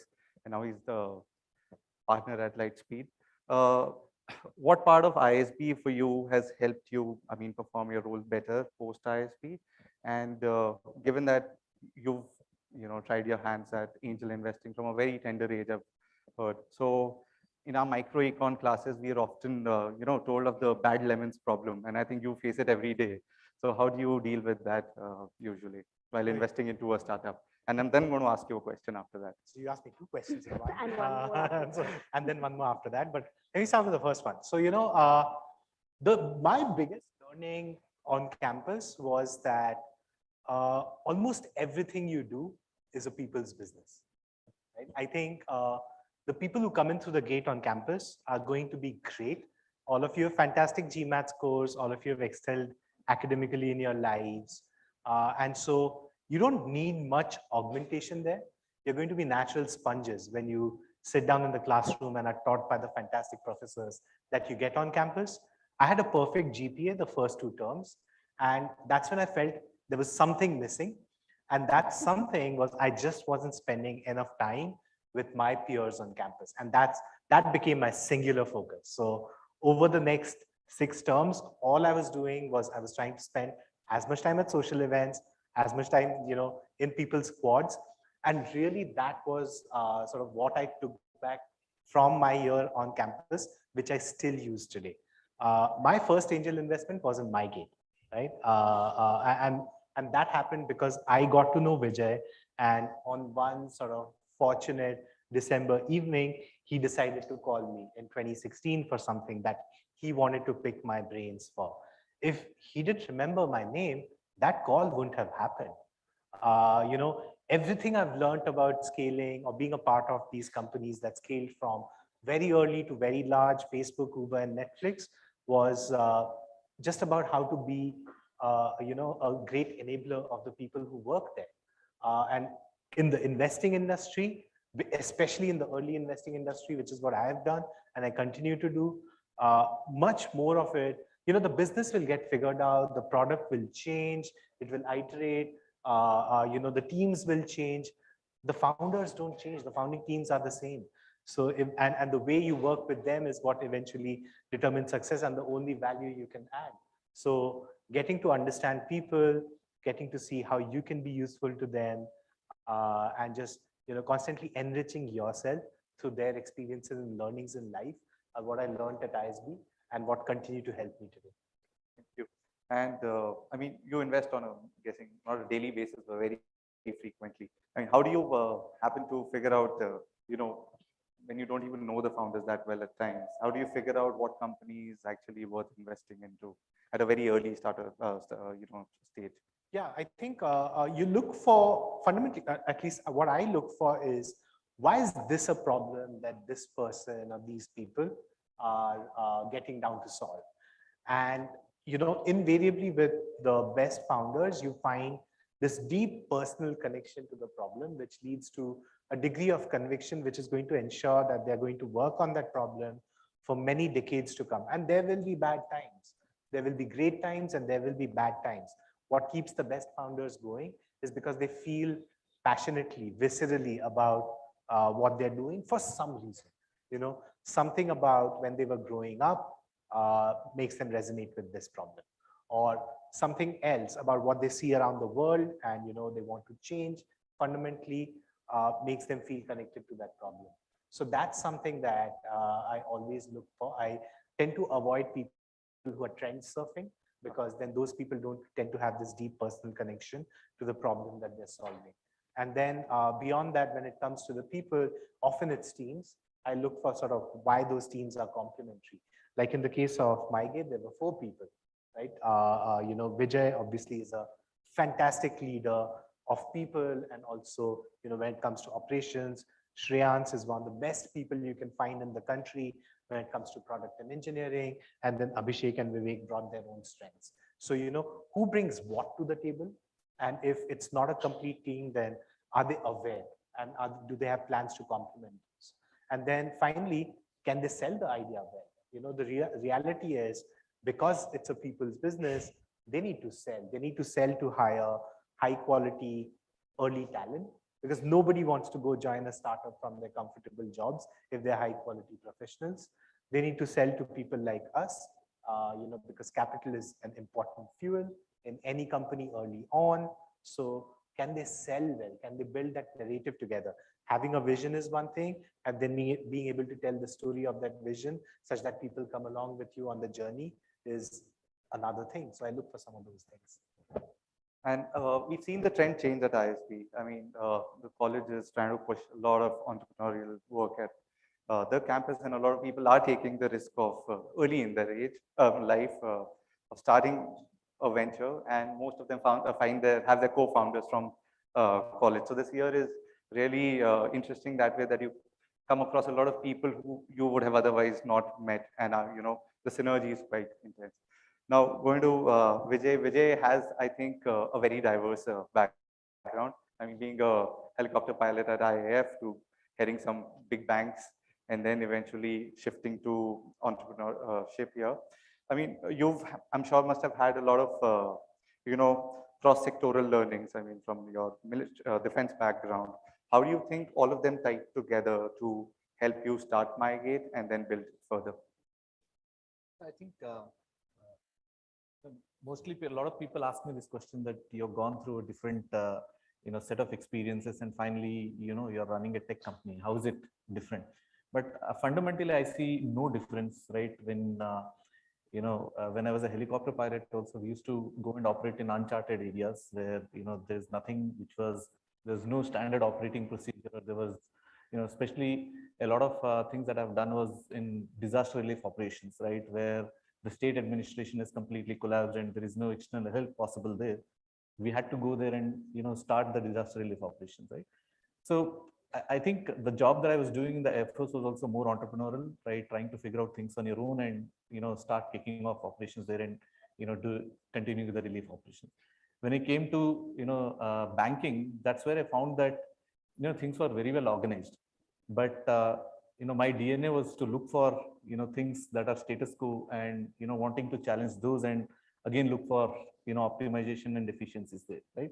I think Goldman Sachs, I applied all the principles that I learned as a helicopter pilot, that on a first principle thinking, start identifying problems, and if you can solve in a different way. When things are running smooth, then that is the time I feel that there's a lot of innovation, optionality that comes, and that's what helped me to do something different in Goldman Sachs. And at MyGate, I think it's a culmination of all the efforts and the experience that I had throughout my life. In fact, it's not only at Air Force or ISB or Goldman Sachs, it's basically what I kept learning from my childhood as well, right? So I think at different points in time, you start applying different things, what you learned in your life. Like one of the things that, before the session I was talking to was how useful is ISB. Basically, I don't think even I have fully extracted the juice of whatever I learned from ISB. I think it will take another 10-15 years for me to fully take out whatever I learned from ISB. Like last 10 years has been probably 2-3 years of the learning that I've got from ISB in the first 2-3 months is probably I'm applying now. And as I keep the organization keep building up, or I keep getting more mature as an individual, I'll start applying more the things that I learned here at ISB. I think the application of what you learned in your life will continue for the next, what you learned in the last 20-30 years will continue for the next 20-30 years. So going back to your days at ISB, what was your favorite course at ISB that you did? Favorite course? Favorite course that you did here? Yeah. I was told operations. I think favorite course, so like everything was interesting, right? There was a lot of math, a lot of statistics and all those things which, you know, upar se jata tha, but what I did was the bottom line, right? The conclusion of all this math, right? I tried to take that home. And I think whenever, you know, I want to question those bottom line, then probably again I ring up, remove the books, or, you know, come to the campus and speak to these same professors, batao bhai kaise tha ye, right? I think you can't, like, I was not from a math background or an engineering background. So a lot of this math and statistics and all those things was, you know, I know that we need to apply these to come to a conclusion. The conclusion was much more important in terms of how did you reach to that conclusion. So I took away those conclusions more than the math and the statistics. So. And he also told me at lunch today, everything at ISB eventually converted to statistics. Yeah. We were hypothesis testing everything. So, but the year is definitely great in its own way. Changing the course a little, you've all been associated to the entrepreneurial ecosystem in India today. Two of you have your own startups, one's investing actively. We've seen in the past, you know, a lot of startups became possible in India because a lot of foreign capital flew in, right? And we've seen this aversion from a lot of Indian investors putting in their own money, even the big ones in India. Why do you think that exists today, or is it really changing? Because if value creation is happening, we see a lot of returns flowing back to the original investor, be it through IPO listings eventually, but after exiting. So why do you think there's that you know, inhibition on Indian investors, particularly to invest in high risk startups? I mean, any one of you would want to. I think all three of you have inputs to give, but we can start with Abhishek first if you want to, or Vijay. So I'll give my opinion. Like the thing what you said, that just because capital was coming, entrepreneurship was not coming. It was entrepreneurship was coming, and that's the reason capital is coming into it, right? And what I feel is, you know, all the returns that the investors are getting, right? You know, a good part of that returns are again coming back to India. It is not that it is staying or it is going out there, right? Yes, it may, you know, see all the corporates, right? They have some part of their, you know, or the liquidity what they have, they need to, you know, invest in various diversified portfolios. Some will invest in stocks, some will invest in, you know, forex, some will invest in gold, and some will have to invest in, you know, high risk, you know, avenues like startups. So every company, right, have got their corporate, you know, they have that certain asset allocated for this. So it is never going to dry out. So always the money will keep coming back to India where there is opportunity. So that's what is my, you know, that's what I learned from when I spoke to a lot of investors and what I see generally in the market. Abhishek, on the Indian investors staying a little. Yeah, you know, it feels like it's been a while, but my belief is we are in the first over of the first session of the test match of sort of the Indian startup ecosystem, right? So we're very, very, very early on, and we've got to look at it from that lens. And whenever change happens, you know, a few people will make the leap of faith, and in the case of investors, let's say, a few people will invest even when there's no historical proof. But you can only expect a very few people to be that stupid, you know, and I was in that bucket in 2016. As there is greater proof that, oh, hey, this is an asset class that works, and, you know, you can invest smartly and, you know, earn returns which are better than the public markets. People start seeing that when there's greater proof, there's greater capital that follows that proof. And we are beginning to see that now. We are beginning to see homegrown funds, funds like Stellaris, IV Cap, who are raising hundreds of millions of dollars from Indian LPs and institutions, right? LPs being limited partners. So that my belief is that the flywheel has started spinning. We will also we've already started seeing it, and more of what we will see is founders who took the plunge in the last 10 years will see extremely successful outcomes. And then those founders will want to give back. And so then there's that capital. A bunch of the early employees who took the risk to go and work in these startups, they will have liquidity. There's that capital. So which is why I'm extremely optimistic about what the future looks like. You know, my belief is that we're just very, very, very early on. And 10 years back, you needed a few people to be unreasonably optimistic to sort of invest in India. But that time is gone now. There is enough proof, there is enough liquidity. And so we are only going to see accelerated deployment of capital from Indians in India. Thank you. I'll ask you some words, and I would want the first word that comes to your mind when I say that word. All right, we'll go in clockwise direction, starting with Abhishek. When I say leadership, what comes to your mind? Empathy.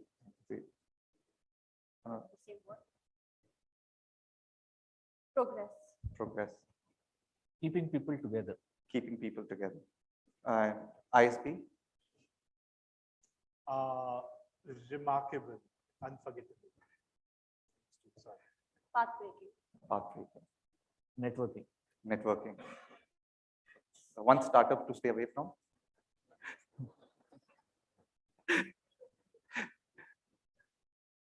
Don't let me start. No. Stay away if I'm starting up, because Vijay and I have spoken about this. One word answer. I'm not a great founder. Okay. Better do this.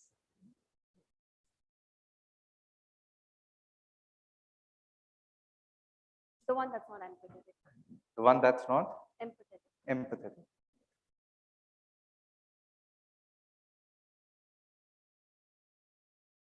I didn't know that's going to be a very difficult for a founder. The one that's not I think the one that's not mine. The one that's not mine. The one that doesn't have a purpose. Doesn't serve a purpose. Good. So if today someone in the industry that I think we'd all know of, and tomorrow if you had to hand over your company to the person, who would that be for you, Vijay, first? Come again, this question. I couldn't get your question. So I'm saying tomorrow if you had to hand over your company to someone, who would that one person be? And could be a slightly popular, already startup runner in this ecosystem. I think it will be my co-founder. Let's not stick to your company, someone outside, it'll be better.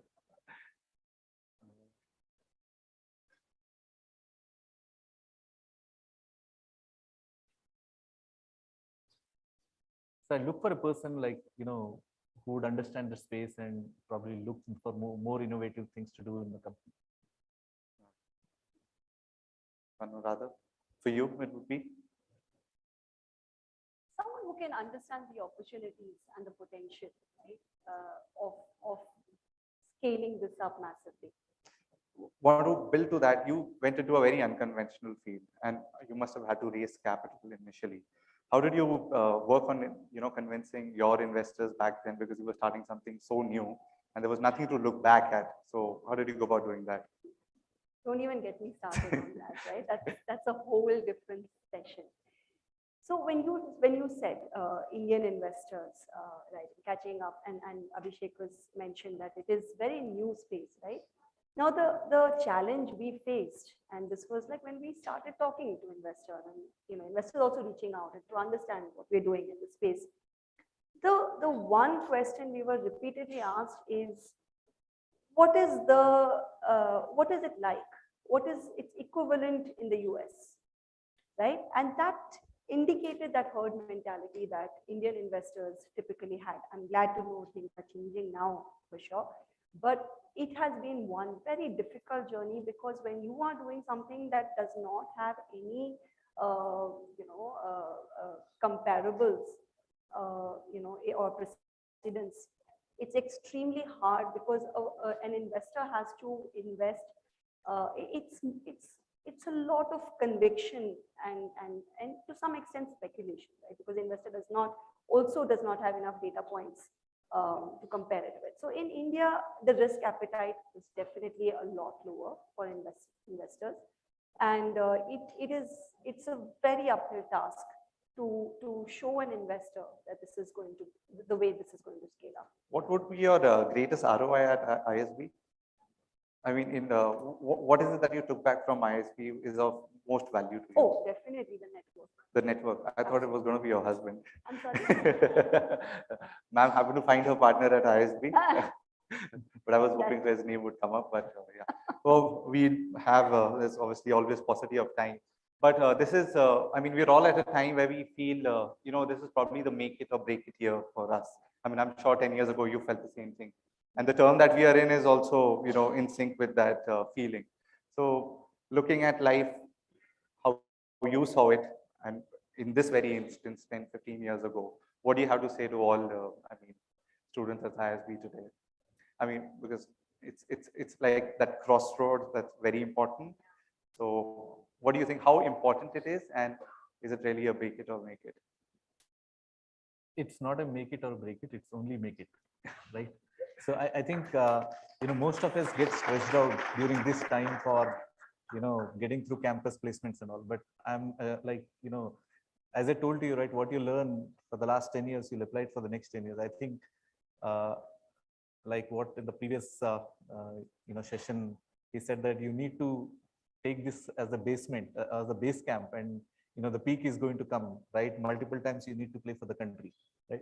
I think all of us need to go with that frame of mind. Is just a phase which, which will go, but, the end goal, what you want to achieve in 4 or 5 years time is what you need to aim for, and not, this next 6 months or next 4 months to get into any job is not the thing that you should look for.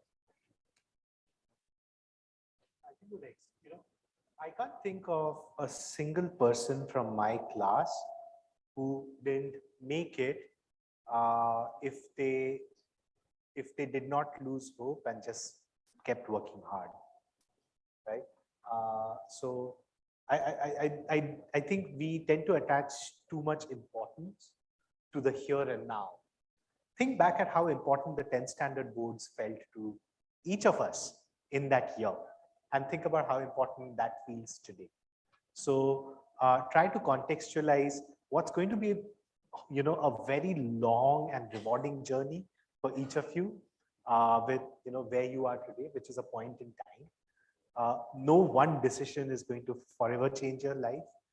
Unlike sports is just so much harder because age is working against you. You can't be a world-class cricketer at 50, but you can be a fantastic entrepreneur at 50, right? So thankfully, age is not a dimension that works against any of us in the world of business. So there are, I don't think any make it's or break it's in what we're doing. So just never lose hope and never stop working hard. Slightly different take on this. I'll just say that nothing that you're fretting about right now is going to matter. So just take a very different perspective to this whole thing. Enjoy this year. And the thing is that what you believe currently to be the make it is not going to be the same make it 5 or 10 years down the line. You are going to find your own make it. And that's going to be completely different from anything you ever imagined, which was driven by peer pressure, FOMO, whatever it is at present. You're going to run after that consulting job. You're going to, fret about not getting that. But believe me, 5 years down the line, you'll be in a completely different sector wondering why you were even, why did you even bother about it? So you will make your own path. And every experience that you have over here is going to add to it. So I'd like to, just wrap it up, and one line of advice that you would want to give to everyone sitting in this audience today, and just one crisp line of what we can take back from each of your lives. Yeah, I think next 10 years is going to be a beautiful phase for the country, and I think you guys are coming out from the school at the right time. I think the opportunity and the light outside the gate is really fantastic. Lots of opportunities. Just brace them out. Yeah. Don't stress about this 1 year. It's a world of opportunities out there, and you're going to find your groove. Learn to think for yourself. Don't get misled by what everyone thinks is right and what everyone's doing. Learn to think for yourself from first principles. Build conviction around that. And even if no one else is doing it, have the courage to go and do it.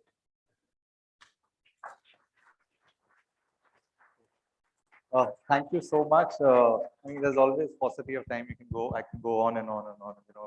Sitting with your alum, I think I've been with them for a couple of hours now. I still want to ask them so many more questions. But Thank you so much for being here. It was really insightful. See you. Thank you so much. Thank you, speakers. Thank you. Hello. Thank you, speakers. Thank you so much. That was a very, very engaging conversation with multi-dimensional perspectives that all of us can pretty much take away and feed off of like next 5 to 10 years down the line. Thank you so much for that. I would now like to call Shrija, Janvi, Archit, and Arushi from the cohort to offer our token of thanks and facilitate the Prism signing by the speakers.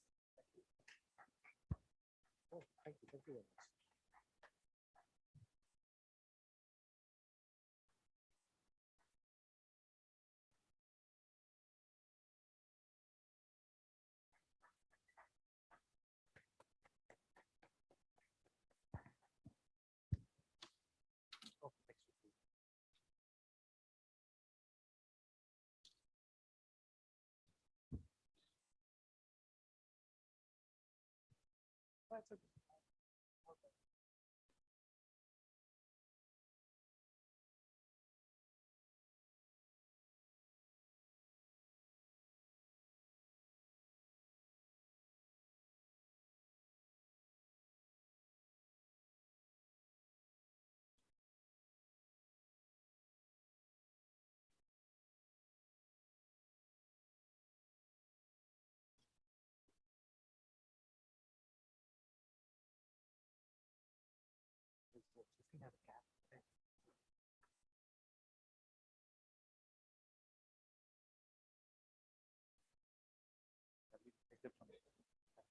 Thank you so much, folks from ISB.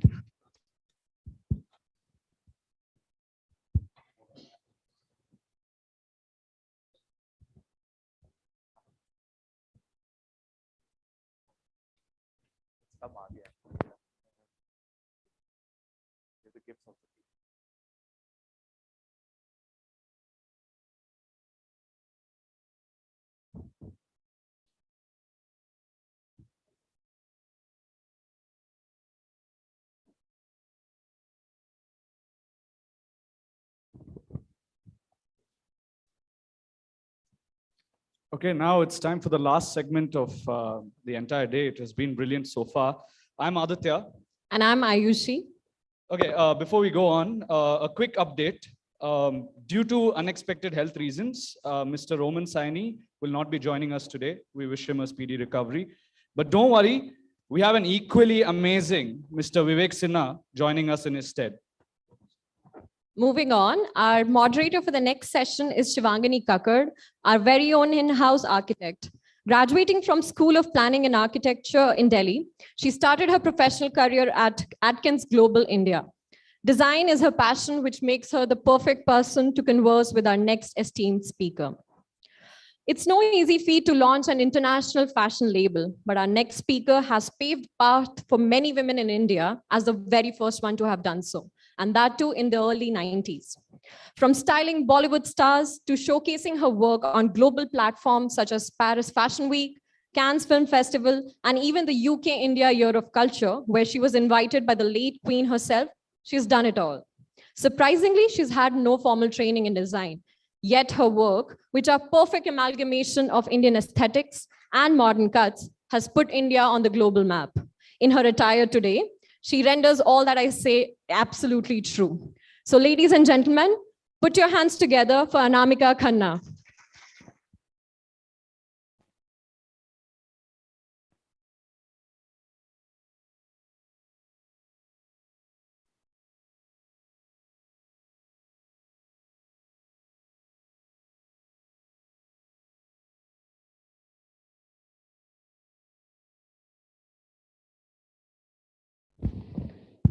Okay. Hi. So welcome AK to the campus, and I'm sure that you were welcomed by a sea of peacocks and a lush campus. So welcome to the campus and to the city. So first off, we know Anamika Khanna as this magnanimous fashion designer who works with, like, her own label is so big, she works with the biggest stars all over the world. But what we really don't know is the journey. So how did you become Anamika Khanna? Was fashion an accidental choice, or was it something that you always wanted to do?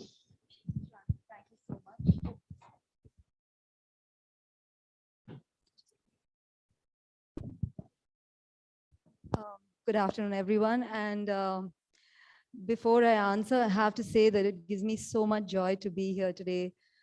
Besides the queasiness in my stomach, to have known that it is the Indian School of Business, just the word business itself makes me stressed out already.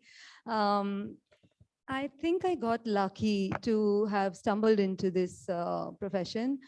I used to sketch, and there was a fashion contest to which I sent my sketches. I was invited to showcase a fashion show. In my life, I had never made a single garment. I didn't even know what a meter of fabric was. But you know how excited you get when you hear the word fashion itself? That's what happened to me. Somehow I managed a tailor, I managed some stuff, and that was the start of where I am today, 6,000 rupees and 6 garments. And if I may say so, that 6,000 rupees journey up to today, it's all my own. So I won that contest, and then some stores started noticing me, and it was one thing after the other.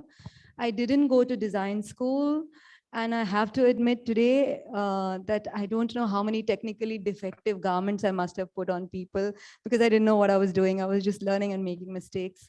So from one store into another store, from one tailor to like 5 tailors and then 10, it was an organic move.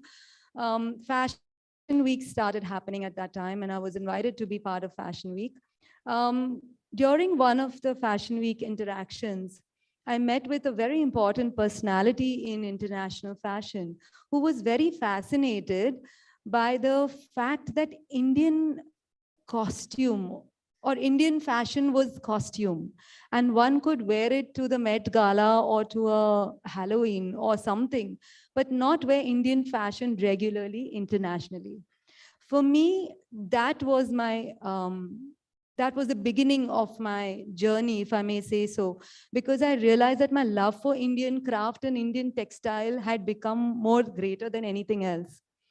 I think I must have put together every ounce of courage in my body, and I did something which I could have been slaughtered for. I took the Indian sari and I cut it up and I put that with pants. It was the gutsy move because nobody at that point of time was messing around with the Indian sari, which was more than anything else to all of us in terms of our culture and who we were.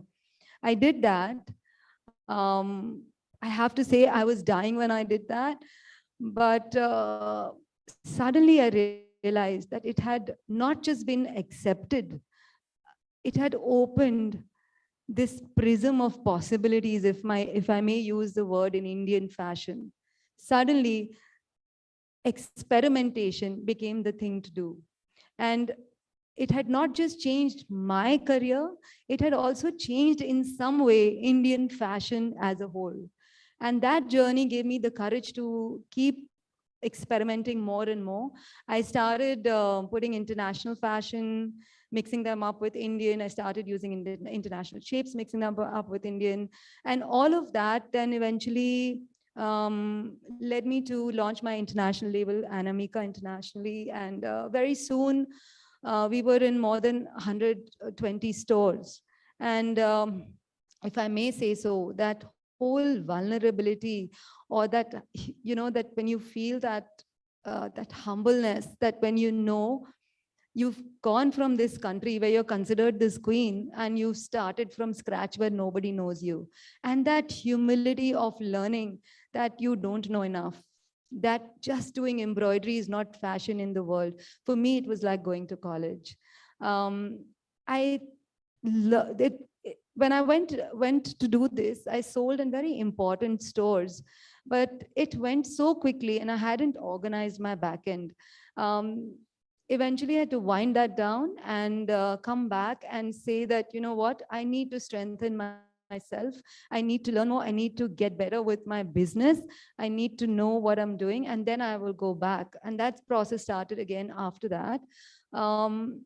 In the meantime, more stores, more people, more shows, different events just kept happening. But I have to say that in this entire journey, I go to sleep every day and I wake up with a new dream. And every day I dream, what is the next new thing? And that's where my journey keeps continuing. And that's where I am today, that what is it going to be tomorrow?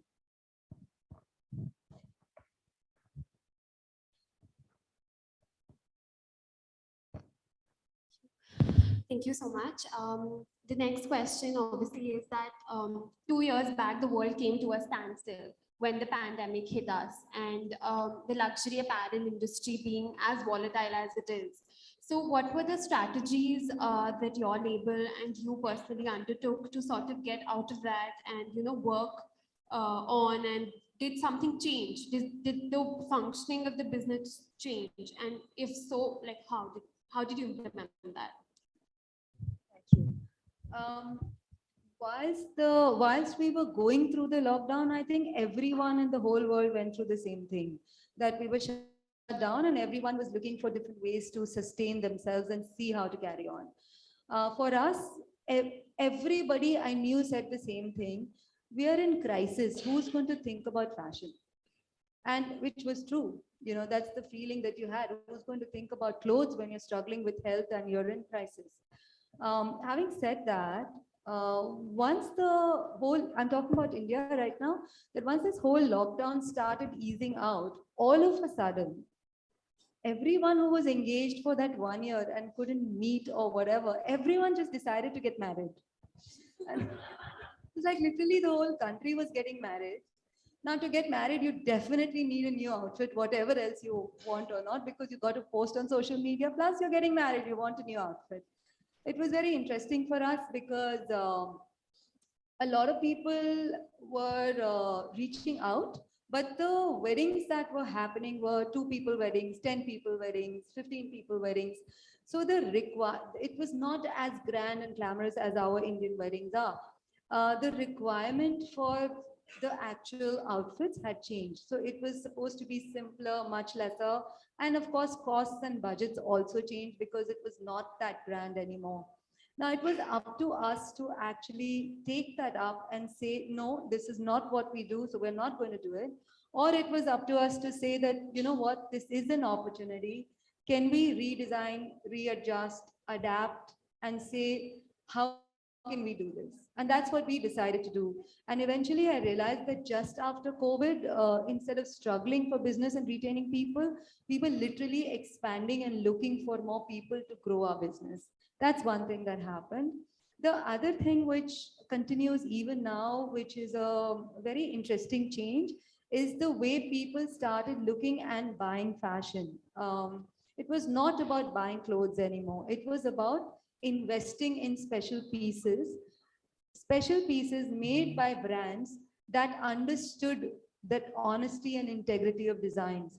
Now customers wanted to know our stories, how we made those products, why we made them, how much were we sustainable, what were we going to do for the environment, what is our carbon footprint. All these questions have become really important questions before we do anything else. That was the other change that has taken place.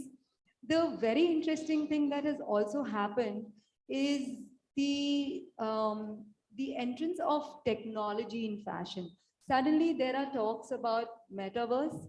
There are really big brands that are collaborating with gaming companies and getting into NFTs. There is virtual try-ons going on. There is cryptocurrency being used by accepted by brands like Gucci. So there's like this big upheaval. In any case, fashion industry is about change. So every single time the world changes, we change in every possible way. Thank you so much, ma'am. So a few years back, you experienced a health setback. So post that, what gave you the motivation and strength to come out of it? This is a really personal space that I'm going to delve into. I think I just took myself for granted. I took my mind for granted.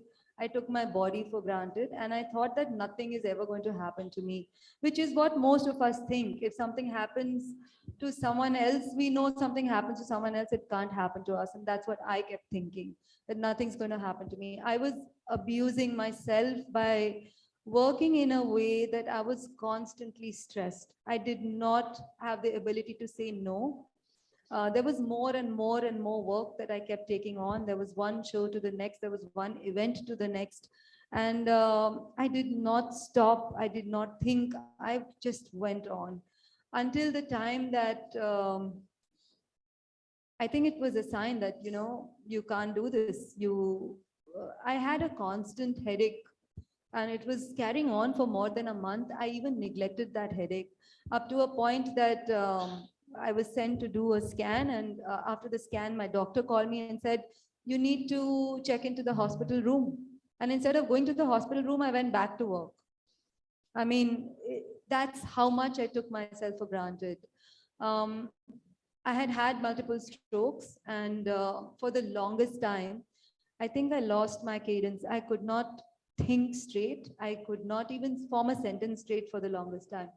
And at that point, I felt that I had lost what I lived for, which was design, and I couldn't design anymore, and it had been taken away from me. If I may say so, that I have been fortunate enough to get a second chance in life and to move slowly. As I started coming out of it, I was also very fortunate to be surrounded with love, and the amount of people around me who supported me and loved me was quite incredible. But this journey was my journey alone. I had done this to myself, and it was up to me to come out of it, to fight back, or to let it go. And the love of design plus this responsibility with my boys and my family and all my friends around me, I just felt that there is no way that I'm not going to fight back. It was a huge fight. It was a struggle, but when I went back, I also went with that freedom that I had nothing to lose and I could start from scratch again. And there was not anyone who was going to judge me. That was one thing.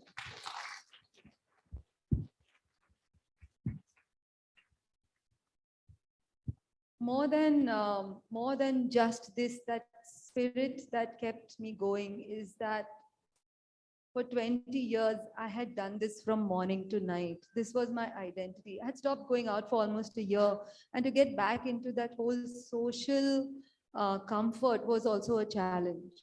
Everything was a challenge. For me to talk to anybody, to make a conversation was a challenge. To come out of it one day at a time, I do get emotional when I say this, but I realized what I had done to myself. I worked in a way that I shouldn't have. And today, I possibly do 5 times more than what I did these few years ago. Interestingly, I found my joy with what I do. I work without stress and with the spirit that what's going to happen. I'm going to give this my best. What's going to happen? And that's what keeps me going. For example, in July, we did almost the impossible. We did 3 very major showings. In a year, a designer can do 2 shows, 3 shows maximum. Every 10 days, we did a show. And the best part was that I was having fun. I'll just give you a small example. A couple of years ago, if I was invited here to speak, I would be this stressed out person. Oh my God, I have to go there, I have to speak. I don't have the time, my whole day will go. I'll have to take a flight and blah, blah, blah. I would just carry on. Today, I've come here with this spirit, just looking forward to interaction, looking forward to make new friends, looking forward to chatting, looking forward to sharing with everyone and just loving being here. So that's the difference that I have made to myself, because I've started taking out time for myself. I've started looking after my mind, my health, and my body, knowing that it's not going to happen if I don't have my health.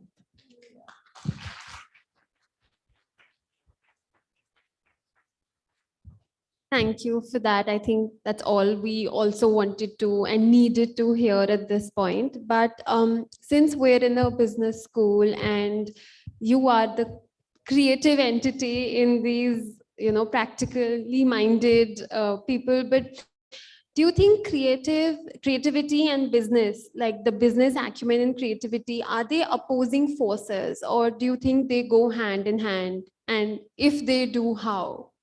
I don't know if I should answer this question honestly, because you might throw me out of a business school really soon. See, the truth is, if you're a creative person, business becomes a demon in your head. But like for me, if somebody brings me accounts, I start sketching. I mean, that's the reality of my life. Having said that, I do run a business. I have more than 2,500 people associated with us. I've made a lot of mistakes. I've been cheated very many times because I didn't know what I was doing. It is extremely important to know what's going on. That doesn't mean you have to do it yourself. There are better people who know better than what you do. It's always easier to get them to do this job. But if you don't know your business, how are you going to grow that business? How are you going to live that business? How are you going to do what you do? Because fashion itself is not just about designing. Fashion itself is about running this whole industry where you're supporting people, where they are working for you. A lot of them are not even educated. Besides that, you need to be like this marketing person who knows what they are doing. More than that, you need to be on top of the game because you need to reinvent and change every day. Above that, you got to pay your bills. I was just sharing with some of you here that GST is an important part of this business. I still can't figure it out for the life of me. That doesn't mean that I'm not going to do it. I'm going to get it done. So I need to at least know what's going on. So yeah, it has to go hand in hand. But it doesn't need to become this demon on your head. If you're the creative person, then that's your priority and that's your strong point. That will lead to everything else. That's what happens to me, I think. I've surrounded myself with people who will empower me to design more and do the other things. So the luxury fashion apparel industry is as volatile as it gets. So, we have new incumbents coming and, what does your label and AKOK do to sort of stay relevant in the industry? I'm going to take a minute and go back to AKOK, which is our ready-to-wear label. While I was in hospital, there was always a thought that there must be a ready-to-wear label that we start and something unique because there's this gap in the market and there's a very big need for it. So while I was in hospital and going through the lowest of my life, my boys had just come back from the States, and at one of the moments, I have twins, so I just say one of them, I don't know which one still, said that everything will be A-OK. A-OK is a term that, in America, they used it quite easily. And this was probably to reassure me on something. The other one said, suddenly, everything will be AK-OK. And then that started, which went back to saying that everything was AK-OK, everything will be AK-OK. And that conversation in the hospital literally started this brand AK-OK. And now our catch is everything is AK-OK because we use AK-OK as a lifestyle where we include everything, and we're also okay with everything the way you are. We accept you as it is. So that is something which actually came out of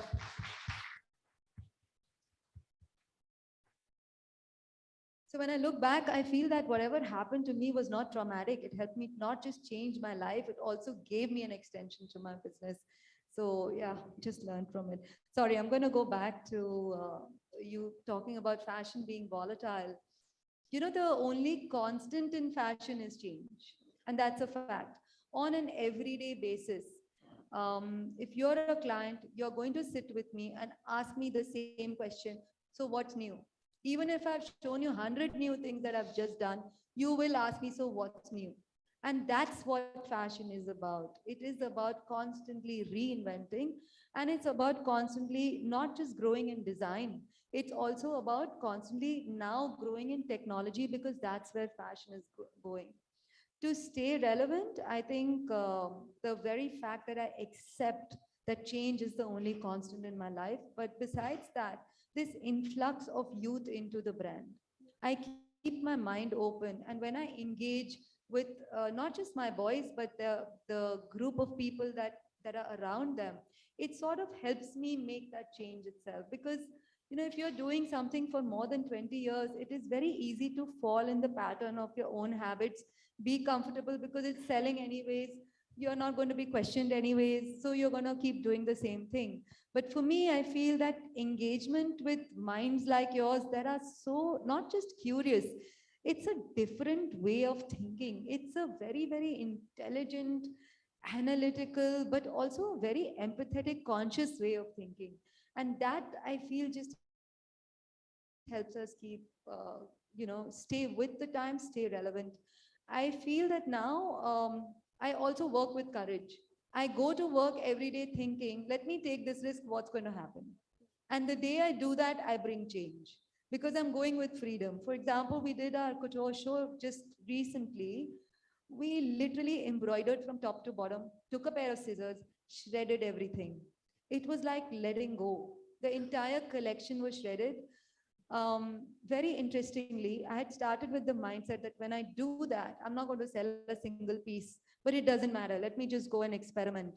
When I was shredding, it was almost like letting go of the past. It was almost like entering into something new. And very interestingly, the amount of orders I have on this collection just shows how ready for change we are. And that shows the dynamism of the fashion industry that we're in. People want change, they're ready for change. You give it to them, they are going to take it. Definitely. Thank you so much. And I am so sad to say this, but even I'm cutting my questions short at this point. But it was an amazing conversation, and we are so happy and honored and grateful that you graced us with these wise words. So thank you so much, ma'am. Thank you so much for having me. Thank you. Once again, thank you so much, Anamika ma'am and Shivangini. That was truly an inspiring conversation about the fusion of fashion, success of building your own label, and also learning in the face of adversity. I would like to invite Ritika and Abhinav to present a token of gratitude to Anamika ma'am and facilitate the signing of the ILS Prism.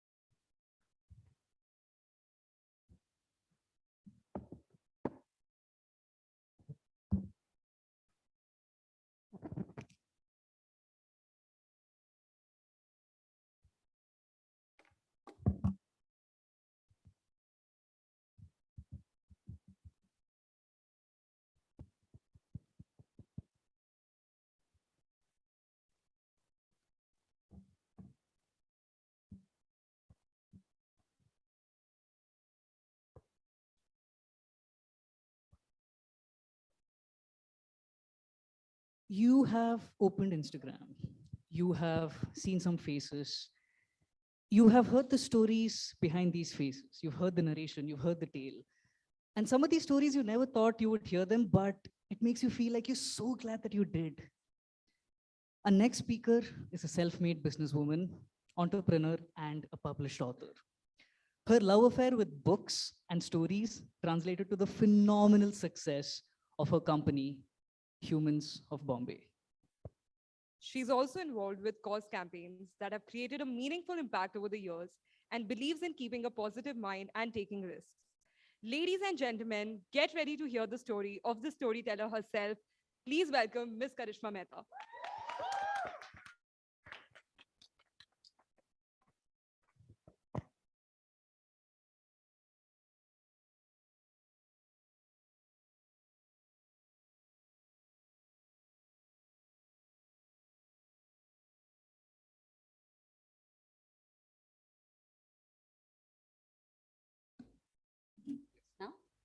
Hi everyone. Thank you for having me.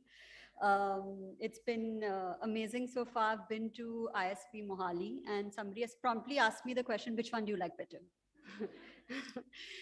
Not answering that question.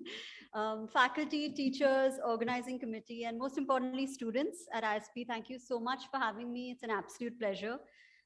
Let me begin by saying that the only real degree I have to my name is my undergraduate degree of industrial economics, which I've made close to negligible use of. But the one thing that did happen when I was in college that changed my life was that I stumbled upon Humans of New York and I fell in love. I would wait for the next story with bated breath. And as I immersed myself in the lives of people I didn't know halfway across the world, I wondered, Bombay is a world within worlds. There must be a Humans of Bombay. The only way to describe what happened next was acting upon a gut instinct. I went onto Facebook. There was no Instagram back then. I typed Humans of Bombay in the search bar and saw that there were no results. Without wasting a second, I blocked it on Facebook. I had no idea what I would do with it, but something told me I should. That's the first thing I can tell you about leadership, about success, that there are softer nuances that define your journey, something that cannot be taught, but can be honed. And throughout my life, I've studied all kinds of things. I'm a theater student. I've extensively studied history and English. I've seriously considered a career in theater and in law. But after college, when I was 21 and returned to Bombay with an industrial economics degree, I had no clue. I didn't want to work at a bank or a large corporate. So I did what, looking back, I feel was one of the best decisions of my life. I took a sabbatical. I read, I explored, and I wrote a lot. I initially wanted to start a magazine in which Humans of Bombay would just be a column. But when I went on that first shoot on Marine Drive, I was rejected several times. I approached strangers. I said, I have this college project. I just want to talk to you for 5 minutes. People in Bombay were like, who is this girl? And why are you being annoying? Just, like leave. But I kept at it. And the 10th person who actually spoke to me, 10th, 11th person who actually spoke to me was this really sweet old lady who was just sitting by the water, and she spoke to me for an hour in Bombay. And she lost her husband and told me the story about how she's getting back to work because she wants to kind of provide for her kids. There we were, two strangers having an intimate conversation with the twinkling queen's necklace in the backdrop. I fell in love again. And I made the decision then and there that telling stories of seemingly ordinary people was what I wanted to do. And so on Jan 28th, 2014, I launched Humans of Bombay on Facebook. By launched, I mean, I made a Facebook page and I made a logo on Microsoft Word. The first logo actually was just on Microsoft Word.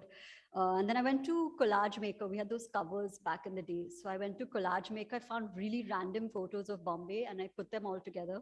I was so lazy that, at the bottom, it said made by Collage Maker. I could have cropped it, but I didn't even crop it. I was like, it's fine, whatever, who's going to read it? And that's how Humans of Bombay began. Since then, I think that the three things that I've spoken about, or I at least try to tell whoever asks me about starting out, I'd like to at least tell you about it now, is the first thing is that your gut never lies. Your instinct, that distinct feeling from within is undeniable. Hone that, use that.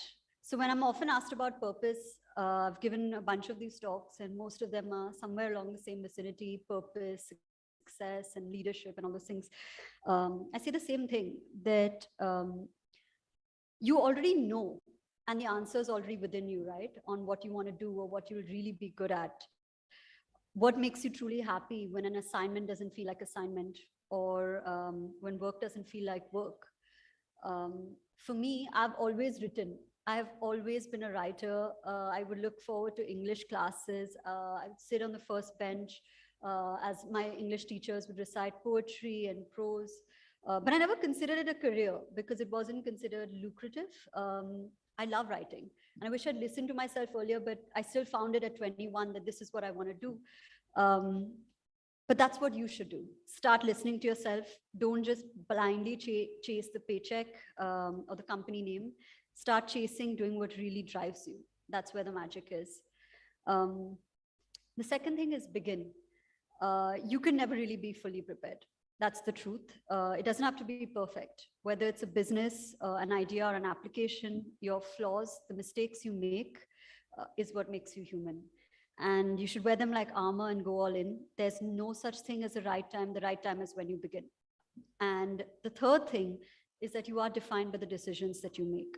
Your life today, the trajectory of your career is a combination of decisions, but no one in the world, not the best managers, not the best CEOs, make 100% correct decisions. But what you can learn is how to overcome the decisions that didn't work out, or let's call it failure, and bounce back.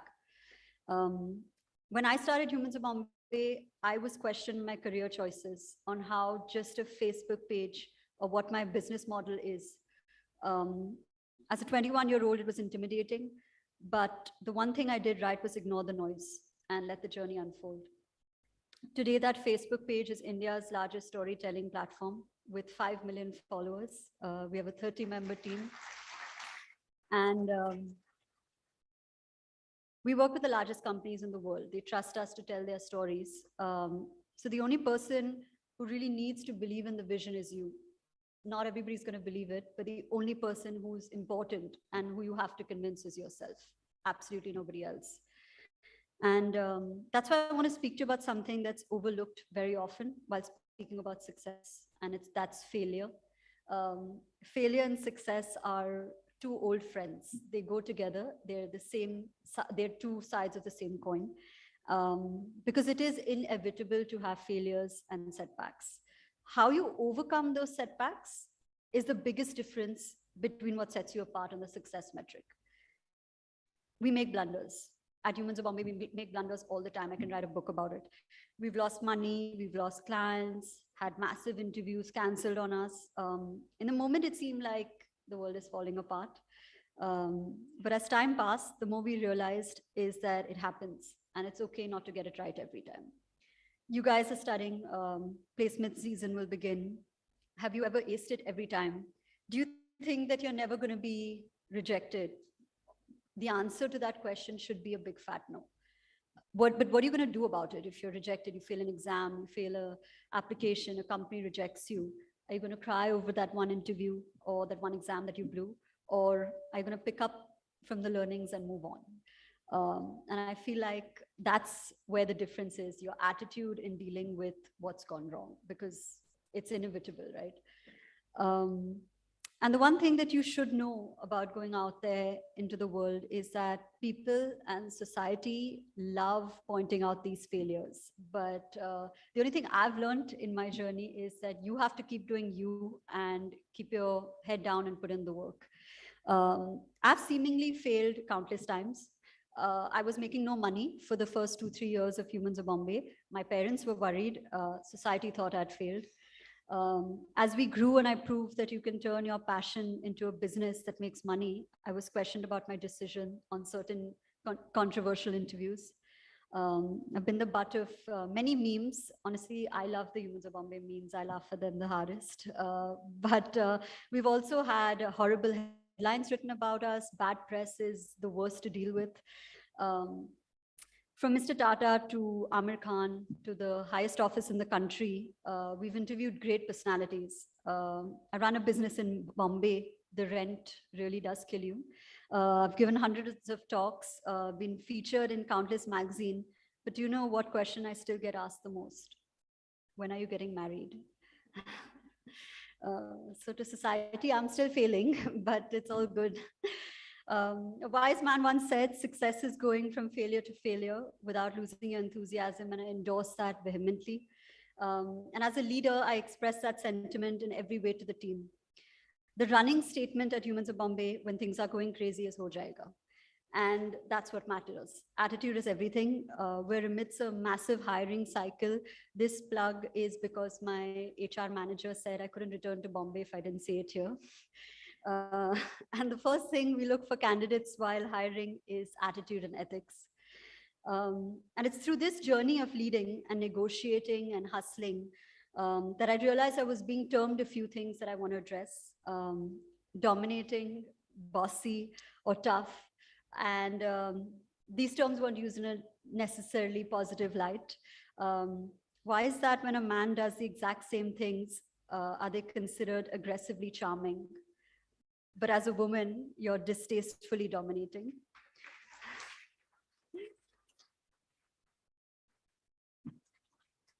So I decided to take this challenge head on. and wear these characteristics as a badge of honor with the hope that it makes a dent in the way the women are perceived in this world. Because it's being dominating that's led me to go from a blog to a business, from having thousands of followers to 5 million, from having no office to having a swanky 2,000 square foot office in Bombay, from having to chase celebrities to give me 30 minutes of their time to interviewing the Prime Minister. I could only do it because I vehemently refused to take no for an answer.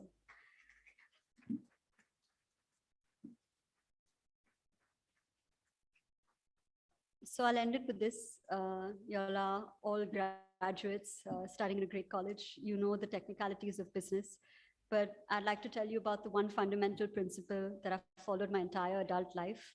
I can talk about it for hours, but I'll summarize it in 2 words. I can. I'm an author without any background in journalism. I run a business without an MBA, and I became a meme without becoming a celebrity. So if I can, you can. Thank you. Are we taking questions? Thank you, Karishma. Thank you so much. We have so much to learn from your unwavering spirit. I think my biggest takeaway is how you face failure head on. Thank you, Karishma. Thank you so much for that. Now, curiosity always stems after hearing a good story. Let's now open the floor to some questions from the audience to Karishma. You could raise your hands if you have a question. Yes, we have one question there. Go on, one mic, please.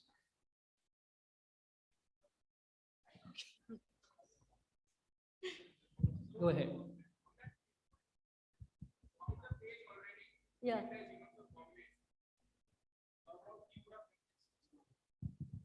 Or maybe it wouldn't have happened. Maybe it was something else, but I guess it was written. Yeah. I've never had a plan. So even after I came back from college, I literally had no plan. People are like, you have a plan, you have a business plan. I didn't have any such thing. I was thoroughly confused. That's the only honest way to say it. Like for the longest time, I wanted to do Broadway. I wanted to do theater. I wasn't allowed to do it. So I very honestly, when I came back, I just decided that I'm not going to do anything. I'm just going to figure it out because my friends back in college were either getting a master's or they were getting 6-figure jobs. And I didn't even know what I want to master. So I was like, let me just take a step back and figure out what I want to do. And then I guess when I took that step back, a lot of answers came to me.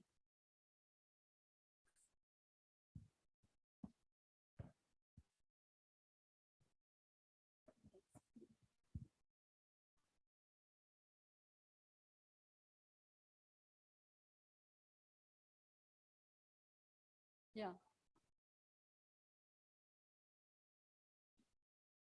Yeah.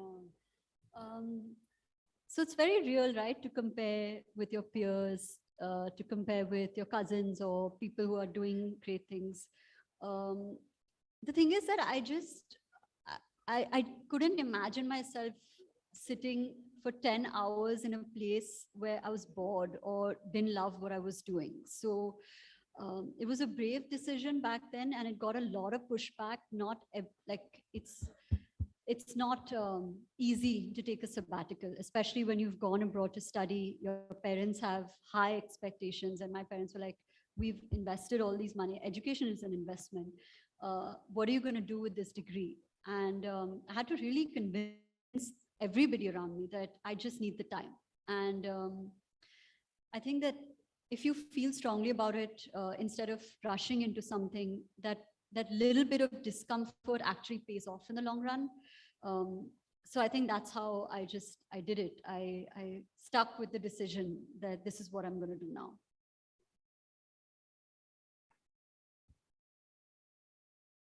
Hello. Hi, Karishma. Hi, where? Here, on the left. There's so many people. Right, Oh, hi. right. Okay. Now that Humans of Bombay is such a huge page, you're not like, I mean, there are people willing to submit their stories now, right? You're not searching as hard for a story as you probably would have when you started out. Yeah. So one, how do you decide which story you want to post? And the other one I want to ask is, are there any stories that you feel are very disingenuous? And How do you? The second question is? Do you feel like there are certain stories that are disingenuine just to get featured and That or aren't as genuine. yeah, aren't as genuine? Yeah. Okay, first question. So first of all, we now have like a 30-person team. So I actually don't make very many of the decisions. So we have a great sub-editor who decides, but we get inundated with emails. We have like thousands of emails a day on DMs, on emails saying this is our story. I guess it's just, we try to see as many emails as possible, reply. Everybody does have a story.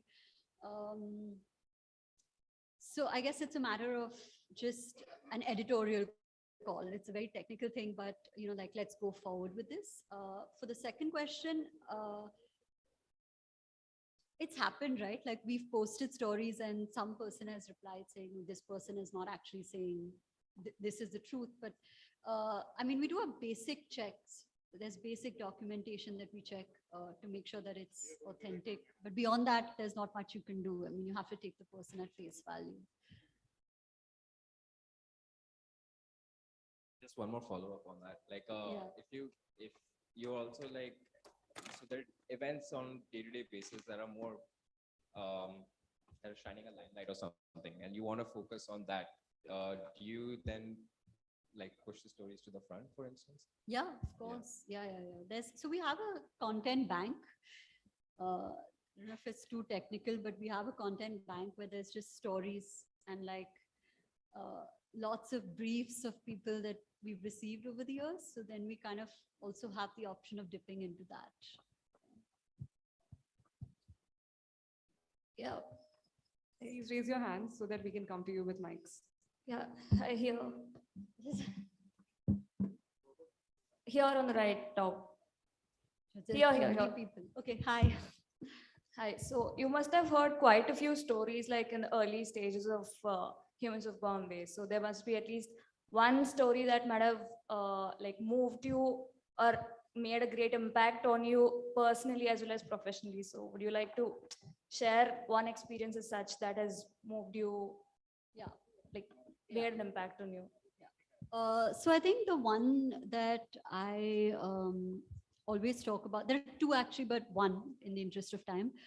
There was a story of Ali Bhatt. He was a Kashmiri man who was wrongfully imprisoned for 23 years of his life. So there was no proof, there was no evidence, but he was just stuck in this legal loop of being kind of categorized for a crime that he did not commit. And it was in jail that he lost his entire youth. He lost the love of his life. His parents passed away, so he was orphaned in jail. And then he was released. One fine day, he was released, and not a rupee in compensation for 23 years in jail. So when I heard that story, it was shocking to me on many levels that this can still happen in India or anywhere in the world for that matter. And we told his story over 6 parts, and we ended up raising 23 lakhs for the 23 years that he spent in jail.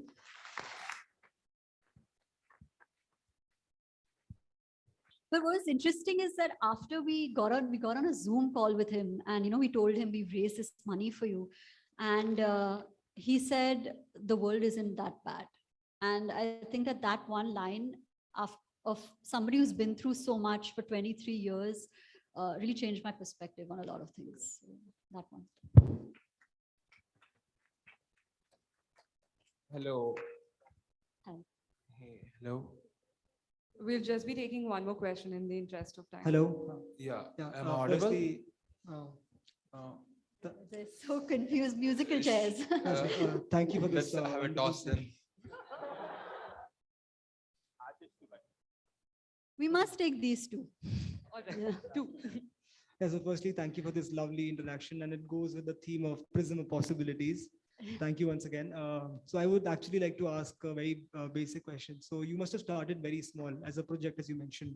Yeah. So what was the journey in the very beginning of it? What was those basic checks or basic things that you did to get traction? Because we are also running this initiative called Humans of MBA. Yeah. So how was the initial journey in the very beginning?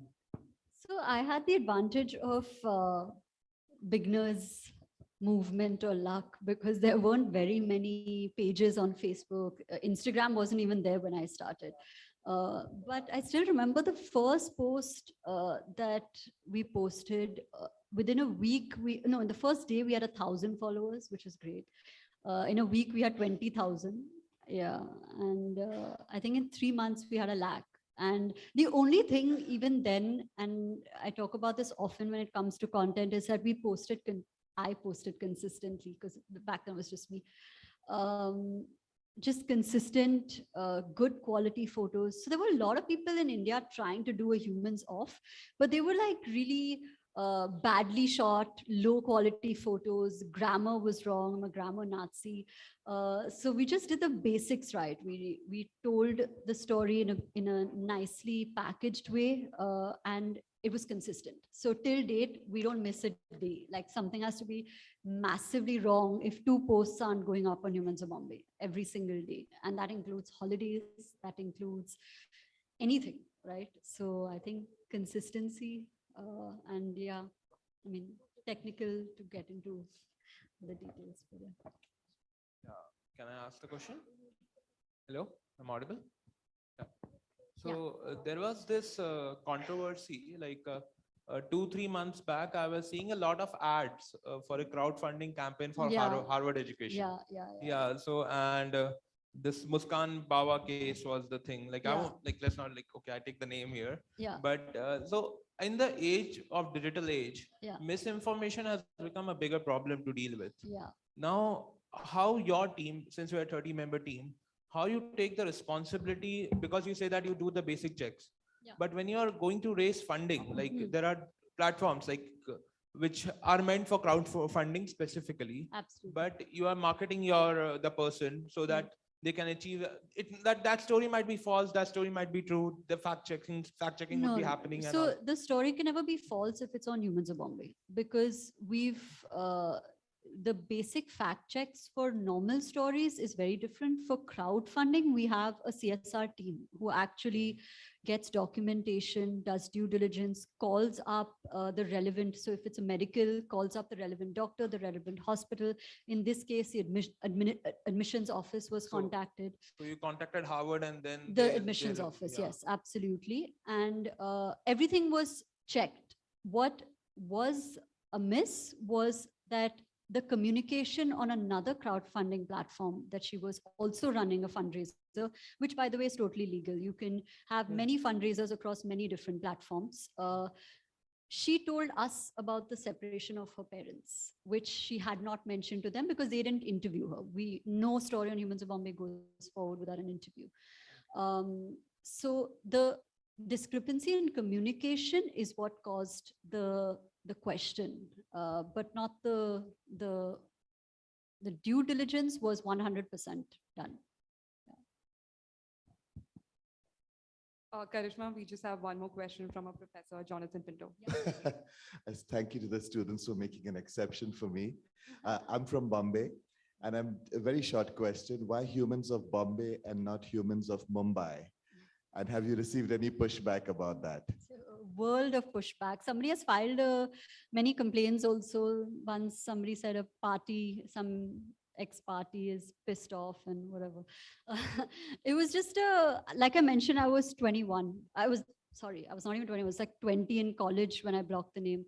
Bombay just felt closer to home. So yeah, like I still can't say Mumbai. I still say Bombay. But yeah, there's been a lot of pushback. Every once in a while, somebody say the name is changed to Mumbai. I didn't know. Yeah. Thank you, Karishma, and thank you everyone for your questions. Thank you. Thank you so much. I would now like to call Nirusha and Praneeth from the cohort to offer a token of thanks and facilitate the Prism signing.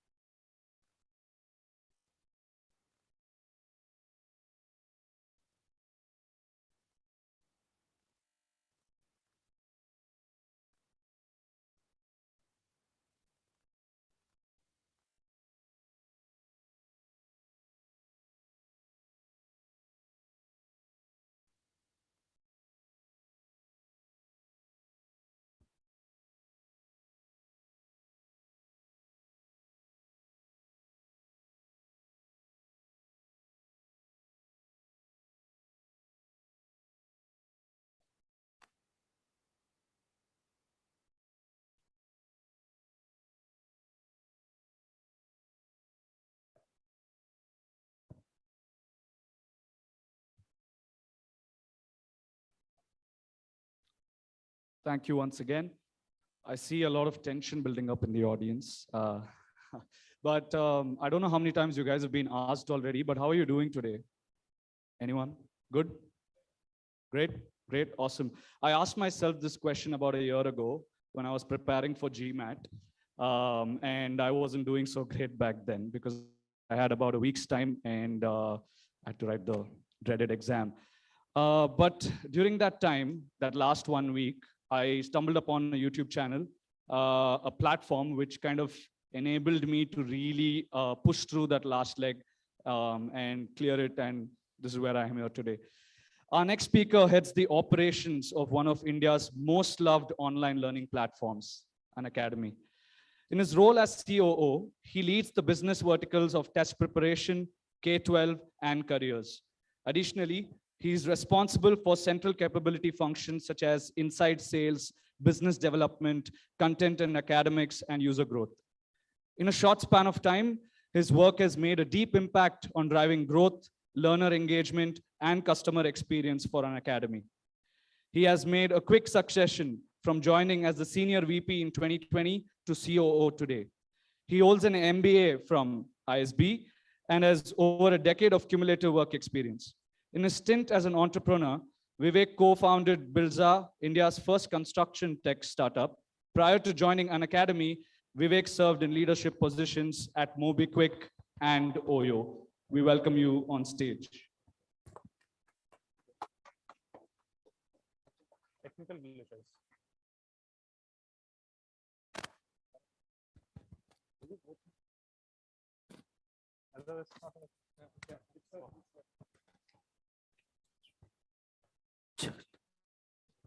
Just a moment.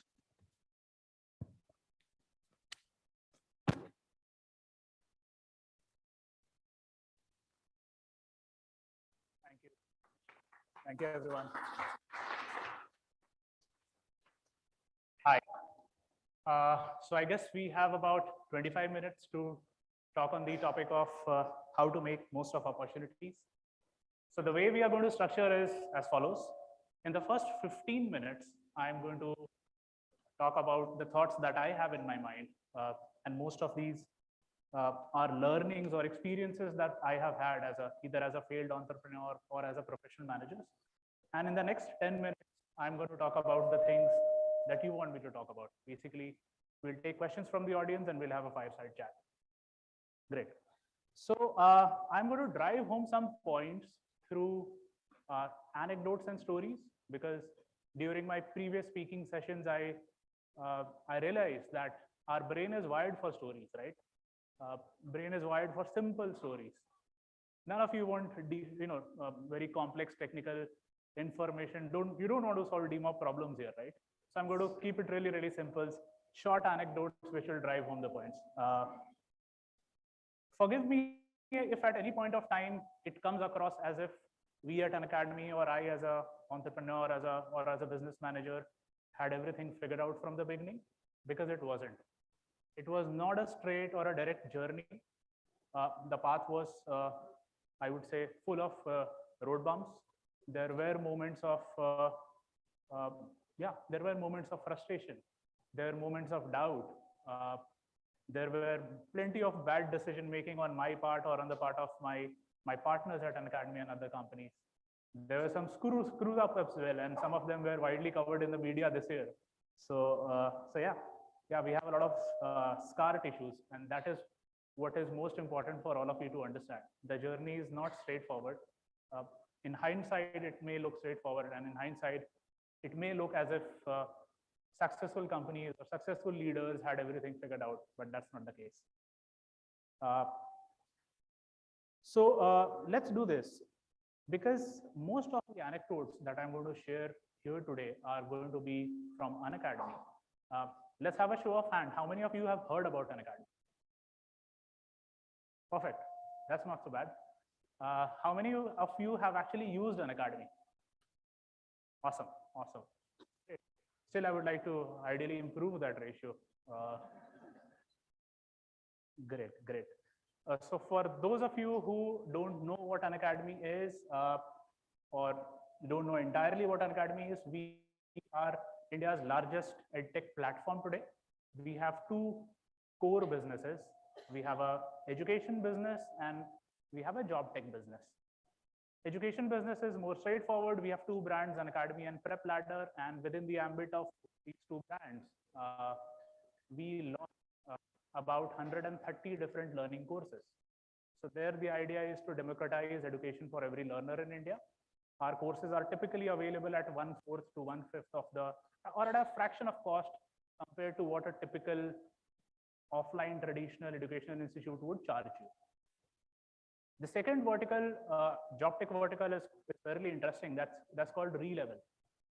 So at re-level, we believe that credentialing should have nothing to do with what degrees or what certifications you have. Credentialing should be about how good are you at a particular skill set. So for example, in order to crack a data analytics job, it should not matter whether you have a certification or a degree in data analytics or not. The only thing that should matter is how good you are at that specific, let's say, skill set or trade. We believe that colleges are not doing a great job in credentialing. They are not, let's say, they're not producing candidates who are industry ready, and hence re-level is out there to disrupt colleges. Okay, saying that we are out there to disrupt colleges and colleges are not doing a great job is probably not the most politically correct statement to make here at the ISB Leadership Summit. So let me qualify it by saying that most of the colleges are probably not doing a great job. ISB, of course, is doing a great job. And you guys just keep solving your DMA problems and everything will fall in place. You'll kill it in the boardrooms. So yeah. So going back to the point, we are going to now talk about the things that we learned, the journey of building an academy and my journey of building my career over the last 15 years. But some of people in the audience are already taking notes on their iPads and notepads. So you already know who are going to make it to the dean list, right? Studio students. Okay. Now, this has been my most important learning, and probably this comes with experience, this comes with failure. Be humble and be grateful. See, to put things into context, I learned it, and I learned it the hard way, that there are better people out there, people smarter than us, people smarter than you, people more hardworking, more capable than you and me. But those people are not sitting here in the KIMC auditorium or at ISB, right? And many of them are not here on the podium. So be grateful for the opportunities that you have been given. Be grateful to God. Or if you are an atheist, be grateful to science, or probably be grateful to the work of other people that has brought you here. I'm sharing you a short story with you. So the picture that you see on the slide is a person called Brotin Mandal. So he was an academy learner, comes from West Bengal, not from a metro or a tier 1 or a tier 2 city. He comes from a very small village in a place called Noida. I had not heard about Noida before I heard about Brotin Mandal. Anyway, so this guy cracked AIR 18. I visited his house. His father earns less than the minimum wages actually, or almost the minimum wages. Stays in a not pakka house of just one room with a family of 5, right? And this guy was able to crack, right? This guy was able to crack what is supposedly the toughest exam in India. And the zeal still hasn't gone. I mean, even after joining NIT, this guy is actually fighting it out. So when you look at stories like this, it makes you believe that all of us are privileged, in fact, or many of us are privileged in our own way. And I don't even have to take you through rags to riches stories or such drastic stories. I'll narrate a story that I experienced here at ISB. So there was a phase when I wasn't doing so well in academics here at ISB.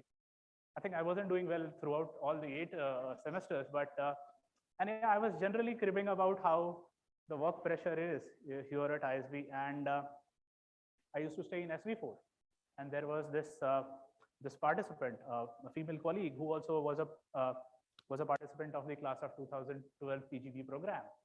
So she came to campus with a 4-year-old child, and during the 1-year course, she delivered her second child in the campus. And if I'm not wrong, she had a 3.6 GPA in the ISB course, right?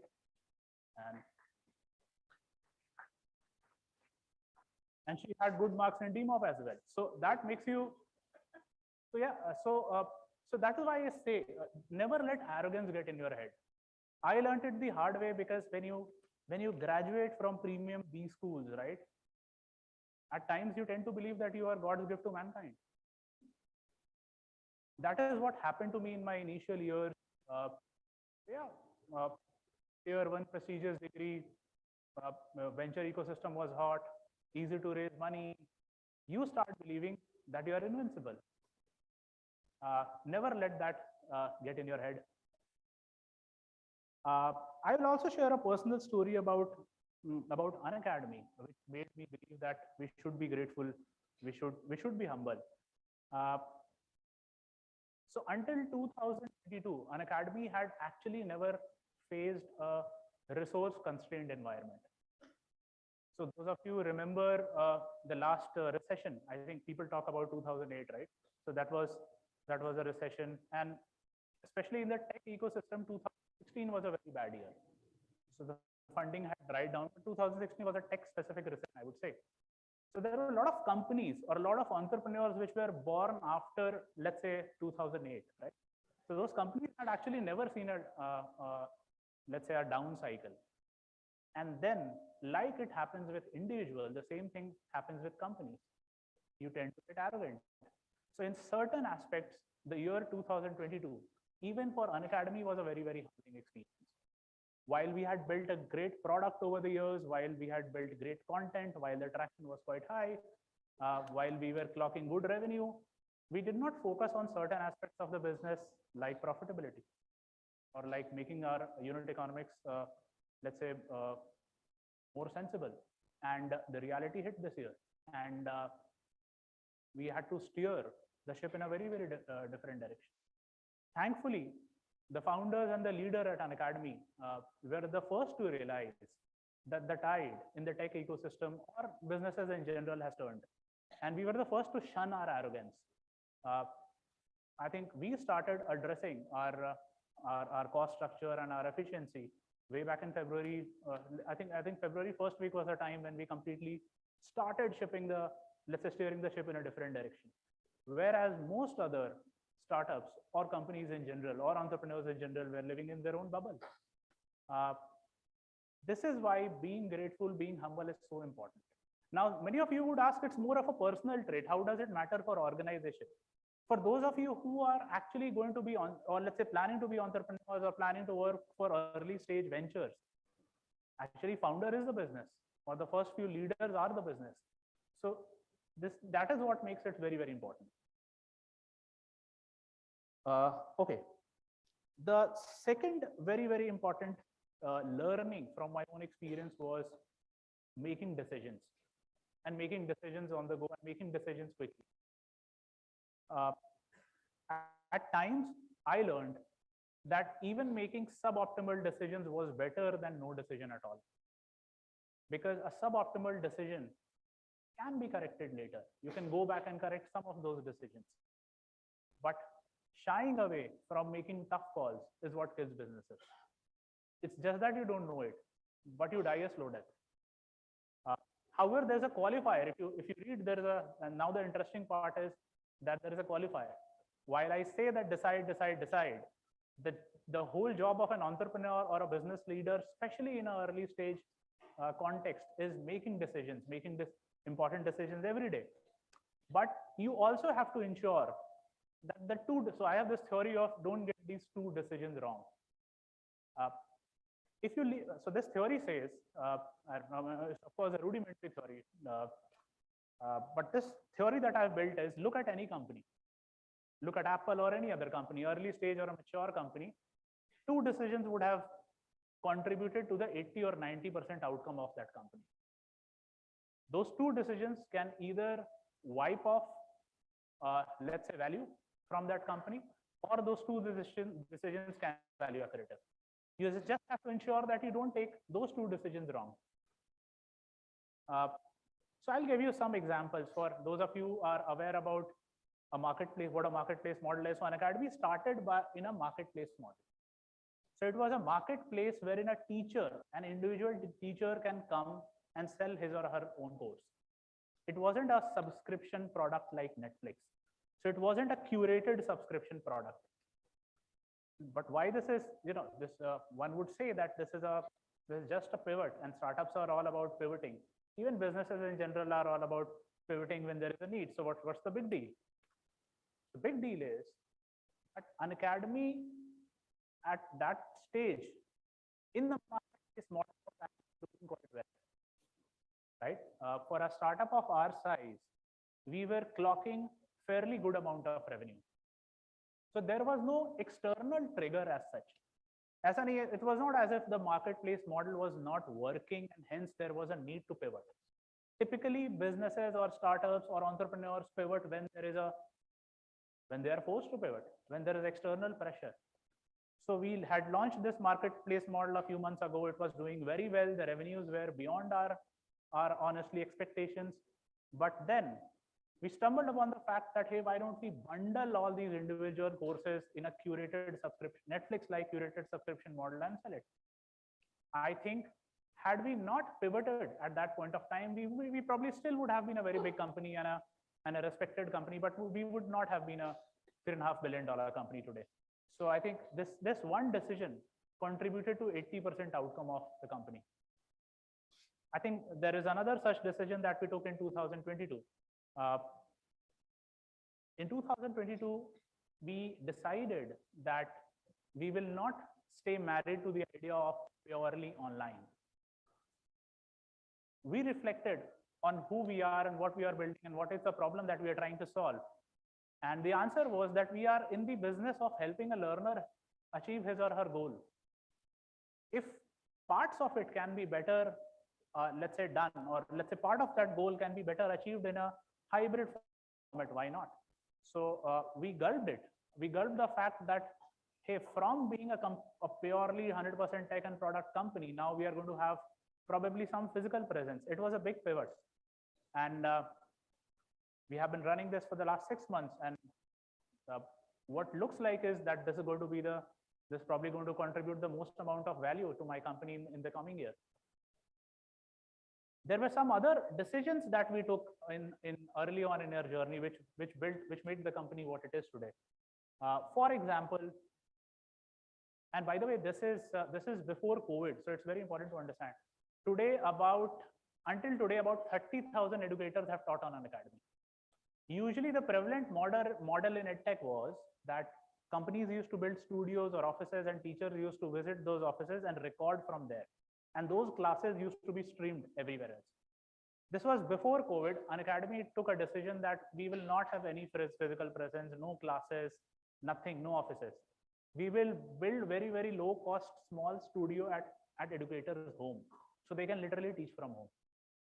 When COVID hit in 2020, every offline education player or every online education player, all of them were struggling on how to cope up with COVID, right? It took them 2 or 3 months to respond. Unacademy was always COVID ready because all my teachers, all 3,500 educators at that point of time in March 2020, they were all teaching from their homes. So this one decision that we took actually gave us a head start compared to many other edtech companies that existed at that point of time. I'll give you another example of making a bold decision. Again, and this is again from March 2020. By the way, I'm let's say spending time on March 2020 because in March 2020 there are about 10 edtech companies in India of our size. If you think about where they are today, half of them don't exist, and those who exist, they are nowhere close to what we are. So there were 2 decisions that give us a huge head start that leapfrogged us into a 3x unicorn, whereas most of our peers with almost similar ideas, almost similar space, were either not able to survive or not able to scale. This was one. And the other decision was, we were a very humble company in March 2020. So there was an annual budget and we had an annual marketing budget. In March first week, we decided that we are going to spend that entire year's marketing budget in one single month. Because there was a call with the stakeholders of the company. And we thought, and this is first week of March, we thought there was a voice in the room that said that, hey, this is 100x bigger than Big Billion Day. And this is only going to come once in a lifetime. Entire year's marketing budget invested in one particular month. That was a very bold call back then. Had it backfired, probably we would have been one of the companies that died. But what it did for us is, COVID was an external event, like demonetization was an event for fintech companies. What made Paytm, or why the reason why Paytm became so big is they were always ready with a mom and pop shop, let's say QR payment. Even this was even before demonetization. So we thought that this is once in a lifetime event for us. Let's put everything on, let's go all in, let's put everything on the table. Some other edtech companies shied from doing that because it was a very bold decision, right? That gave us such huge amount of traction that no other edtech company at that point of time, which was, let's say, our peers, today they don't exist. And even some of them exist, but they have become irrelevant. Yeah.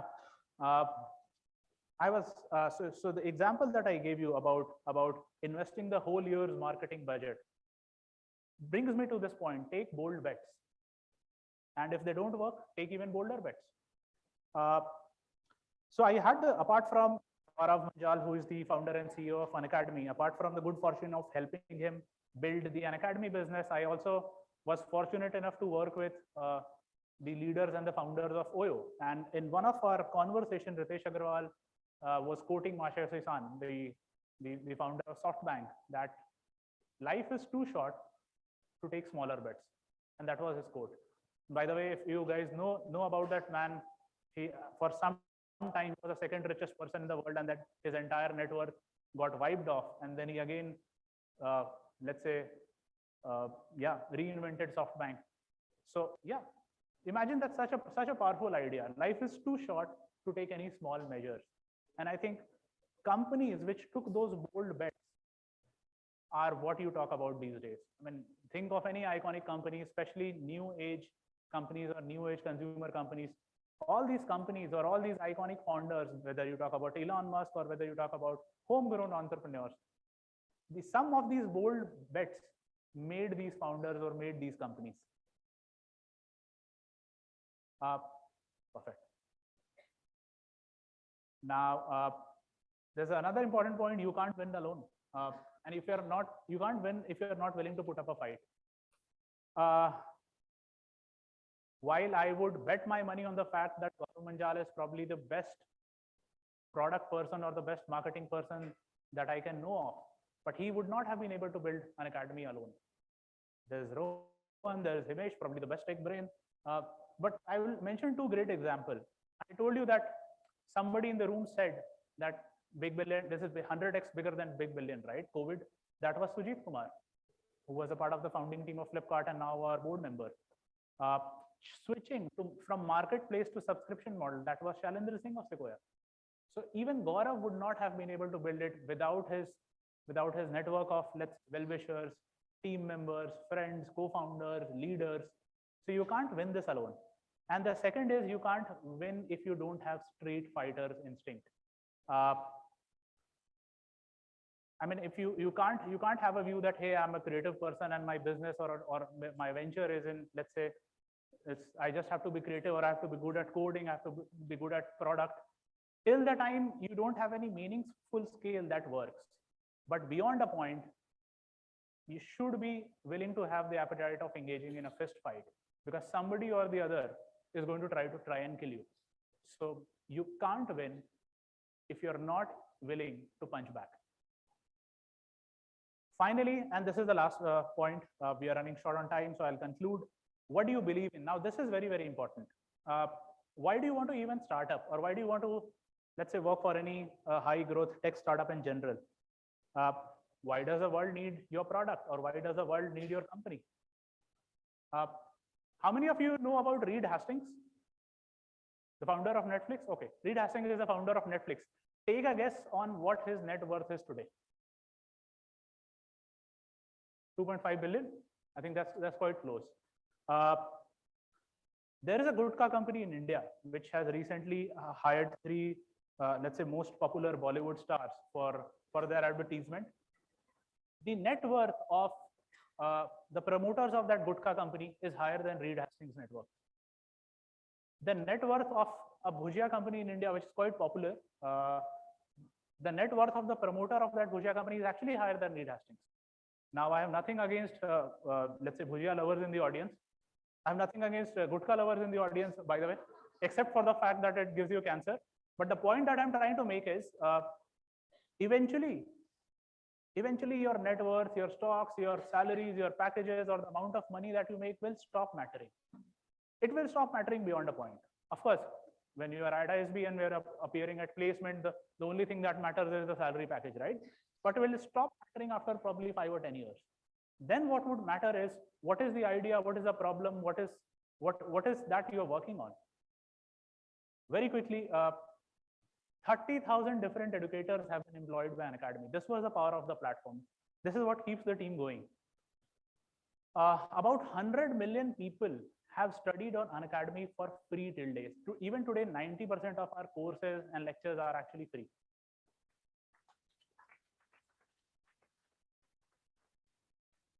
About 100 billion minutes of content has been uploaded on the internet by Unacademy for free. 100 billion watch minutes is 1 lakh year worth of content.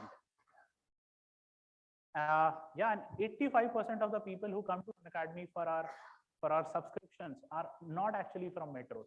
These are people from tier 1, tier 2, or even villages. These are people like Brotin Mandal who never had the resources like we had, right? Who could have never come to metros. So this is what keeps the team going. Yeah, and re-level, I'll probably not, this is a touchy topic so about disrupting colleges, so I will skip it. Yeah, so that was all from my side. Happy to answer any questions except the ones that make me uncomfortable. Thank you so much, sir. Sorry, because of lack of time, we'll not be able to take Q&A. And I'm sure everyone of us have a lot to take from, how to make most of the opportunities. So give it up for Mr. Vivek. I would like to request Sanand and Arpit to felicitate Mr. Vivek and facilitate the Prism signing.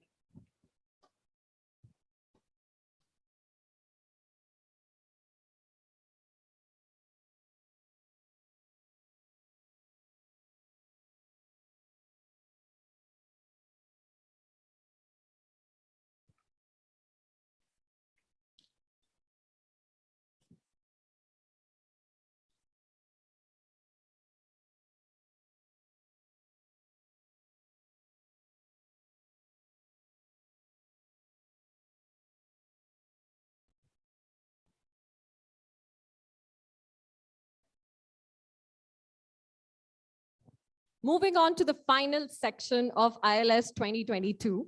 Our moderator for the session is Mr. Akshay Rathi, a film exhibitor and distributor with operations spread across central Indian states of Maharashtra, Madhya Pradesh, and Chhattisgarh. He is a pioneer in the process of consolidation of film exhibition by orchestrating a one-of-its-kind alliance between his own chain of single-screen cinemas with Cinepolis, one of the largest exhibition chains in the world. Apart from film exhibition and distribution, Mr. Rathi has business interests in FMCG distribution, education, and hospitality.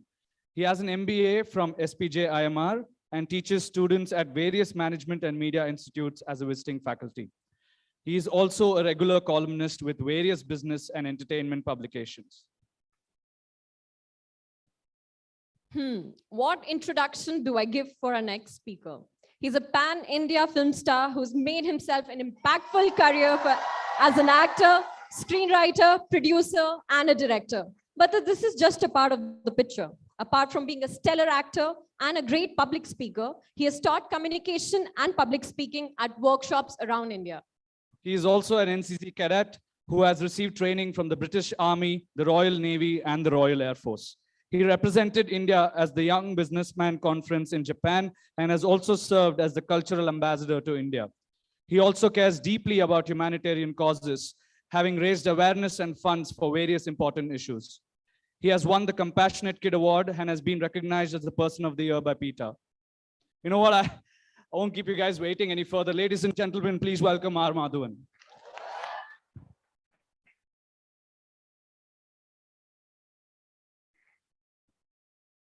Lol, joking. No, he's coming, just give us a minute. So that was anticlimactic. Good things take time. So I think just hold on to it and Mr. R. Madhavan will be with us.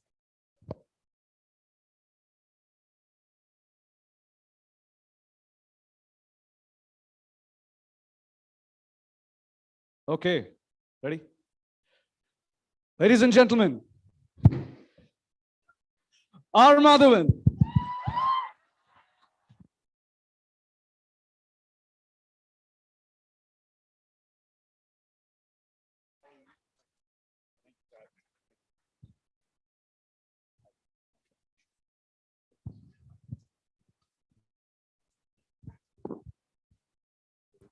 Lovely to see you guys.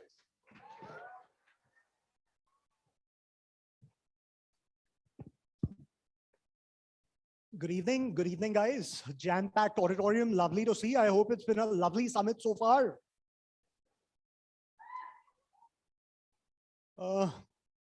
Can't thank Madhavan enough for being here among all of us. I don't think there can be a better climax, as we call it in the movies, to ILS than what we have today. The underlining theme of the summit today is Prism of Possibilities, right? So here's a guy who, when he was in his pushing his 40s, played a college-going kid, and when he was a little beyond 40, played an 80-year-old scientist who's among us in flesh and blood, both with equal elan. And after taking those punts or those risks, he can still go on and say all is well. So, Maddie, thank you again for being among us. Let's cut the chase loose and hit this. Prism of Possibilities, Maddie, and your career right through over the 2 decades as an actor and now as a filmmaker, producer, director, writer has certainly been full of possibilities that have been explored, untapped, and been turned into things that truly add to a great legacy. Let's actually speak, before we really speak about how the building was built, let's speak about the foundation, about the early years. Maddie, you come from a family that has absolutely nothing to do with the business of entertainment. Of course, while it's a sector that's very glamorized, that makes people, fall in love with the glam and the glitz of it. Back then, what was it that drew you to the possibility of being an actor?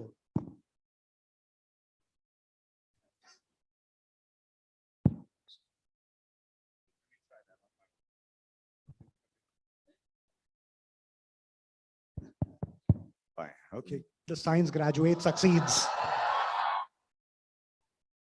I just wanted to answer his question with just one word and say money. That's. But I don't think that's a proper way to begin. So first of all, I'd like to tell you all that I'm thoroughly had no choice but to come here because Akshay Rathi possesses the most persuasive skills I've ever met in any individual. So if there's a large amount of film industry coming here and gracing your occasions, it's all thanks to him because he frightens you as an exhibitor. Thank you. I'm really privileged and very honored, and I'm very touched to see a rather packed hall. So the pressure is all on me, but let me just jump into it quickly and not make this into a technical affair. Let me start off with what I was lucky enough to garner a lot of life experiences before I became an actor. So while I was born as a South Indian, as a Tamilian, I was born and brought up in Bihar. So with Tamil, my Hindi was also an asset. Knowing how the Biharis live, knowing how the Tamilians live, all that, inadvertently was driving me towards the film industry because I realized much earlier on in my life that I would not be happy or even safe in a 9-to-5 job that requires me to go to the same place like my father did over and over again, do the same job, have the greatest amount of loyalty for Tata Steel and exhibit it. And, actually, if you go to any Tata Steel employee's house, even today, you'll see Jamshedji Nausharwanji's Tata's photo stuck over there with a mala. Am I right? Yeah, there you go. So that's what loyalty meant at that point of time. I had to get out of Jamshedpur, where I was born and brought up, because Jamshedpur, Bihar, anybody? Oh, all right, great. So I think the instinct to probably get into the film industry was born with my first ever desire as an individual. I remember I was 7 or 8 years old, and I used to watch Mr. Ratan Tata or Mr. Marusi Modi and the big wigs and big guns of Tata Steel. They'll walk into a room and they will have the ability to just draw everybody's attention to them.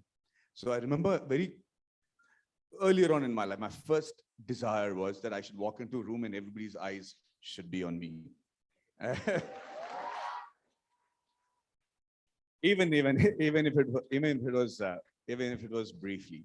So the second thing that I remember distinctly that was very important in my formative years is I got an opportunity to be an exchange student on behalf of Rotary, and I went to Canada as an exchange student, and I went to a place called Selector, which was a wild west. It is it's a cowboy country. I lived with cowboys. I'm a hardcore vegetarian, but I lived with families that slaughtered cows for a living. So all that was adharma for me. But what was the biggest adharma was, I was a basketball player, and I went into the school basketball team, and getting into the school basketball team was considered to be a huge achievement and especially for an Indian like me who was not even 6'2". I was, I think they kind of pitied me. So they said, he's working so hard, so let's go le lete. We went to play a match in the next town, and like it happens over there, in the next town, you play the match and then you come back to the boys' locker room and then you get into the shower, you have a shower and you go back and stay the night over there. My ordeal started when I had to go into the shower, because unlike what it is today, anybody who's played college sport will know that when you go to the men's shower, it is just one pillar with 6 shower heads around it. And all the boys go there like the God made them. And they take a shower together. It's the most normal thing for them to do. For me, the nervousness of playing the bloody game was not as much as having to go to that shower, being from this very, South Indian family where, you barely sit with, bare clothes. And now I had to walk in naked into the shower to have a shower. I did not know how I was going to muster up walking there.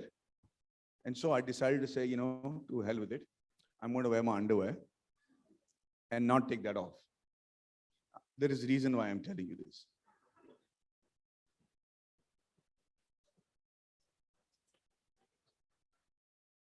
When I went into that shower wearing just my underwear, and the rest of them were not wearing anything, I cannot tell you how naked I felt.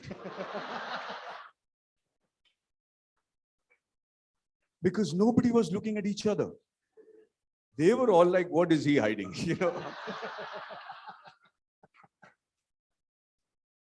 And I had to do that repetitively for 7 days.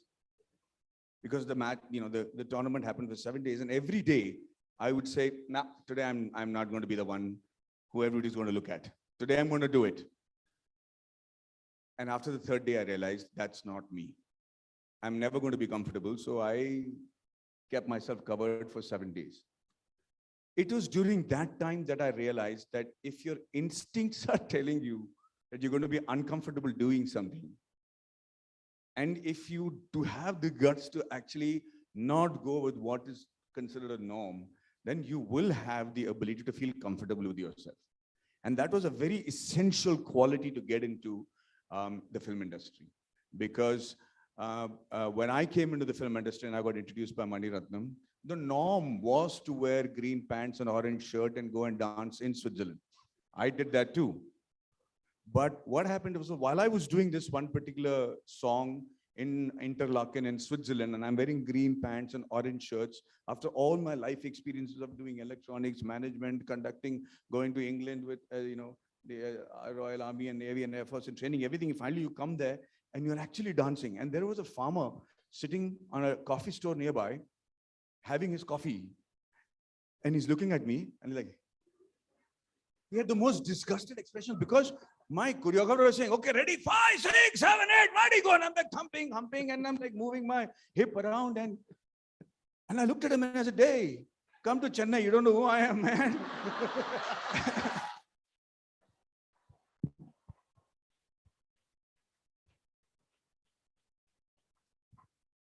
And that was a very crucial point in my life. You're saying, going with the topic, because I then suddenly had this out-of-body experience saying, what are you doing, Maddie?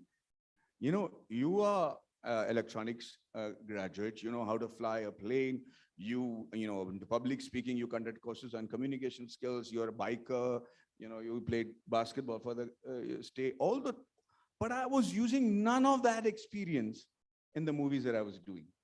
And it required the guts of having to wear that underwear in the basketball situation to actually come back, manifest myself and say, no, that is not me. Yaar. You don't put me in this pant and shirt and make me dance, because I realized that I have 16.5 left feet. I can't entertain the people with my dancing. So let me just wear my underwear, and started doing the kind of films that I thought I'll be able to entertain the people with. And that's why I was able to kind of get a foothold into the industry. It took a little while, it took a little bit of guts, but coming on to yourself and realizing who you are and what you're capable of doing and what your talents actually are made a huge impact in me having to sustain myself, having to start in a smaller way. It takes a lot of guts to actually take 2 steps down in the film industry. When everybody says that, out of sight is out of mind and you cannot take a sabbatical and you should, have one movie after the other, or people will think that you don't have a market. For me to take a sabbatical for 4 years, to reinvent myself and come back with a film like Sala Khudus or Arisetty took a lot of guts. And that's probably the instinct that I've relied on to stay alive and relevant in the industry. Got it. Maddie, 2 notions, right, which kind of got shattered early in your career. So back in the day when you started almost 2 decades ago, there was never, barring possibly you and Mr. Shah Rukh Khan, hardly any examples of people who did TV and also made it in a big way in films. And the second was this whole thing which now is coined as a pan-India star, but you're one guy who's been doing Hindi and Tamil and various other languages for a fair bit of while.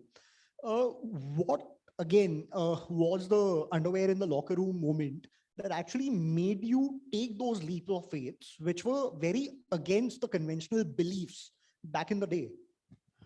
It's a very relevant question. So I question why the film industry by itself is called a film industry, because the rate of success of films is less than 7%. For every 100 films that are made, there's only 7% success. So there is no reason why one should actually look at it in the traditional industrial sense, which also means that every norm that is being created, every stereotype that is being talked about, or every rule that is being talked about is irrelevant till you're able to prove otherwise. So with Mr. Shah Rukh Khan, I remember when I joined the film industry, before that I had done 1,800 episodes on TV. And everybody in the film industry or the TV industry said, you're so overexposed, you'll never become a film actor. And I said, yeah, I never came to be an actor in the first place. I'm a very reluctant actor because I never came to Bombay to act. I've never been to an acting school or a direction school or anything to do academically as far as the entertainment industry is concerned. It just happened by the way. And then I ended up doing 1,800 episodes. And then they said, you're overexposed, you'll never do a film in your life. And then lo and behold, I got a call from Mani Ratnam. And I do a Tamil film. Now, when I do a Tamil film, they said they will never accept you in the Tamil industry because you're so fair and you're more of a North Indian guy. And they told me that you're doing a romantic film, you'll never be accepted as a romantic hero because they don't like married heroes. And so the publicity department came and told me, Maddie, when you do the press conference, of course, don't talk about your marriage. We know you got married just 6 months before the release of the film, Alai Payude, which is Sakhi in Tamil, Telugu. So they said, don't talk to the media and tell them you're married because the film will flop. So I went to Mani sir and I said, Mani sir, they're asking me to lie. So he's another guy. He said, like, do whatever you want. That's all he said. Do whatever you want. I think it was an insult to him saying that, just because a hero is married, Mani Ratnam's film is going to flop. That's not not a right picture. And so I went for the press conference and truly, like, hi media, how are you? Media guys. So truly, like all the media is expected to do, the first question that they asked me was, sir, I believe you're married and your wife is here and everything. Are you going to be confident that the film is going to do well and be accepted as a romantic audience, a romantic hero to the audience? And I said, at that point of time that, hey, listen, I've come here as an actor and I'm portraying a character. And I cannot, in my life, this woman who I'm married to, who is beside me, I cannot ignore her and pretend she doesn't exist, because I think that's really humiliating. So I'm really sorry that if I don't become a romantic hero, then it's fine. But I want to say that I want to take that risk at the risk of not having to disrespect my wife. Now that interview went like viral and there was immediate acceptance. And so that norm that traditionally married heroes won't work was completely broken. Similarly, when they said that, now you're a Tamil hero, you'll never be able to do Hindi films because you're so Tamil. And then Ranayatari Dilme happened and Three Idiots happened and Guru happened. And so that next myth got broken. Then they said that, what is a third thing? They also said that one film wonder, the first film didn't, and by the way, I don't know if you all know, but the Hindi remake of Cheli, which was Ranayatari Dilme, was a flop when it was released. I am the king of actors whose film posthumously becomes hits after they die in the theaters, Kannathal Muttamital, Anbe Sivam, all these were, huge disasters on when they release in theaters. So like Shah Rukh, who broke the norm and just worked his charm through, there was a lot of strength in accepting who I was, not adhering to the norms, because the facts were staring at my face saying nobody really knows. And so there's no harm in giving, take a tentative foot forward if you have to, but then once you find firm ground below that, take the leap. And that's always been my formula. Got it. And I guess the other area where the shackles were really shattered was, so here's the thing, right? For anybody who starts to succeed, the stereotypical way forward is to consolidate that success. And here's a scenario where you started off with a certain film. The first success always encourages you to try and repeat it or to try and build on it. But after that, you go on to play a college student in Three Idiots, a boxing coach in Sala Khadoos, a journalist in Guru, a rocket scientist in rocketry, and everything else that you've done. And ironically, the brilliance of an actor is defined by the versatility that he can bring to the table. And despite that, we don't see too many of them doing that and playing to what is perceived as their strength, which gets them early success. So what was the thought process behind trying to, to break the success that you just achieved and trying to reinvent a new success with every film or every project? I have a very insightful question. So, this is a formula that I've always followed, and I think it's worked for me in my management of my career. One is that, every time I have to take an important decision, I reascertain and ascertain the facts many times over and over again. The data, the facts, I go over it as many times as possible. Once I've done that, then I try to look beyond the obvious and see what the source of that data is. Where is it coming from? What is the intention behind the person who's giving me that data? Sometimes you hold people in high esteem, but it's not necessary that the information they give you and however much sincerity, that it actually bears resemblance to what you're looking for or has any impact on what you're trying to analyze. The third thing I always do is I make sure that the decision I'm about to take is looking beyond the obvious. What is the data that is in front and what is the reason that this data is being provided to you? And then I don't overthink it. I go to sleep on it. And more often than not, when you're sleeping, questions start popping up on your mind.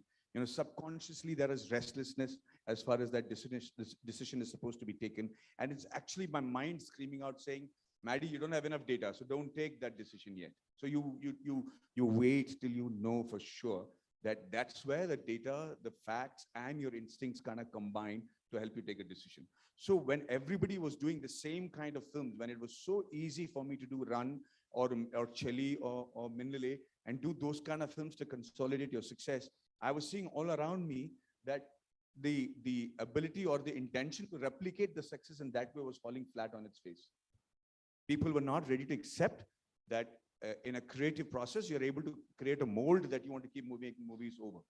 So that was the first thing that I analyzed and understood, that I needed to create a variety of stories and characters for me to work. The second thing is, I did not possess the ability to dance like some of my colleagues. They were extraordinary dancers and action people, and I have 15 and a half left feet here. So I did not want to dance. So I was trying to find avenues which I would be able to entice the audiences in. So when it comes to the barrage of roles that you're talking about, like I said in the beginning, my life experiences had been preparing me. So even though, for instance, it's a very interesting fact, in Rang De Basanti, I only had a 9-minute role as Captain Rathod. And that entire 9-minute role, I want to take a little time and tell you this. So Rakesh Om Prakash Mehra wanted me to play Siddharth's role in the beginning. And I was actually doing a film called Tambi, so I had long hair. I couldn't do that because they wanted me to cut my hair, grow my hair, look like Bhagat Singh and everything. So Amir said, you should do Captain Rathod's role. So I said, what is the role? And they explained the scenes to me.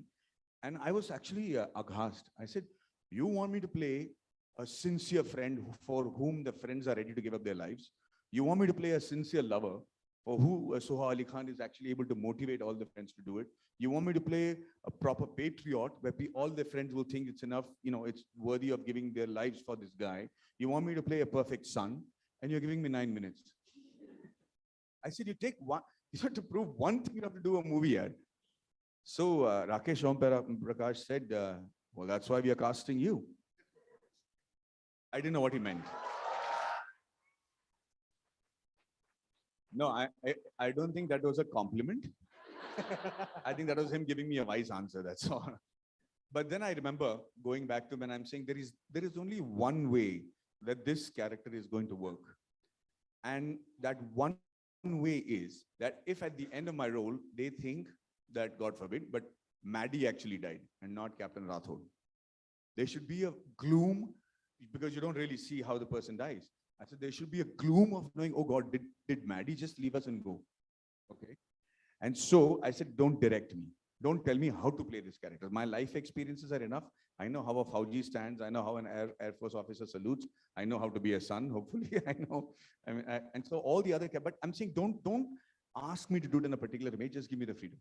So I was just being myself, the way I was talking, the way I was expressing the ideas. It was just the way I would do it.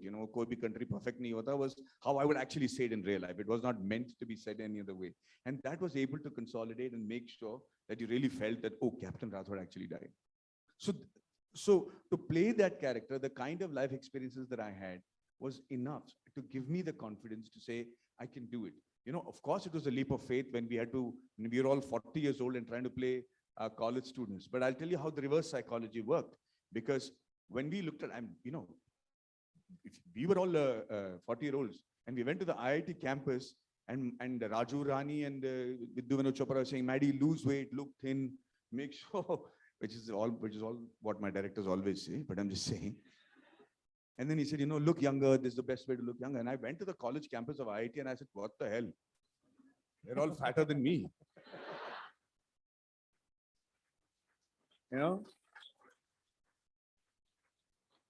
I said, I'm going to go clean shaven and I'm just going to be myself. And then we did that, Sharman, me and Amir. We just got clean shaven, got into the clothes, and we took a picture with the IIT students. And I can promise you, we were looking the youngest. Because those guys are all bearded, half of them already gone gray by the time they're 23. So it was really, it was an eye-opener. So, it wasn't difficult for people to swallow that we could be college students. And because it required us to play from college students to professionals at the end of it. So, looking beyond the obvious and dipping into your life experiences helped me confidently portray these roles. Right. And while there was that leap of faith or that brave attempt to go from TV to films, among the earliest actors to go back from films to home entertainment, among the earliest film actors that I can think of, you did Breathe, And then, of course, you did Decoupled, which I'm sure a lot of you have had a lot of fun watching. And there's more coming.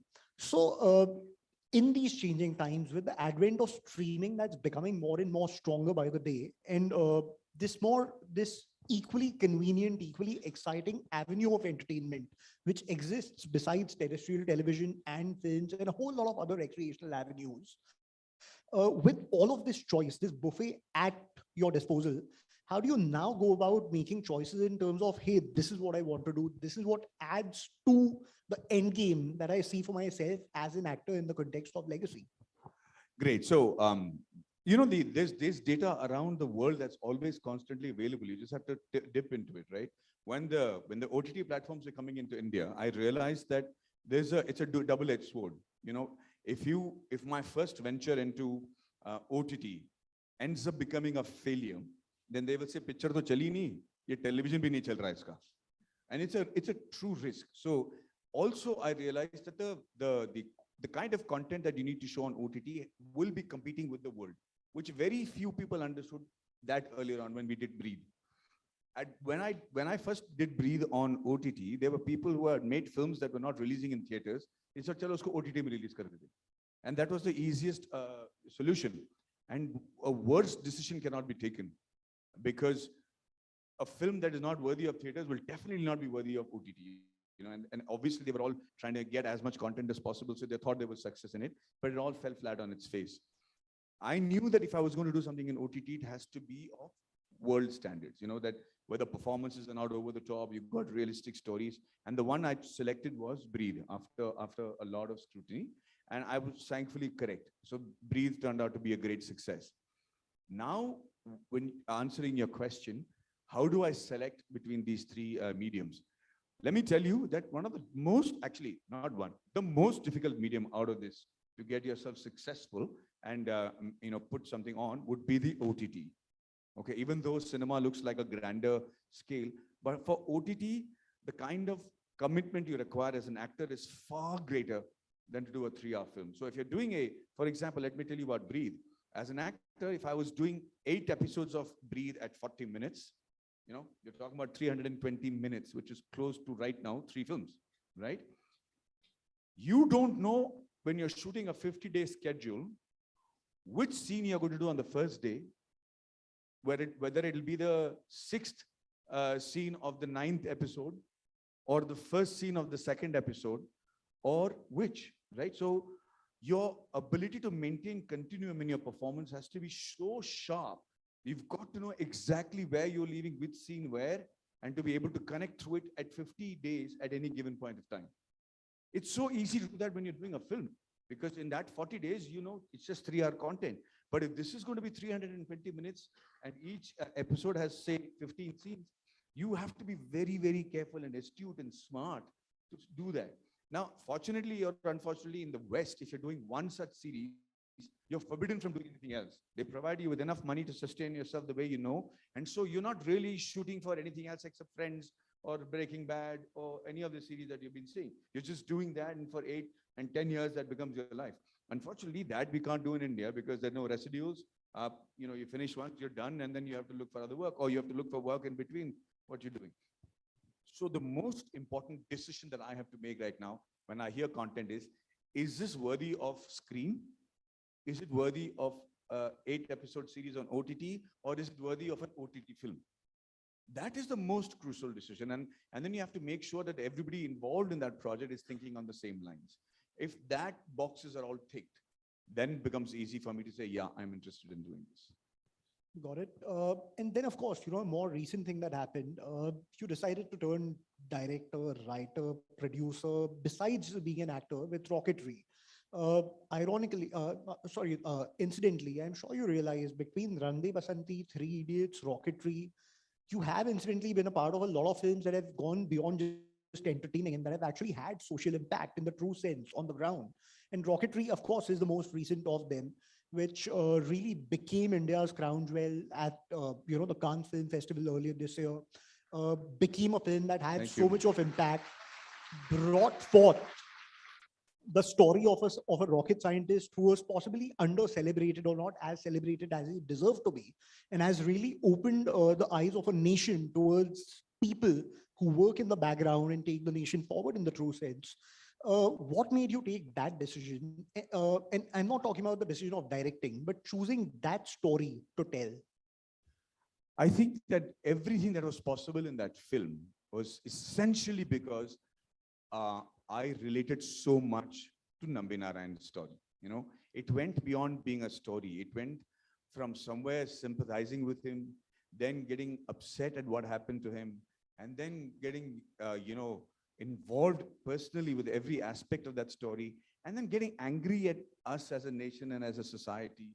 All that culminated in becoming a passion for me. It became like a all-encompassing, the only thing that I could think of. I tried letting go of it many times. You know, I tried saying, "Chhod de yaar, this is too complicated. Let's not do this." But it just kept coming back to me at night. You know, and then I saw one interview of Mr. Nambi Narayanan, and I saw him with tears in his eyes.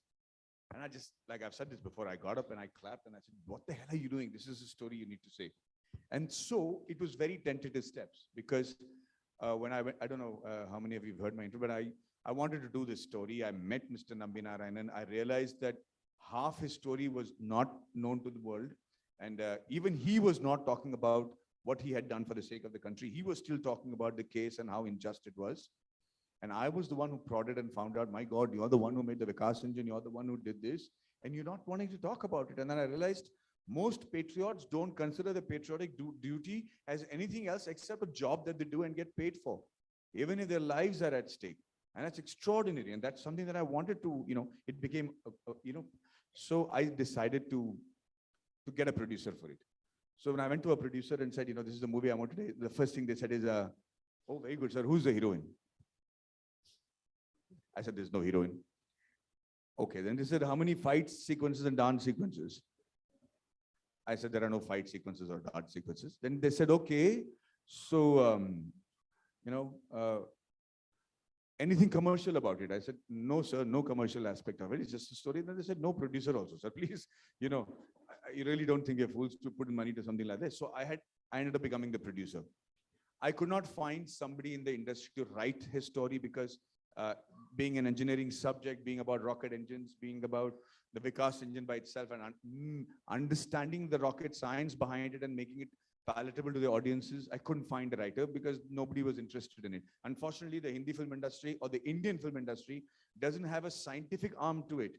You know, the Hollywood film industry, you know, if romance doesn't work, if Broadway doesn't work, if the Westerns don't work, Steven Spielberg gave them science fiction. You know, it became a very successful a genre for Hollywood to rely on, but we don't have that. So I ended up writing it myself. I've never written anything before, so I ended up writing it myself because I understood the subject. I wanted to act in it because every actor imagines himself doing a lifetime story like Nayakan. I've always been a big fan of Mani Ratnam and seen Kamal Hassan depict many ages. So I thought I'll act into it. I wasn't supposed to direct it till my director, who was, you know, supposed to direct the film, for some reason fell off the bandwagon at the last minute. And so the question was, should we drop the film and, you know, forget about the money we had invested so far? Or, Madhavan, do you want to direct it? And Nambi Narayanan, sir, for some reason believed that I had the quality to direct it. Now, I have not directed one iPhone film in my life. I really haven't been to an, you know, it's always great to be the hero on a set, man. You know, you pretend to be all involved with the story. You come on the set the first day and like, "Arey sir, good, already all set. What time is pack up today?" That's the first question every actor asks. What time do we finish? And then you wait for the film to get over, you do your job, you get your money, and then you wait for the publicity, and then you pretend to be really nervous because the real person who's nervous is the producer. But you just act like you're being nervous, then you walk away and you do a next film. But a director's job is far more involving, right? Now, ladies and gentlemen, this is going to be the crux of what I want to say. With God's grace, at the IMDb top 250 films of all times coming out of India, I've just been informed today that Rocketry is at #1.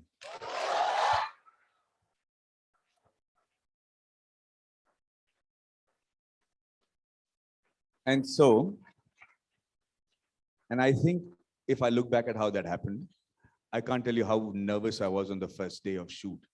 I kept asking Nambi Narayanan, how did you make your Vikas engine? You know, tell me, when everybody believed that was not possible, when nobody has made a rocket engine from India, what did you do? And he had told me multiple times, this is Maddie, the only way to achieve success is to build a team and trust it. I remember seeing Tarantino's interview.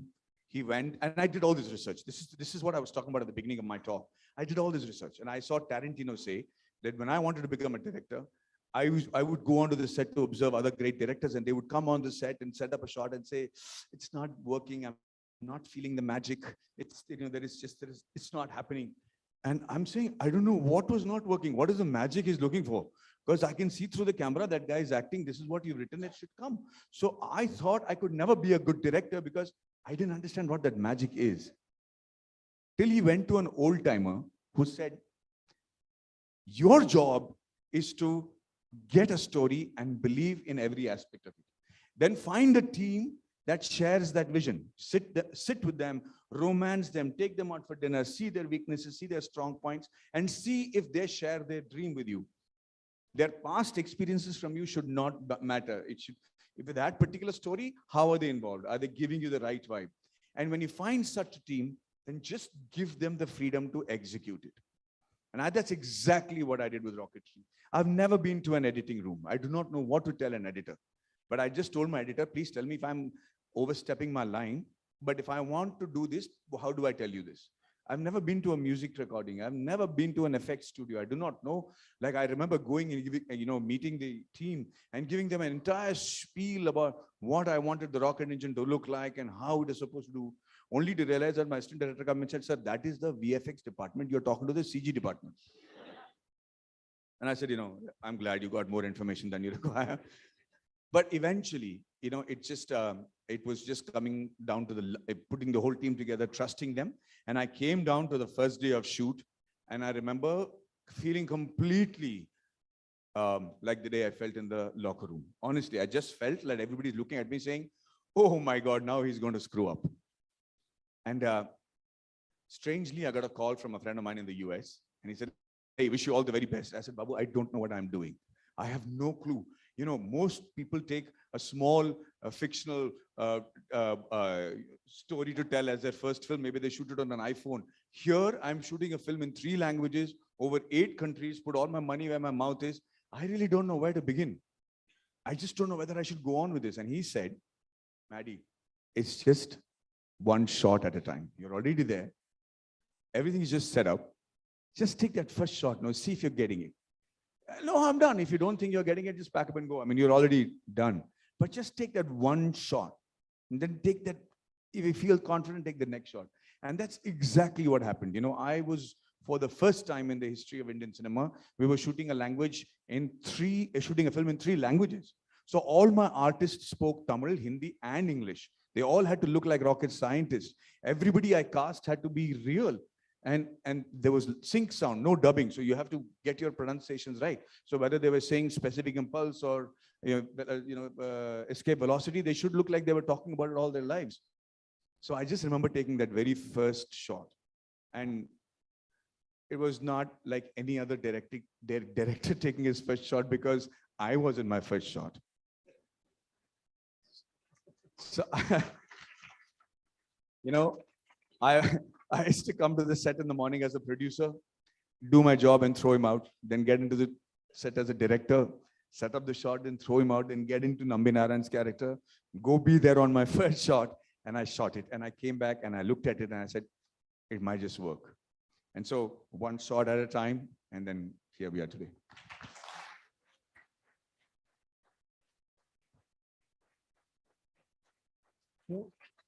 Before I move to the last leg of questions that I have before we open it to the house, I really must say you're being extremely rude and mean to the Hindi entertainment industry. Sure, we don't have science fiction, but we have fictional science. But that about Maddie, as an actor, right? Here's the thing. Being an actor is doing a job that is scrutinized by the public at large at every step. You work to cater to the audience, right? And despite that, the irony of this job, and especially when you get more and more successful, is that you tend to alienate yourself from the audience at large. It becomes a little tough for you to move around as a normal citizen would. How do you keep in touch with the pulse of the people that you aspire to entertain or to, make an impact on? What are your eyes and ears? What's your modus operandi to keep in touch with the reality on the ground? Wow. So the easiest thing is to replicate your success. The moment you get into the desire of wanting to replicate your success in the way that you've done it, you can be rest assured that your first step towards regression and being thrown out of the industry. The second thing I realized as part of the process was that the audiences was evolving at a much faster rate than the makers were. Okay, so you went from actors saying, please, begging the audience to saying, please, aap mere mata pita ho, please come to the theaters. I'm here because of you, and please watch it in the theaters. And the audiences were actually treating them also like servants. And it's very important. And you look towards the West at sometimes, and they're great at setting examples, right? None of the actors were doing that there. They were very confident about who they were. The makers were very confident about who they were. And then I realized they were because they were professionally extremely qualified. It's a fantastic industry with great amount of money to be made at a very short time. And there's fame and fortune. And, although all actors and celebrities might pretend like we are very exhausted with people noticing us and there is no privacy, I can assure you every one of them is lying, because you try take that away from them for one day, then the bugger's glasses will come off, then he'll get up in the plane, like, I'm here. The whole insecurity sets in, man. But the professionals who were showing movies and they were making movies, be it Top Gun, be it any of the films, it was well researched. They were high-end technocrats who were involved in the films. So I realized that I don't want to go down to kowtowing and begging people to come and saying, because that's the way they're going to come. But the large screen demands that you become aspirational. The large screen will not forgive you for being at par with the audience. When you're lifting up your head and seeing it, you better make that character aspirational. So whether it be your dancing skills or your ability to have an 8-pack or your ability to kick above 3 times your head, as an action star, all that has to be, be awe-inspiring for the audience. If it is not, they lose respect for cinema. Now, the only thing that I could develop was not a 6-pack, but a decent family pack, which I live with very proudly. But having said that, I was trying to see which strengths I could play to, which keeps my characters aspirational. So when the time to metamorphosize comes, you really, I don't know how many of you all heard about, I'm sorry, I'm just going to go to this quick story, but do you know the American bald eagle story and how it has to decide on whether to choose to live or die? And I'm going to tell you this because in a vastly changing scenario, you guys, who I'm very sure are going to be the leaders of the world tomorrow, are having to, will have to imbibe this of having to constantly evolve depending on what state of mind you are in personally. But as a professional, there is no time period for stagnation. There is absolutely no time period for stagnation. So to answer Rati's question, the only savior you're going to have is research and analysis. So the bald eagle, the American bald eagle, comes to a stage in its life, maybe when it's about 35 years old, it lives long enough, where its beak has grown so much that it's incapable of tearing meat, where the talons have become so curved that it barely can catch its prey. And the feathers on the eagle is so full of fungus that it can barely fly. And it's impossible for it to dive down, catch its prey, and take it to its perch and kill it and consume it. So there comes to a point where the eagle has to decide, shall we say bye-bye and finish off and die of starvation or become prey, or do the flight of an eagle, which is it first uses its beaks to pluck out all its feathers. Then it uses its beaks to pluck out its own talons. It's a painful process, but it'll pull out all its talons, and then it'll bang its beak against the rock wall and break that. It'll break its beak, and then it goes into a cocoon. It just kind of waits with bated breath for all these aspects of its life to come back. So the feathers grow back, the talons come back, the beak comes back, and then there is the famous flight of the American eagle when it takes on to the second life. I have understood that as an actor, and I'm telling you as professionals, you'll have to break your beak and talons and pull out your feathers every year. Every year. And I do that, every year.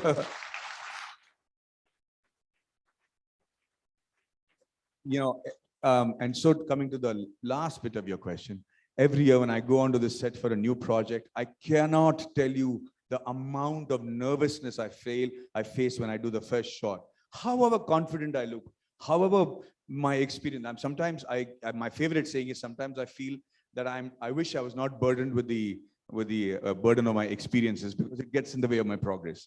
I wish that I didn't have it, because on the first day, I feel like my assistants have decided कि भैया ये तो बुद्धू हो गया, इसको acting नहीं आती, and let's find some other actor to go work for. I think the director is laughing at me. It all happens. And the reason I feel that nervousness, which is my savior, is because I don't take the star value seriously. The moment I let all your love and adulation make me feel like the emperor I should, then that nervousness goes away. So I have to keep myself safeguarded from the adulation, from feeling like an actor, from being privileged. So how do I do that? Like if I go to the airport, I make sure I stand in the line. However much the guy says, "Aap aa jao sir samne," I realize that there are 8 people who are saying, "Yalla, ye actor aa gaya, ye samne chala jayega," which I don't want to live with. So I try to keep myself, and it's not an act of humility. It's an act of survival for me. And so that's how I manage to handle it. Some people are very good at it. Some people like to walk around. I realize that when I walk into the airport, I don't need a bodyguard. If you walk as a normal person, nobody bothers you, and you request them, they're fine. Nobody's out to kill me. But if I want to be seen as a star, I know how to change that walk. I know how to make my presence felt. And sometimes you use it at times. At most times, you just want to be the common man. Right. And we are at a premier educational institute, and therefore I must ask this. You spoke about the importance of research while we make our films and tell our tales. What do you think is the importance of, or the need for, education around the entertainment industry? So while in the West you have some fantastic film schools, in India there are very few that you really know of. And despite the fact that India has a thriving entertainment industry, what do you think can be done to educate people who aspire to make careers in the entertainment sector educated enough to step into it? This is a question that I don't really have a practical answer to, because I'm privy to the information that it's an ever-evolving industry. So anybody who trained with anamorphic cameras finds himself at large when it comes to digital cameras. Just an example. If you could be trained in digital camera all your life and still feel insecure about it. So what is it that you can train somebody with for an industry that is changing by the day? The basics itself are changing. It's not like engineering or mathematics where rules apply and stick to it. Every time you make a path-breaking film, it's broken all the rules.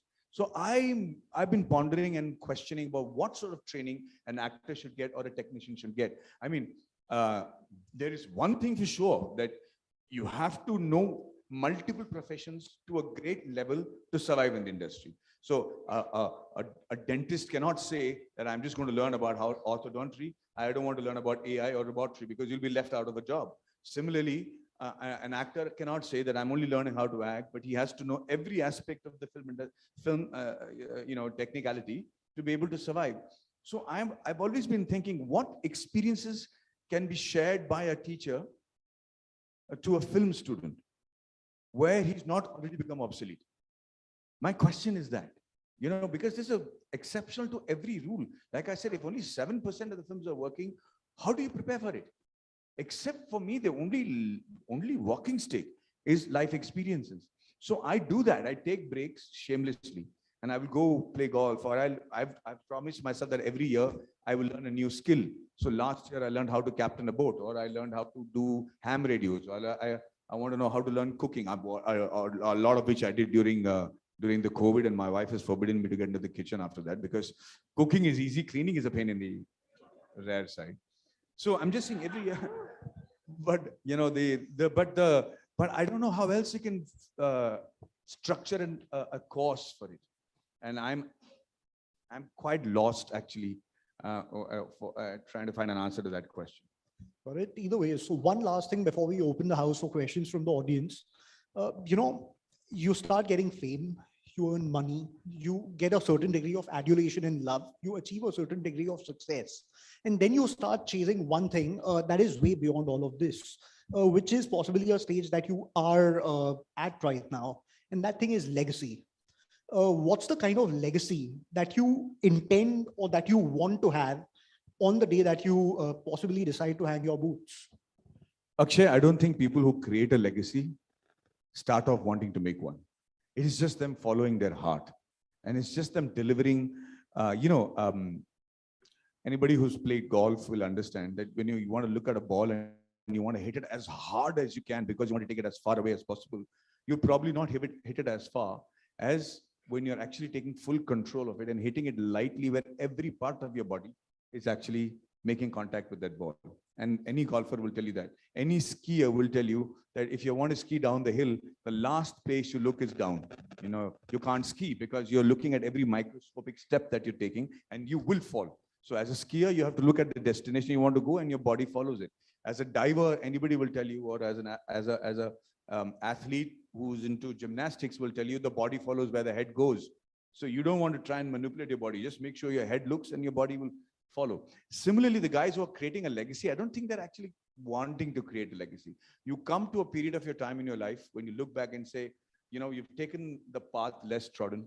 You've been sincere to it. Not all of them have been successes, but your sincerity towards trying to achieve that and falling multiple times is what creates the legacy with that one correct project. And I think I don't want to take that microscopic step. I don't want to create a legacy. I just want to make sure I follow my heart. It served me well till date, and I hope it serves me well in the future.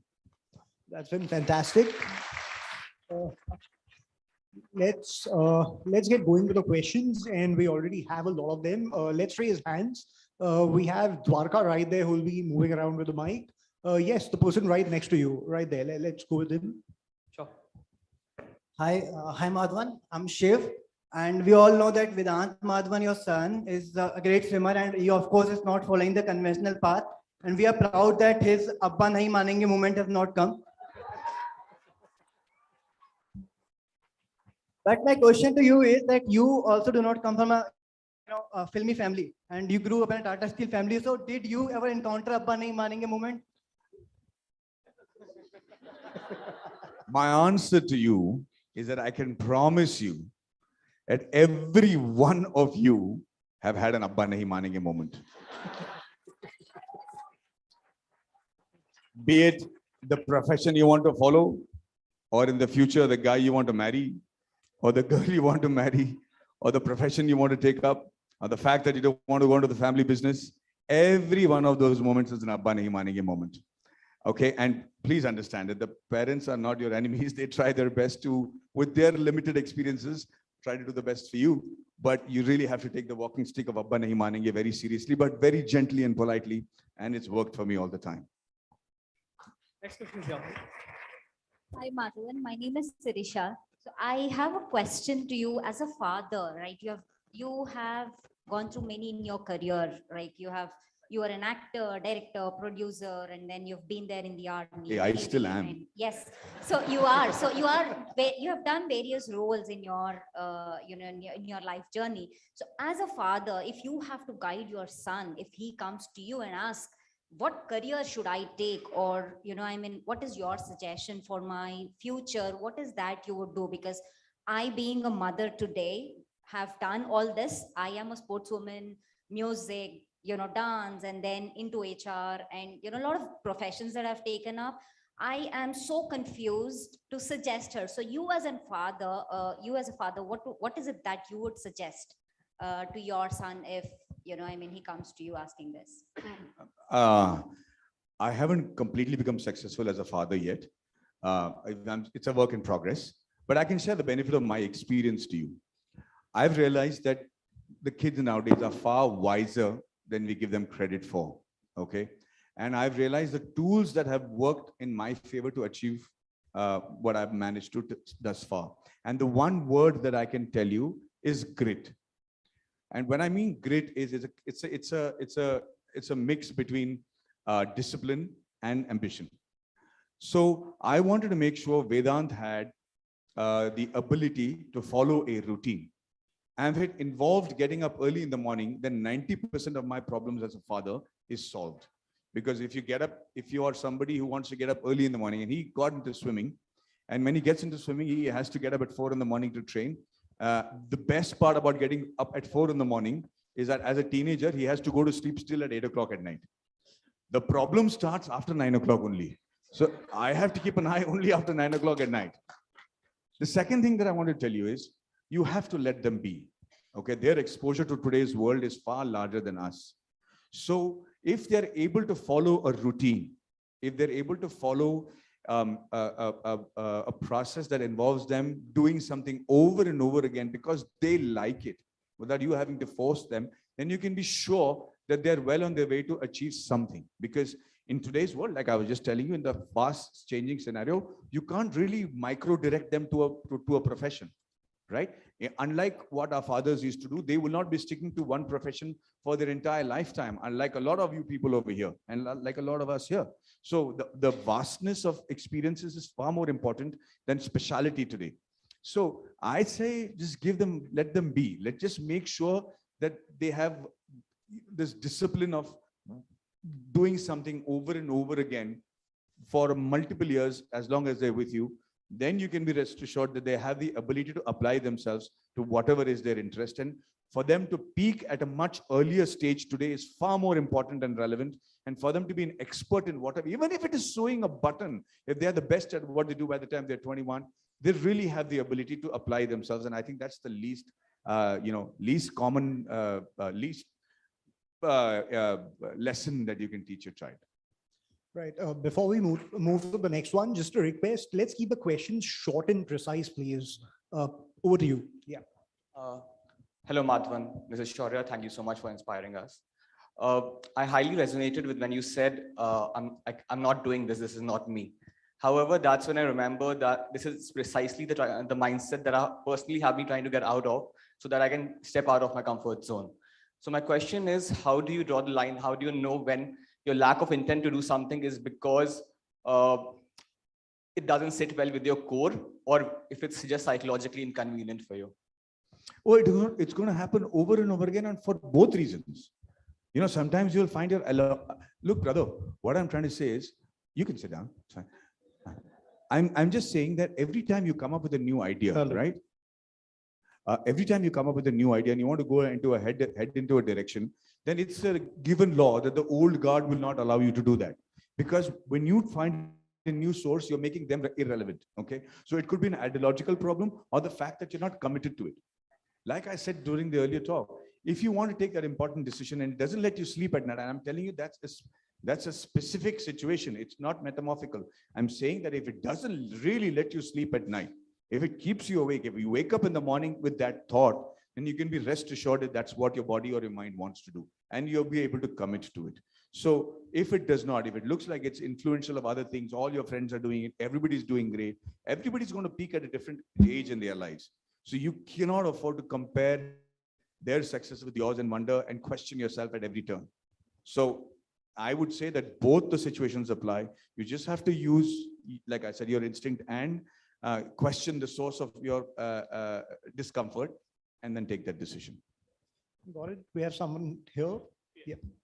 Mr. Madhavan, I'm Rajshekhar. We both traveled together in Jet Airways in 2005. Was I polite? That's from Hyderabad to Chennai, both of us were traveling to each other. The same way, how you're mentioning about the values and the kind of respect, mutual respect, all that. Throughout the airport, walking through and holding the bus, going to the aircraft and from there. But we didn't sit together, side by side, of course. I remember you were mentioning about it's to be simple what you are mentioning now. It was exactly the same, how you were walking, how simple you were making your movement in a very, very ordinary presence among the public around the airport. Thank you so much for getting it. My only one question I would like to ask you is that management, this happens to be the ISB, Indian School of Business, plus many other management institute students are here. Management in film industry is one. does it really managed in a professional way or in a family managed way or a proprietor managed way, the producer? You can just tell me. And subject to one request to have a photograph with you. Yeah. Well, thank you for validating what I said as a person in the airports. The second thing is, yeah, you require the most astute level of management in the film industry. Because you must understand that when a film starts, and let us say you're putting 60 crores into the film, then you have very pivotal aspects of the film that you cannot change. Once you've invested the 30 crores, you're working at the mercy of the actor and the actresses and the people without who the film cannot be completed. Unlike other industry, if you've invested 60 crores and you've done the film and it's ready and it doesn't work, then to show for your investment, you're just left with the disc. That's worth 60 crores, you know? So that management of the highest order is required. And most part of that management is actually people management. You know, the structure is very easy to formulate. It's a well-oiled machinery as far as the process is concerned.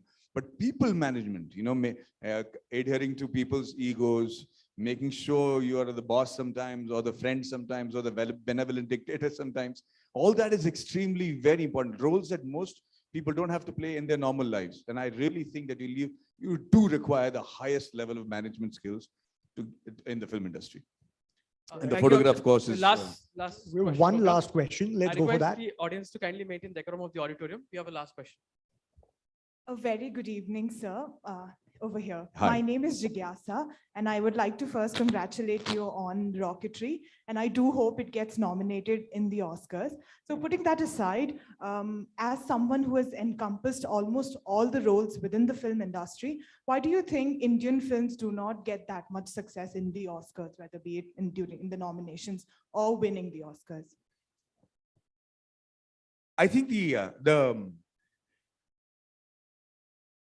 the ability to portray India as a sort of a struggling country, you know, and the kind of movies that we have sent to the Oscars and the kind of films that have been made about India are not actually in line with what India really is. You know, the West has learned to romanticize the idea of a struggling population of people who have to, you know, fight for their bread on a daily basis. I don't think that is what India is. With Fortune 500 companies, top 20 of them being led by Indians, it's about time. It's about time that we start portraying India the way it is. And I think that's not a popular concept in the West.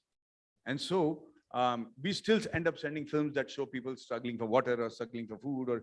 And I think I'm kind of done with it. I hope that we're able to make films that show the progress of India, and then maybe we'll qualify as opposed to not qualifying. And I also think it's about time we have our own Oscars and don't look for validations in the West every time.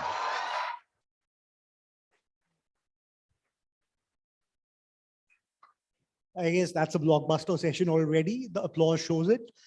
Thank you, Maddie, for being here. Thank you for doing this. Thank you for inspiring this bright young crowd that we have today, the future leaders of tomorrow in the true sense. I'm sure everything that they learned today from what you said will help them make the journey that they do going ahead and find them, you know, make them fly the eagle's flight with all its glory. Thank you for being here. Thank you so much. Thank you guys for being a lovely, lovely audience. Thank you.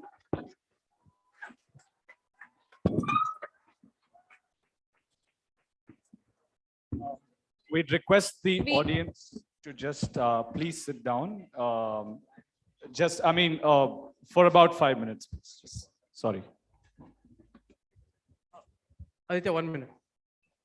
I'm sorry to disrupt you, but I'm not going to ask any technical question. It's very emotional. So I work with kids, and I'm a huge fan of yours. So I keep telling kids about, you know, I watched this, that. So we had a Netflix series, Decoupled, and I got to know that it was not for underage people. But the kids loved you most. And today I flew down after dengue because they wanted me to have a picture with you. So I traveled 7 hours today and canceled everything just to be here and tell my kids that, okay, I was here with you. And I want them it's Gen Z, they talk about Gen Z. And when I talk about the actors I like, they don't know. And I want them to know you. And I want them to watch everything you have done, every movie you have done, so that they know you exist and you existed so good. Yeah. Thank you so much. That's a very compelling story. I have no choice but to give you a picture. So we'll take one with her. Come stand here. We'll take one.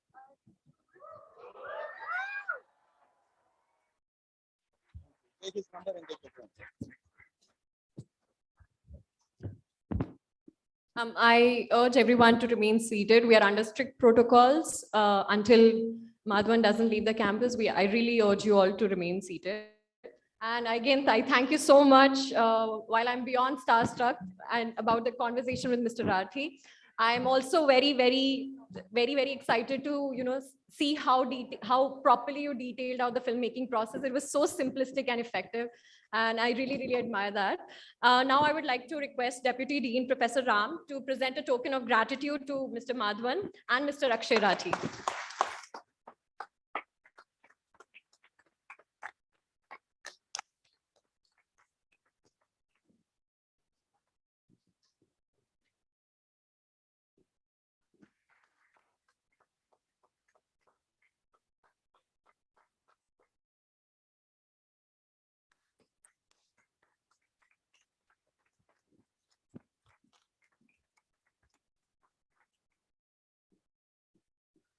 I also request Mr. Madhavan to please sign the prism for us.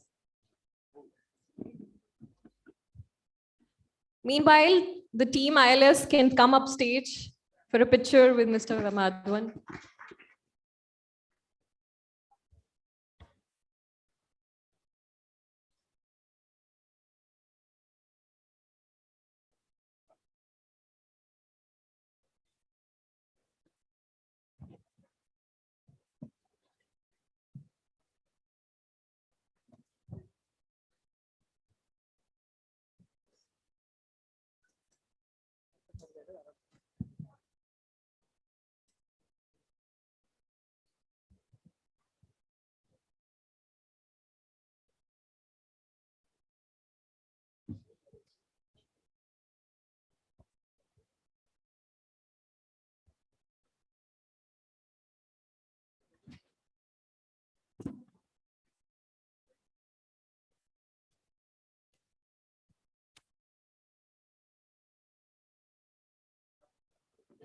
Professor Ram.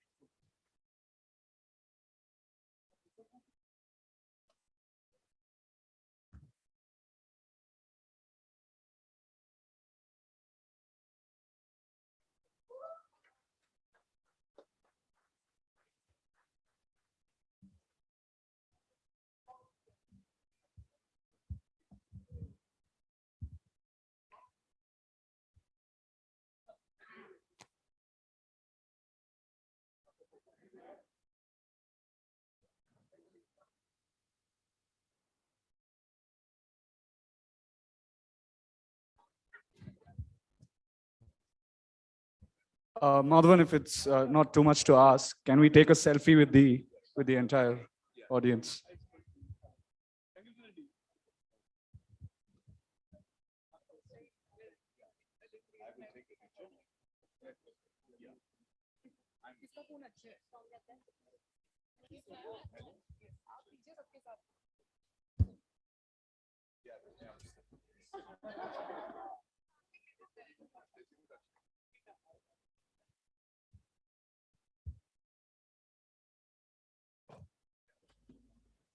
Crowd, it's your time to shine.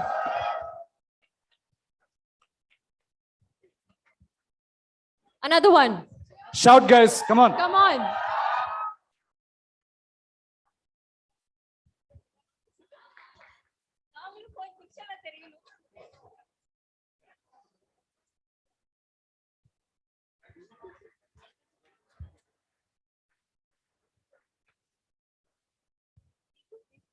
Okay.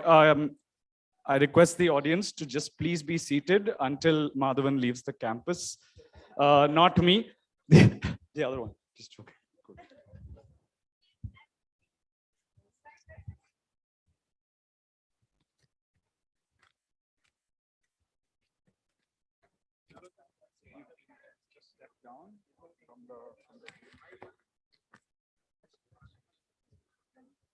Clear the stage now.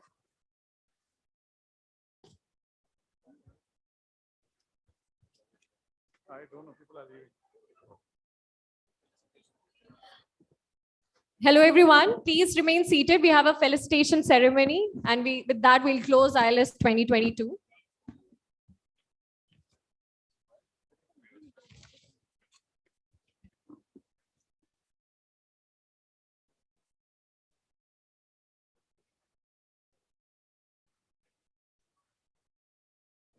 I again repeat, please remain seated.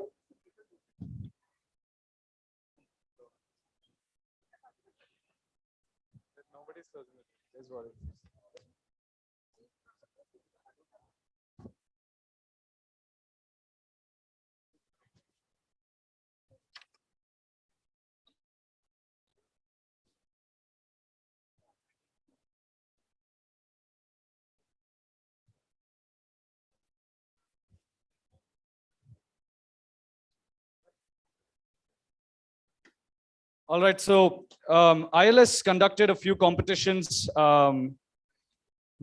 before the event, and we'd just like to call all the winners of those competitions to come and take their certificates. Prof. Ram, I'd request you to please come on stage.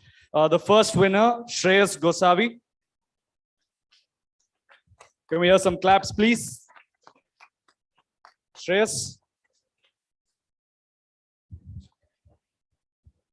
All right, Surit Mamidi.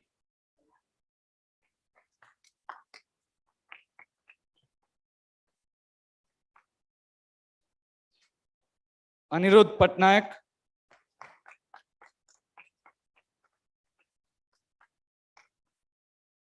Kuturu Kritika.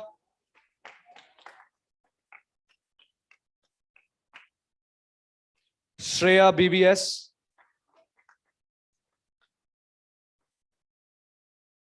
Hitesh Reddy.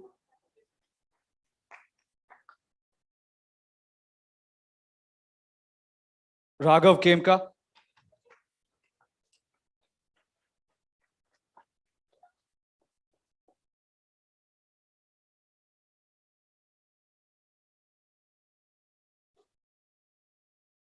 Nirvisha Mankad.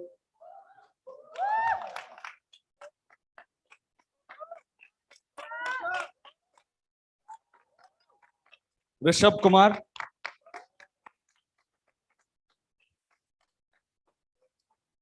Shekhar Dasgupta. Aryan Jain. Aryan Jain. Okay, great. And finally, Soumya Priyadarshini.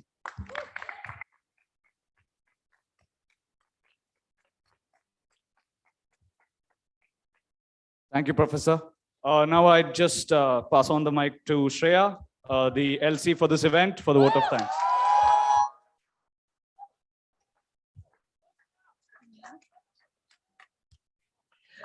Hello, yes.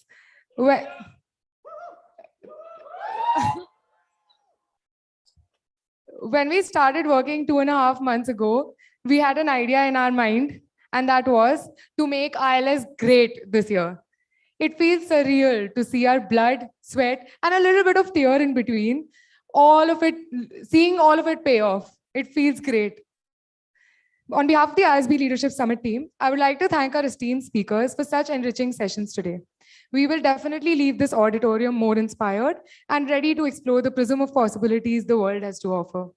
I would also like to thank Dean Madan, Deputy Dean Ram, Professor K.V. Subramanian, and the rest of the ISB faculty for the guidance throughout. Shiv sir, Anita ma'am, Aziz sir, Steven sir, and the rest of the SEAL team. Thank you for always going the extra mile, even at odd hours sometimes. ILS would not have been possible without your guidance and support. Further, I would also like to thank the operations team, the Sarovar team, the Marcom team, and the entire ISB community for the constant support always. A huge shout out to the students from all around the country that graced us with their presence today. After 2 years of the pandemic, it feels great to host all of you. And of course, my cohort. Thank you for showing up amidst all the resume review madness, the interview preps, and the 10,000 different things that we have to juggle every day at ISB. Thank you for all the love and support that you've shown in the past few days. It really feels a lot, really good, and it really means a lot. Last but not the least, and the most precious of them all, my ILS family. Thank you for everything. This might sound a little cheesy, but I'm going to say it anyway. I think I really lucked out with all of you guys. And thank you for being the new chosen family that I found at ISB. Each one of you is so diverse in your own ways, and it is not easy to work at everyone's pace. But trust me, you guys have outperformed yourselves. Thank you for owning the show today. We did it, team. Signing off. Until next time, Shreya Chabra. I think really big round of applause to the ILS team. Wonderful job, Shreya and team. I think it's been a long time since I attended almost an entire day of ILS. So I think it was a very, excellent set of speakers. Of course, we had a real showstopper at the end, but thanks everybody for working hard. I know it's been tough managing your MBBP deadlines as well as working with ILS, but thanks a lot. Great job. Thank you, Prof. Thank you, Shreya. For those of you who are sitting here, there's high tea up for you guys. So go grab some snacks and tea.